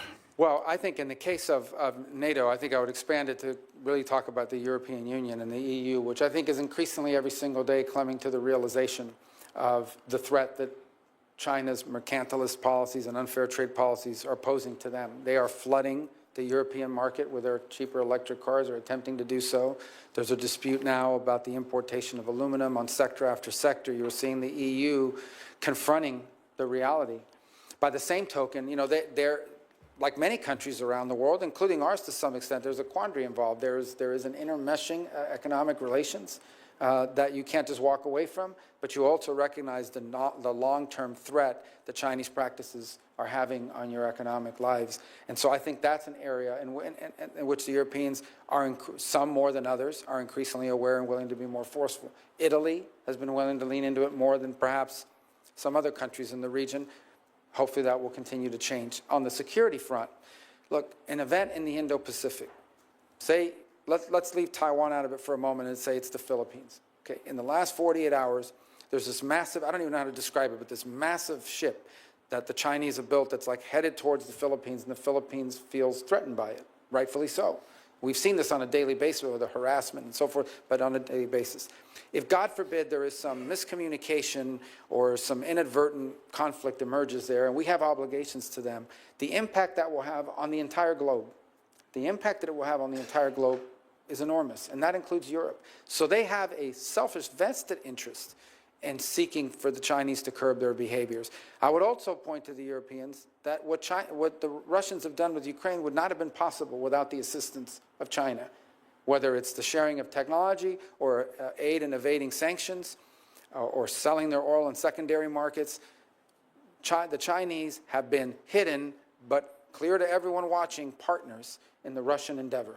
Yeah. And the Europeans know this, and they need to be continually reminded of it because it reveals the nature of who we're dealing with. That was actually my next question, so I'm going to skip that one, but thank you for addressing that. I want to turn to Hong Kong. I mentioned I lived over in that area, and I actually remember as a young man in the 1980s shopping for a camera in Hong Kong. As a businessman in the 2000s, I tried to sell my product over there in Hong Kong. I've been over there a number of times as a tourist and just enjoyed that beautiful city. And unfortunately, today, none of that is possible. As a matter of fact, I actually have a warrant for my arrest over there because of the work in the house that I've done over there. Can you talk a little bit about the role there? And what's even worse is Hong Kong's now playing a role in facilitating sanctions evasion and money laundering. And can you address that issue? And well, I think it's important to take 30 seconds down memory lane. Hong Kong was turned over by the UK with a strong set of assurances that it would remain autonomous and independent. It would be governed by the Chinese, but independent. They would have a democracy. They would be free enterprise. They would be left alone. In essence, they would, that's the promises they made. They have violated over time, they violated every promise. They basically broke the deal. Just like they lied about all the island chains that they said they weren't going to populate and militarize, and they have done so as well. And so today, we cannot consider Hong Kong to truly be autonomous anymore. It is not. It is now under the full control, especially on national security matters, of Chinese authorities. And it should not be surprising to us that these deeply rooted banking institutions that are in Hong Kong, who long had served as financial capital on the global scale, are now being used to the benefit of the Communist Party and to evade global sanctions.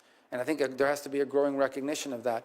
I also think it's important to remind those sectors in finance that are still involved there that the Chinese national security law that's now been implemented in Hong Kong allows them, if they don't like what you're doing, to basically trump up any charges they want, go into your offices, raid the boxes, see all of your files, threaten to jail you, and they've done so in some cases. So it's no longer a hospitable place for people to conduct financial activity. So I think we have to call it for what it is. The notion that Hong Kong is now some autonomous entity that operates within China's system but independent of it and the decisions they make is a complete work of fiction. yeah, and I hate to I want one more quick question, but I also want to point out before we go on how good it could have been for Hong Kong and China had they kept that agreement. I think that'd been a whole lot better for China.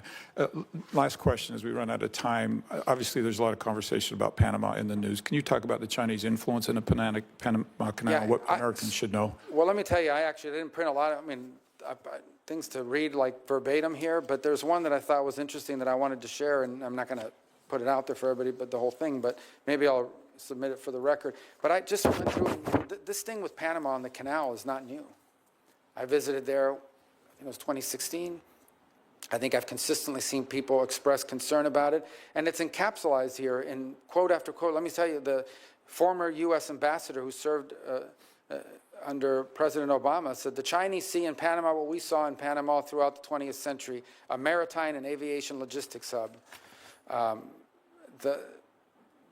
Just immediate past head of U.S. Southern Command, General Laura Richardson, said, I was just in Panama about a month ago and flying along the Panama Canal and looking at the state-owned enterprises from the People's Republic of China on each side of the Panama Canal. They look like civilian companies or state-owned enterprises that could be used for dual use and could be quickly changed over to a military capability. We see questions that were asked by the ranking member in the House China Select Committee, where he asked a witness and they agreed that in a time of conflict, China could use its presence on both ends of the canal as a choke point against the United States in a conflict situation. So the concerns about Panama have been expressed by people on both sides of the aisle for at least the entire time that I've been in the United States Senate, and they've only accelerated further. And this is a very legitimate issue that we face there.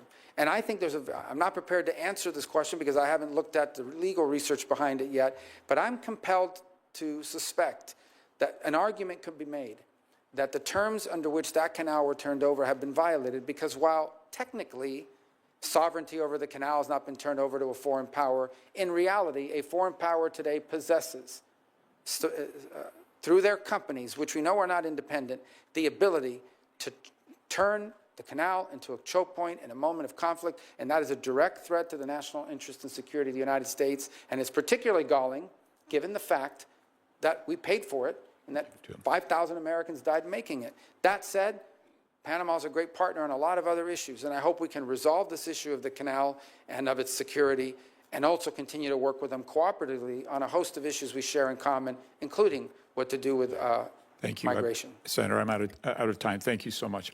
Thank you. And Senator Rubio, I think that you're right about doing an analysis of the turnover documents, but I think even before that, we ought to do an analysis of the original documents that went into place, because they were very strong documents giving us control over a 5-mile wide on each side of the canal path, and was very specific. So I think a legal analysis beginning to end is critical. Senator Schatz. Thank you, Chair. Thank you, Ranking Member. Senator Rubio, nice to see you again. Thanks for taking the time with me, and thank you for being willing to serve. I want to start with the Pacific Islands. As you know, it's an area of focus of mine, and the Indo-Pacific is, look, we've been through several administrations, and they all say the same thing. They all talk about the future being in the Indo-Pacific, and that it's the most important region in the world. That continues to be true. My concern is that specifically when people talk about the Indo-Pacific, they're mostly talking about China. They may be talking about other East Asian countries, but there's very little conversation about Pacific Island nations. And we've got some auspicious things happening, but we've also got some challenges in front of us. The embassy in Kiribati is stalled. The Solomon Islands, as you know, are sort of contemplating making themselves available for PRC military forces. So we passed the Compact of Free Association. It's a bit of a mixed bag. And I'd like to just hear your theory of the case here about how to have some continuity. Obviously, it's a new administration. It's going to be a new State Department.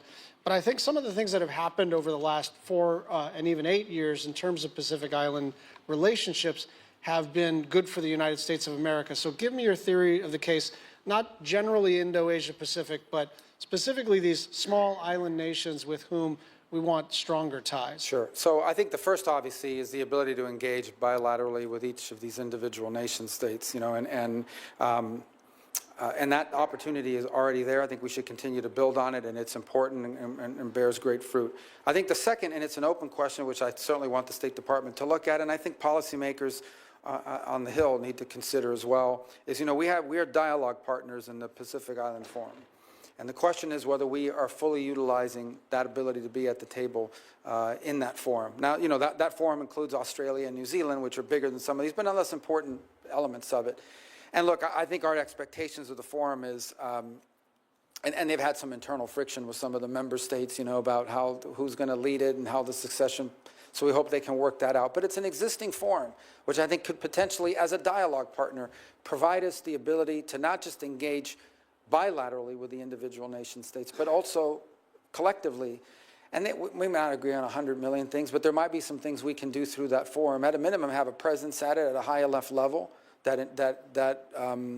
that shows our level of commitment and interest has been elevated even further, and then ultimately some real deliverables.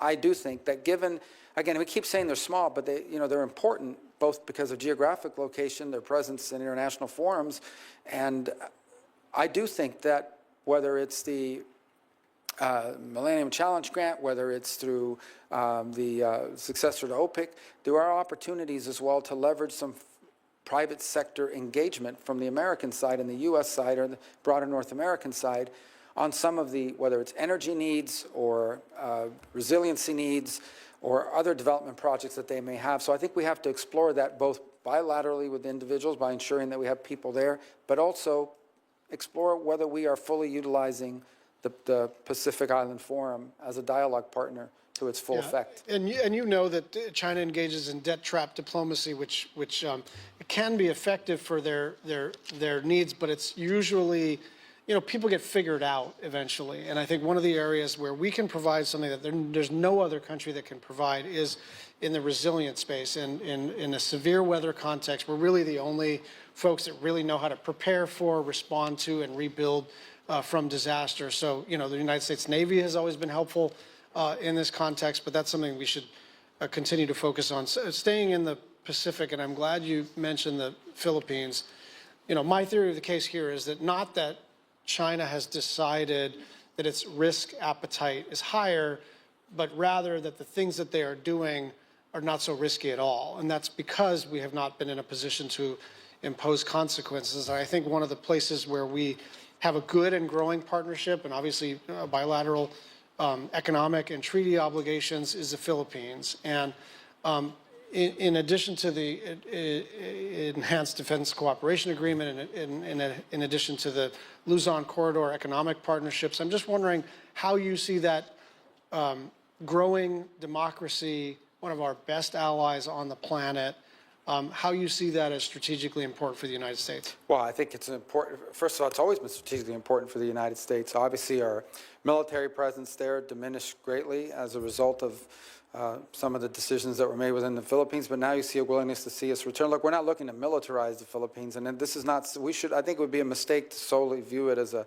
security arrangement. There are long ties between the United States and Philippines that date back to 1899 in the Spanish-American War. And, and so I think it's important to build on that as well. I think there are real economic opportunities that we should be exploring. And so it's one that we need to show us commitment. If I'll be frank, I think where this kind of fell off was, and I'm not getting involved in internal Filipino politics, but I'm telling you, during Duterte, it was a little tougher to work with them. And obviously there's some issue going on there internally as well. I'll leave that to their electorate and their politics to solve. So I think to the extent that over the last few years, you have seen a reinvigoration of American interests, it's not simply driven by the fact that the Chinese are harassing them. It's also driven by the fact that there's been a more welcoming attitude towards our posture and our position there. And that's one that when that opportunity presents itself, we should embrace, but then we need it to show results so that it becomes enduring.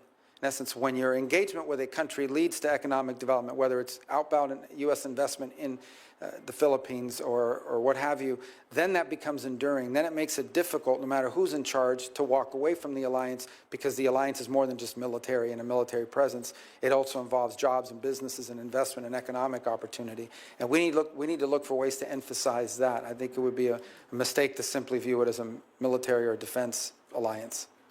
Absolutely, and coming from Hawaii, it's the people-to-people ties that is the foundation of the relationship for sure. I want to talk to you a little bit about our approach on the Korean Peninsula, and I'm going to say something rather provocative. I think our North Korea policy is broken. I think it's broken on a bipartisan basis. I think CVIT is a fantasy. I think that the non-proliferation community wants to hold on to it for reasons related to other countries and non-pro priorities. But it's clear to me that it's not working. 10 years ago, you would have been laughed out of the room for suggesting that North Korea was able to develop maneuverable hypersonic warheads, solid fuel ICBMs, submarine-launched ballistic missiles. But all of that has happened. 40 launches in 2024 and more launches yesterday. So I just like you, I know you're a hawk. I know you've been a strong supporter of sanctions. I never have opposed a sanction against North Korea in my life. But I just think that we need to look at this thing realistically and say, whatever it is that we have been doing, it's not working. These guys keep getting more and more capable. And whatever sacrifices they are making internally in terms of the suffering of their people, they got the technical capacity. Like I remember 10 years ago being told, well, they can do this, but they can't do a nuclear tip. Oh, they can range Guam, but they can't range Hawaii. Oh, they can range Hawaii, but they can't range the continent. They keep meeting and exceeding every technical mark that we think they can't make. And we are attached to a policy that is basically, it doesn't appear to be slowing them down in the least. So Is there an appetite for a rethinking of this, in my view, totally failed policy? Well, I think there has to be an appetite for a very serious look at broader North Korean policies. And so I think it would be difficult for me today to come here and tell you this is going to be the official United States position on it moving forward, because I do think, because of the factors you've just pointed to, there's some things we have to look at in a broader perspective. Now, to his credit, President Trump, and look, I'll be frank, I was one of the people that was very skeptical about it, but he sort of reached out to Kim Jong-un, walked away from negotiations twice, ultimately didn't reach something enduring, but here's what he did able to achieve in that engagement, is he stopped testing the missiles. Now, that didn't stop the development of the program, but at least it calmed the situation quite a bit. I think what you're alluding to, and I'm not saying this is going to be the policy of the United States, because that policy is set by the president, and ideally set through a process that involves a bunch of stakeholders rethinking and being creative about it. But I do think what you're pointing to is the following. You have a 40-something-year-old dictator who has to figure out how to hold on to power for the rest of his life. He views nuclear weapons as his insurance policy to stay in power. Despite it means so much to him that no amount of sanctions has deterred him from developing that capability, and, in fact, has not even kept him from having the resources to develop it. Unfortunately, recent events now also have them engaged in conflicts beyond the Korean Peninsula, in fact, providing troops and weaponry to the Russians in their effort in Ukraine. And so all of this needs to be taken in conjunction and looking at the policy and seeing what can we now do that destabilizes that situation, that lowers the risk of an inadvertent war, be it between South Korea and North Korea, maybe including Japan at this point, and ultimately the United States. What can we do to prevent a crisis without encouraging other nation states to pursue their own nuclear weapons program? That's the solution we'd like to get to. And I just didn't bring it in my folder today because we're not ready to deal, but it's important. And you got to involve the committee, and this is certainly multi-agency, multilateral. The president has to drive some of this, but I think none of this is possible without an acknowledgement of more than a decade of bipartisan failure in this space. And so if we can at least start with the premise that whatever we're doing right now is not working, we can start to work on something else. Thank you. Thank you. Thank you. Senator Cruz. Thank you, Mr. Chairman. And I got to say, boy, that sounds good, Mr. Chairman. That isn't as good as it sounds to me, Senator. Thank you. Well, congratulations, and I'm looking forward to the next 2 years working together. Thank you. And to Senator Rubio, let me say congratulations to you as well. We're going to miss you on this committee. We're going to miss you in the Senate, but you're going to do an extraordinary job at Foggy Bottom. And I will say, if they capture you and tie you up in the basement, we will send a team to pull you out. You know, as I look back over the last 4 years of the Biden-Harris administration, there are a lot of policies that have done a lot of damage. Domestic policies, economic policies, but I think all of those pale compared to the damage that has been done to national security and foreign policy over the last 4 years. Over the last 4 years, this administration has systematically undermined and abandoned our allies, and it has systematically shown weakness and appeasement to our enemies. And the consequence has been disastrous. We've gone from 4 years ago, peace and prosperity, to today a situation with wars across the globe and every enemy of America stronger than they were when this administration came into office. I am confident the incoming administration is going to change that direction. I am confident that President Trump and the White House and you as Secretary of State are going to shift us back to where we should be, which is standing by our friends and allies and standing up to our enemies.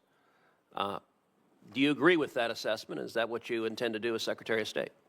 Well, let me say first, the foreign policy of the United States will be set by the president, and my job is to advise on it and ultimately to execute. I think the president has been abundantly clear, and that is his policy is going to be driven about making America safer, stronger, and more prosperous. As I said in my opening statement, everything the State Department does, every policy, every program, every dollar it spends, every initiative it takes, has to answer three questions. Does it make us safer? Does it make us stronger? Or does it make us more prosperous? And if the answer is not yes to one of those three, you're going to have a hard time moving that forward, because that's the priority that the president, and that's the priority that, by the way, voters gave this president when they elected him. You point to a number of things that I think are critically important, and I'll phrase it a different way, but I think we're saying the same thing. We have lost deterrence in multiple theaters around the world. So as an example, and I use this as a small-scale example, but it's really an important one. I think of the year was 2019. The Wagner Group tried to get cute and came after some of Americans operating in Syria. And fire from the sky rained down on them. And that group was pushed back pretty hard. That's deterrence. They threatened us, and they knew what the response would be. I recall the consternation here and in other places when Soleimani met his demise. But I can tell you it impacted Iranian behavior for a substantial period of time. No matter how tough they talked, it impacted their behavior. I think it's important to reestablish deterrence. And to the extent that that's been lost for a variety of reasons, the lack of deterrence is an invitation to war. The lack of deterrence is an invitation to hostility. It prevents the very thing that we hope to achieve, which is peace and stability in the world. And I do think we've lost deterrence. And I think in some ways it contributed to what happened in Ukraine. An item I know is very close to you and you've worked very on, and we talked earlier today about, is energy dependence. I recall President Trump at both a NATO summit and at the United Nations, and I recall the United Nations one in particular, President Trump said Germany is entirely going to be left dependent on China, on Russia for its energy. And they laughed at him. There were diplomats in the hall that were snickering. That's exactly what happened. It is one of the reasons why Putin believed he could invade Europe, is because Europe would not push back because they depended on him so much for energy. Now, Europe is to be congratulated. They have moved very swiftly, particularly the Germans, to diversify their energy resources. But one could argue that we may never have had that invasion had that dependence not existed, because maybe who would have thought the European response would have been more forceful than he anticipated. So I do think reestablishing deterrence and strength is important, because it prevents war and it gives us leverage in diplomacy, where we hope to solve 99.9% of the global disagreements, we hope to solve through diplomacy, not through armed conflict. I think that's very well said, and I want to give several specific examples. Number one, you and I are the only two Cuban-American senators. You're about to leave me as a lonely sole member of the Cuban-American caucus. Thank you for that, Marco. No, there are 3 Cubans. They always call it a conspiracy, so. Now I have no one to play dominoes with. But look, issues of Cuba, both you and I share family stories of parents who fled oppression and came here seeking freedom. As you know, as you talked about earlier today, this week the administration delisted Cuba as a state sponsor of terrorism. I think it was an absolutely shameful and reckless decision. I think it was a political decision on the way out. I think it was designed to hamstring the incoming administration. I am unequivocal that I think the Cuban government are evil communist bastards. Given your new job, I suspect you might be slightly less forceful in saying so and slightly more diplomatic, but I know you're hard on the question. But let me ask you this. Do you believe Cuba is a state sponsor of terrorism? Without a question, and I'll tell you why. Number one, the FARC, which is, elements of the FARC and the ELN for that matter in Colombia. These are narco-terrorist organizations, and have been. They started out as ideological organizations and now figured out they're Marxists, but they want to make money selling cocaine. So they've done that. They have had the full support of the Cuban regime throughout their entire existence. We know that Cuba has been friendly towards Hamas and Hezbollah, openly friendly towards Hamas and Hezbollah. We know as well that the Cuban regime, for example, hosts not one, but 2 countries' espionage stations within their national territory, 90 miles from the shores of the United States, and that provide valuable insights and cooperate with these elements. We know that they have strong ties to Iran as well, and the terrorist elements associated with them. And we know for a fact that there are fugitives of American justice,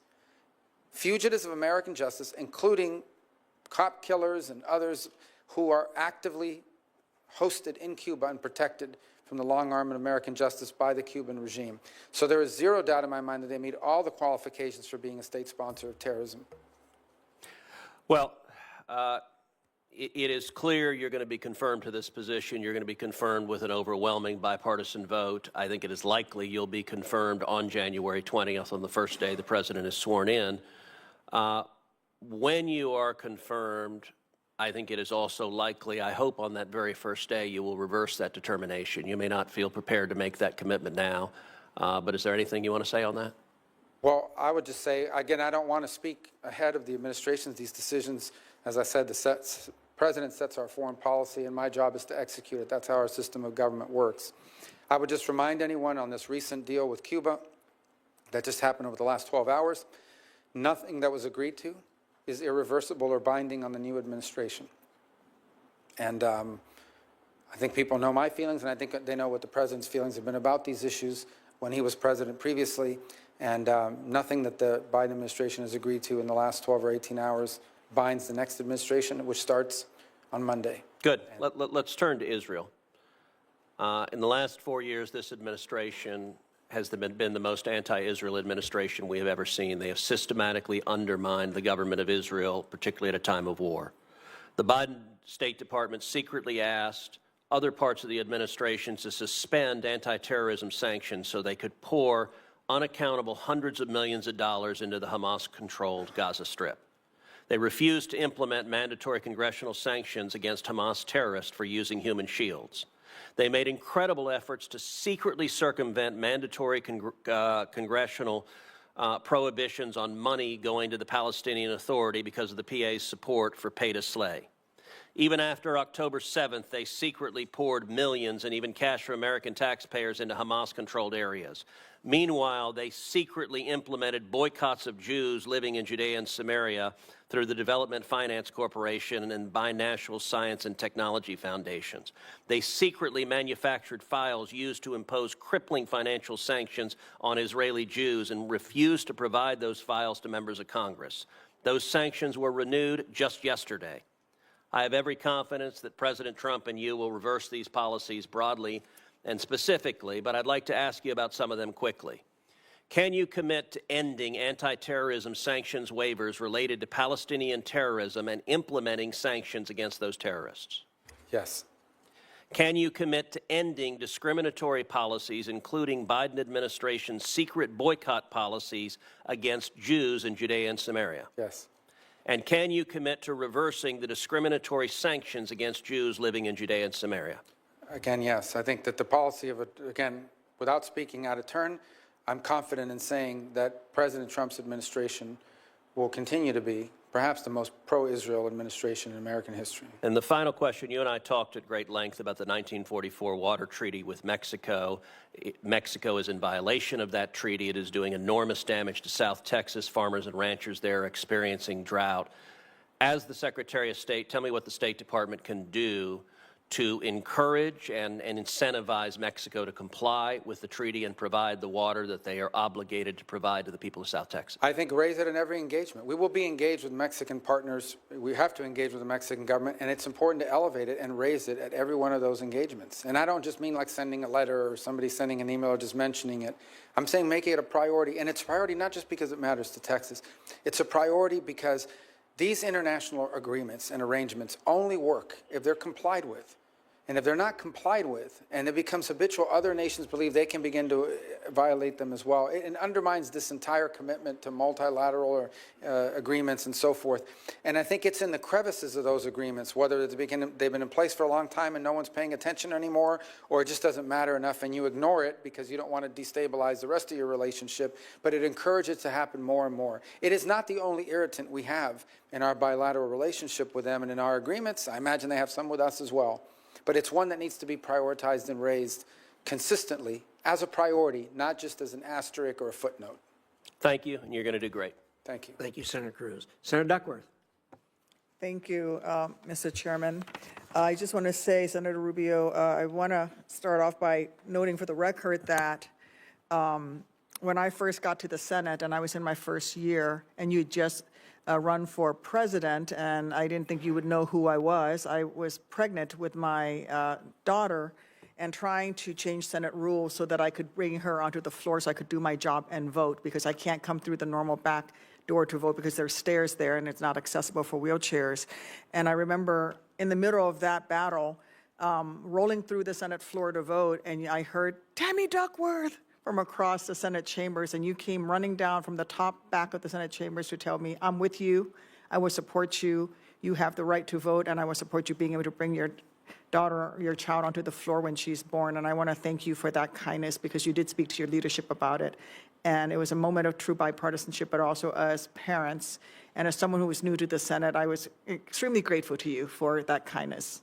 I think what I exactly said is, what's the big deal? This place is already full of babies. Exactly. So I want to touch on a topic we discussed last month. Thank you for sitting down with me. I always appreciate the opportunity to sit down with nominees.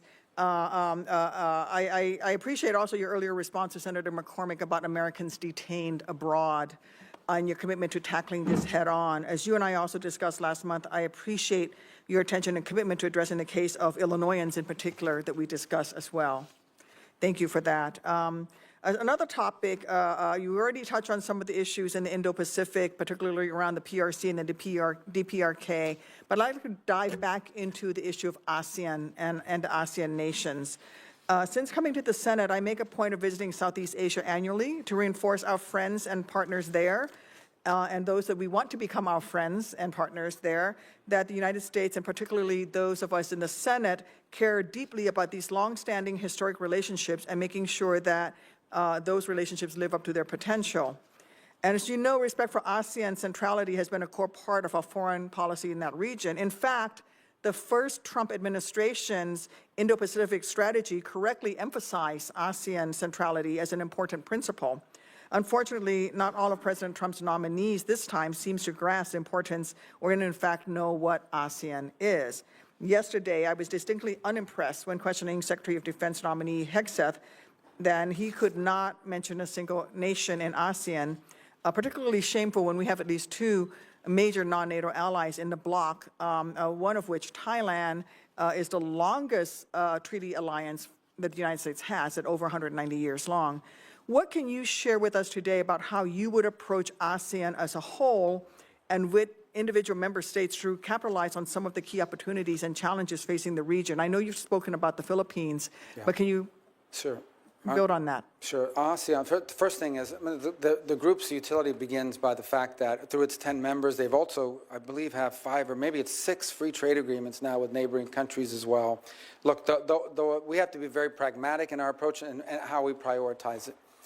I think the group will always struggle to coordinate unanimity on the issue of their relationship with China. Okay, if you look at the continental, Laos, Myanmar, Cambodia, because of their geographic presence, because of history, they lean a little bit more in the Chinese direction, and other countries do not. I think it would be a mistake for us to sort of make it as a condition of our engagement with ASEAN to say, you must pick a side and you must pick a side now. Are you with them or are you with us?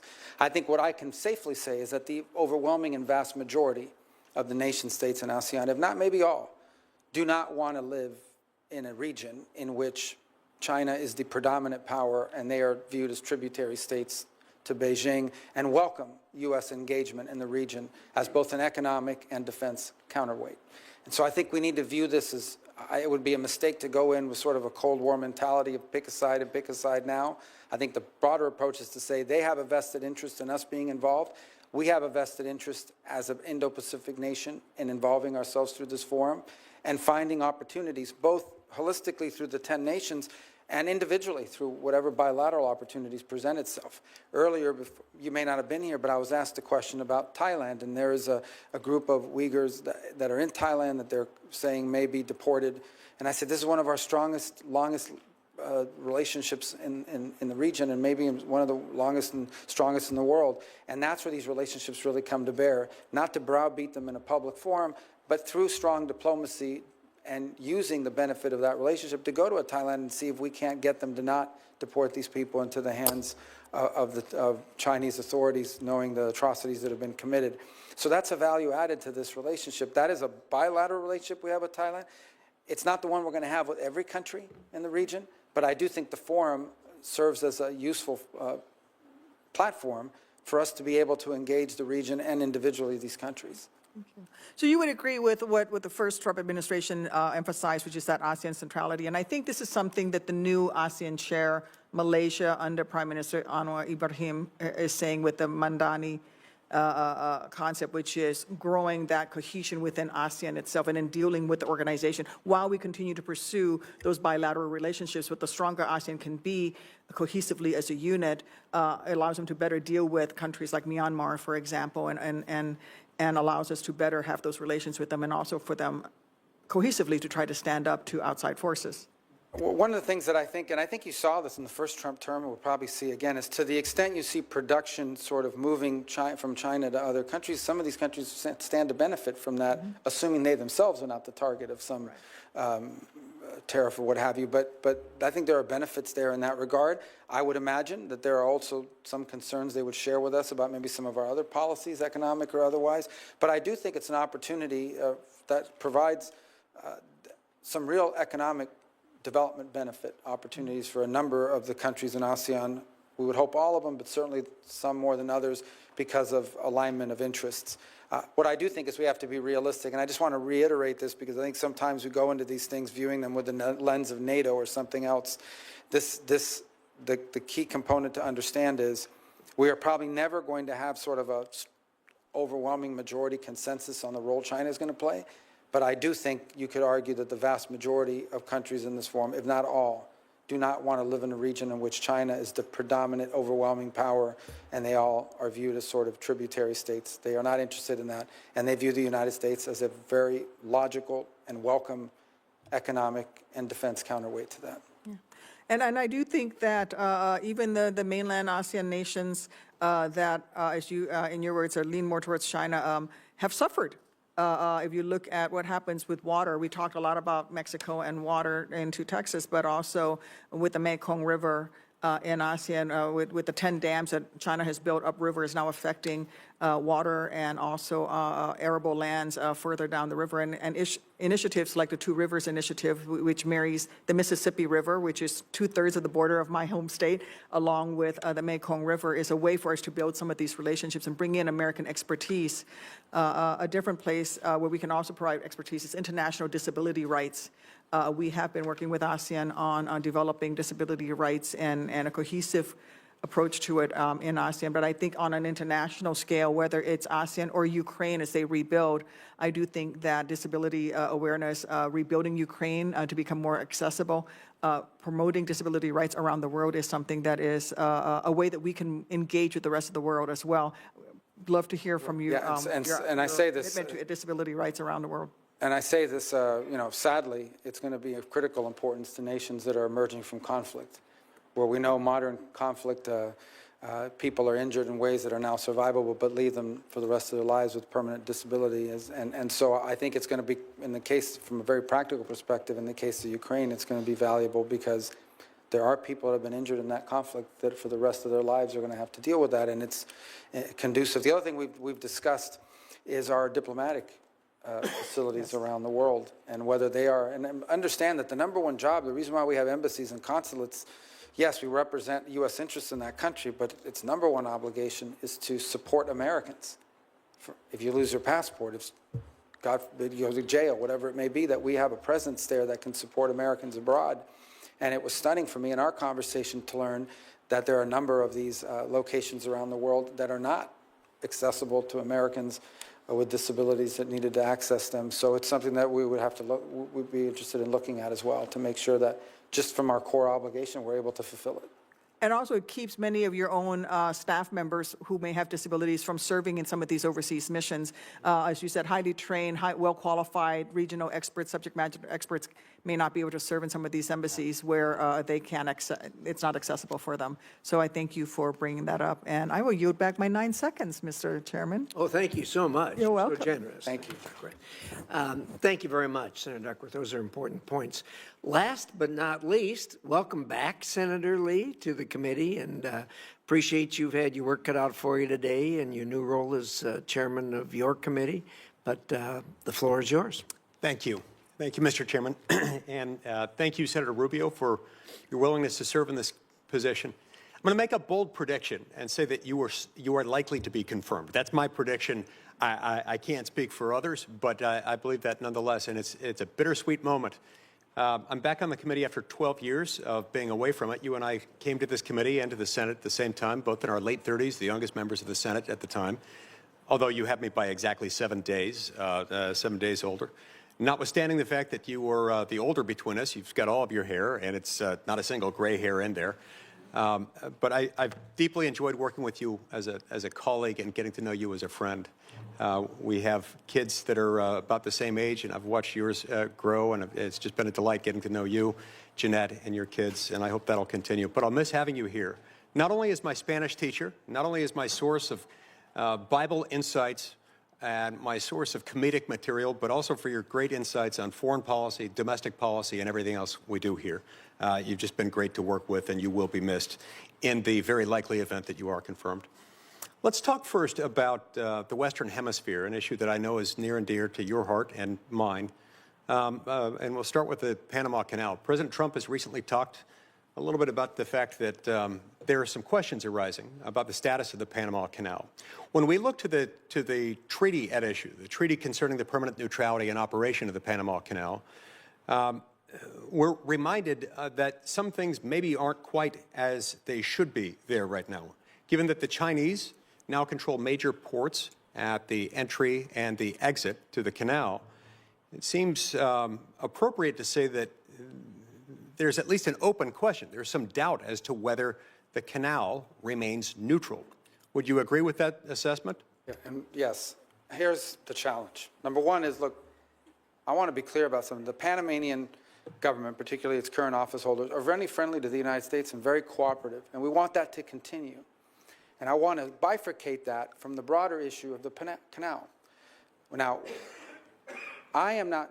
President Trump is not inventing this.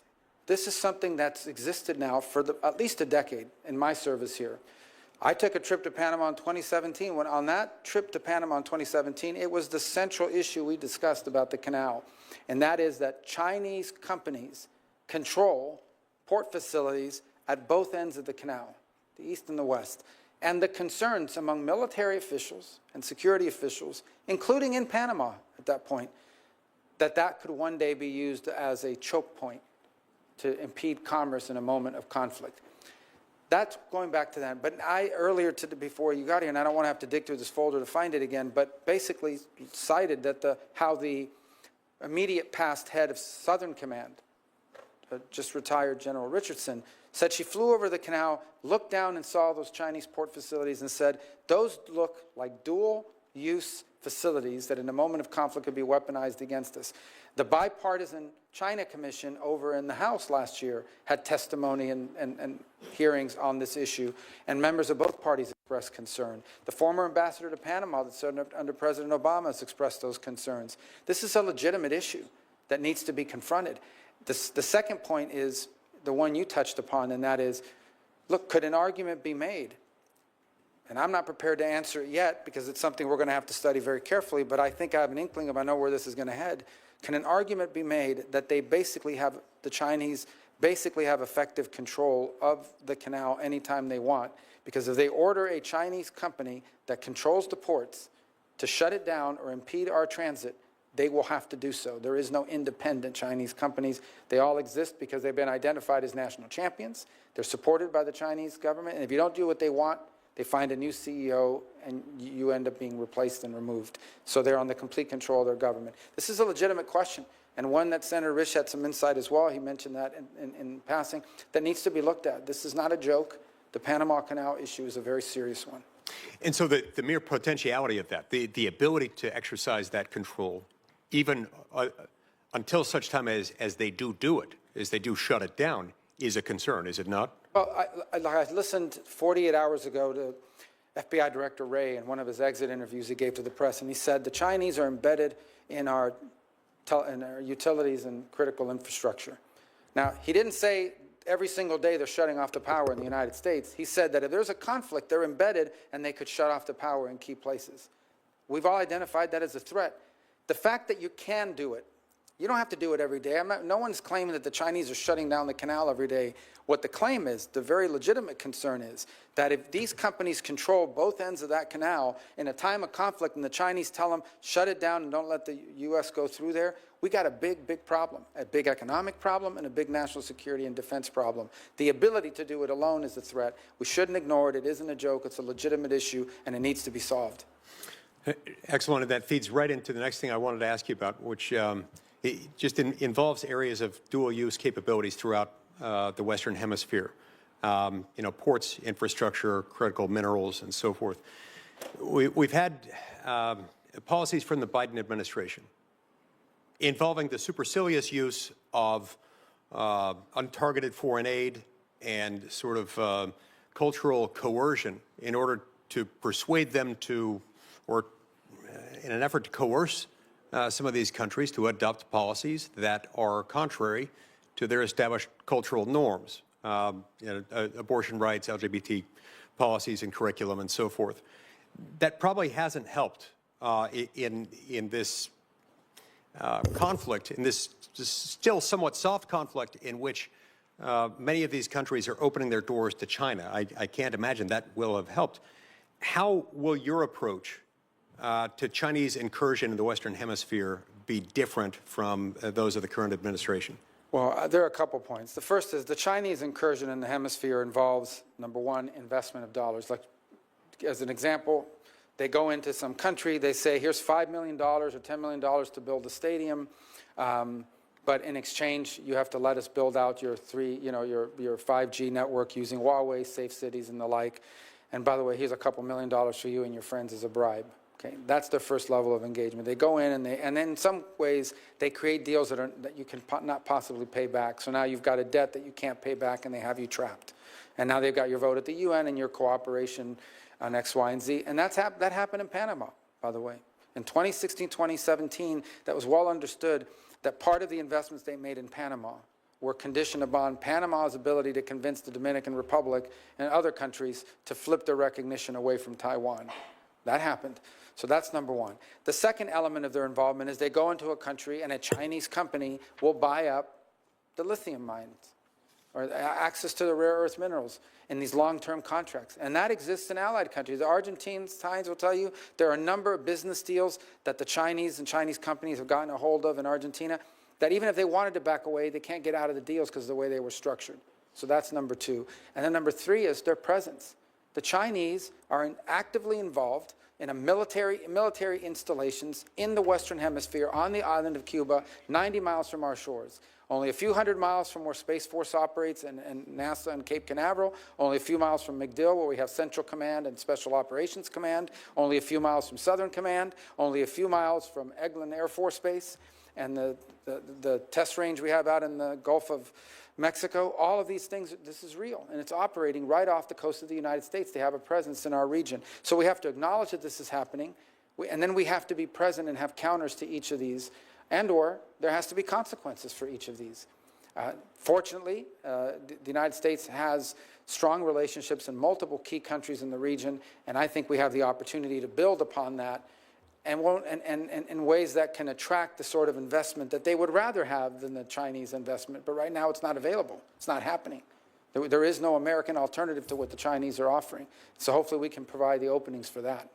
Indeed, and I appreciate your enthusiasm and thoughtfulness in providing that answer. Now, you touch on another issue when you reference the significance of agreements made by prior administrations. Obviously, the Javier Milei administration in Argentina wouldn't have been as likely to enter into those arrangements as his predecessor was. In the United States, we have to keep this in mind. The Constitution, of course, allocates the treaty-making and binding power. It spreads it out between two branches. The president can enter into a treaty, can sign a treaty, but that treaty isn't ratified unless 2/3 of the Senate does it. So it flips the usual legislative process because it's a different type of legislation. Would you agree with me that that type of arrangement, which is submission of a treaty after the president has entered into it, after the president has signed it, the submission of that treaty to the Senate for ratification and the ultimate ratification by the Senate is a necessary precondition for an international agreement to be binding on the United States of America? to be binding beyond the administration that entered into it. This was the case of the JCPOA, which was being sold to people as a treaty, but it wasn't. And the reason why it was a political agreement. It's basically a political arrangement between the current administration and the regime in Iran, and that's why President Trump had the authority to pull us out of it when he did. I think what's important to understand about treaties in general, and we talked about treaties here today with Mexico. There's a number of other treaties that people may not be aware of. Every treaty, by definition, okay, is a surrender of sovereignty at some level as a nation. But you do it, and you enter into it. Why? Why do you enter into a treaty even though you're surrendering some sovereignty?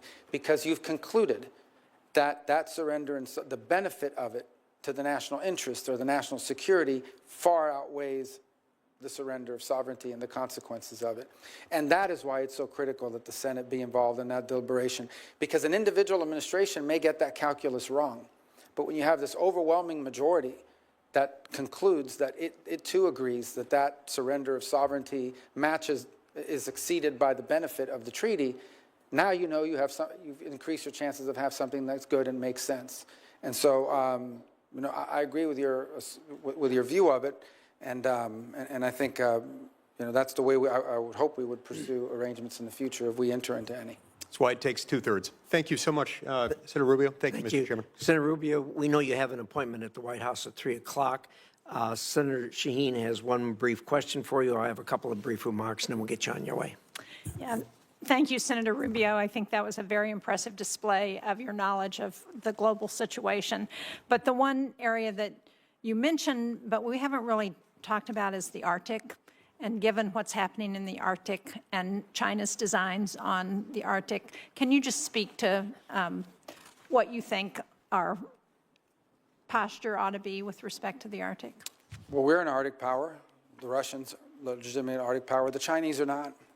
Whether they're near Arctic power or I don't know what the term they came up with to give an excuse for them to be up there. Quasi. I think, frankly, I know you didn't ask me this question, but it's one I welcome the ability to talk about in some of this discussion with Greenland, putting aside all the things that are going on in the media. I think we need to understand that Greenland has been strategically important to the United States and to the West for a very long time. In fact, in 1941, at the outbreak of World War II, the United States was signed up as a protectorate, even though the Denmark had been occupied. You think back into I think Harry Truman tried to buy Denmark. Harry Truman had made an effort to try to buy it for like $100 million. He was rebuffed. And then the U.S. has maintained, through a mutual defense agreement there, the opportunity to base itself, to have military bases, and it had them for a while. Why? The reason why is because of where it's located geographically. Yes, the access to the minerals on Greenland are critically important. But as more navigable space is opening up in the Arctic, particularly this northern passage that goes from Russia to China, Russia to Asia, and could cut transit times by as much as 40%, the Arctic is going to become incredibly critical. And so we have to have a presence there. We have to have a presence there, not just saying, okay, we have a base, we have 200 people, or we have a flag flying. We have to have the ability, for example, to have the ships that can navigate on the naval level and keep those shipping lanes open if, in fact, they're being threatened. We have to have partners along the Arctic region that will join us in ensuring that the Arctic region is open for free and flow of navigation as these passages open up, because global trade is in many ways going to be infused by it. We have positions within the State Department that I think in the past have been diminished or people just haven't paid a lot of attention to. I just had this conversation the other day with Senator Murkowski that all of a sudden I think people are interested in serving in Arctic affairs and in Arctic posts, because this issue of Greenland has opened our eyes to the broader geographic importance of the Arctic region, which long has been a curiosity or something people have not talked about. But I think now we have the opportunity to see it for what it is, and that is one, if not the most important, one of the most critical parts of the world over the next 50 to 100 years will be whether there's going to be freedom of navigation in the Arctic and what that will mean for global trade and commerce. Thank you.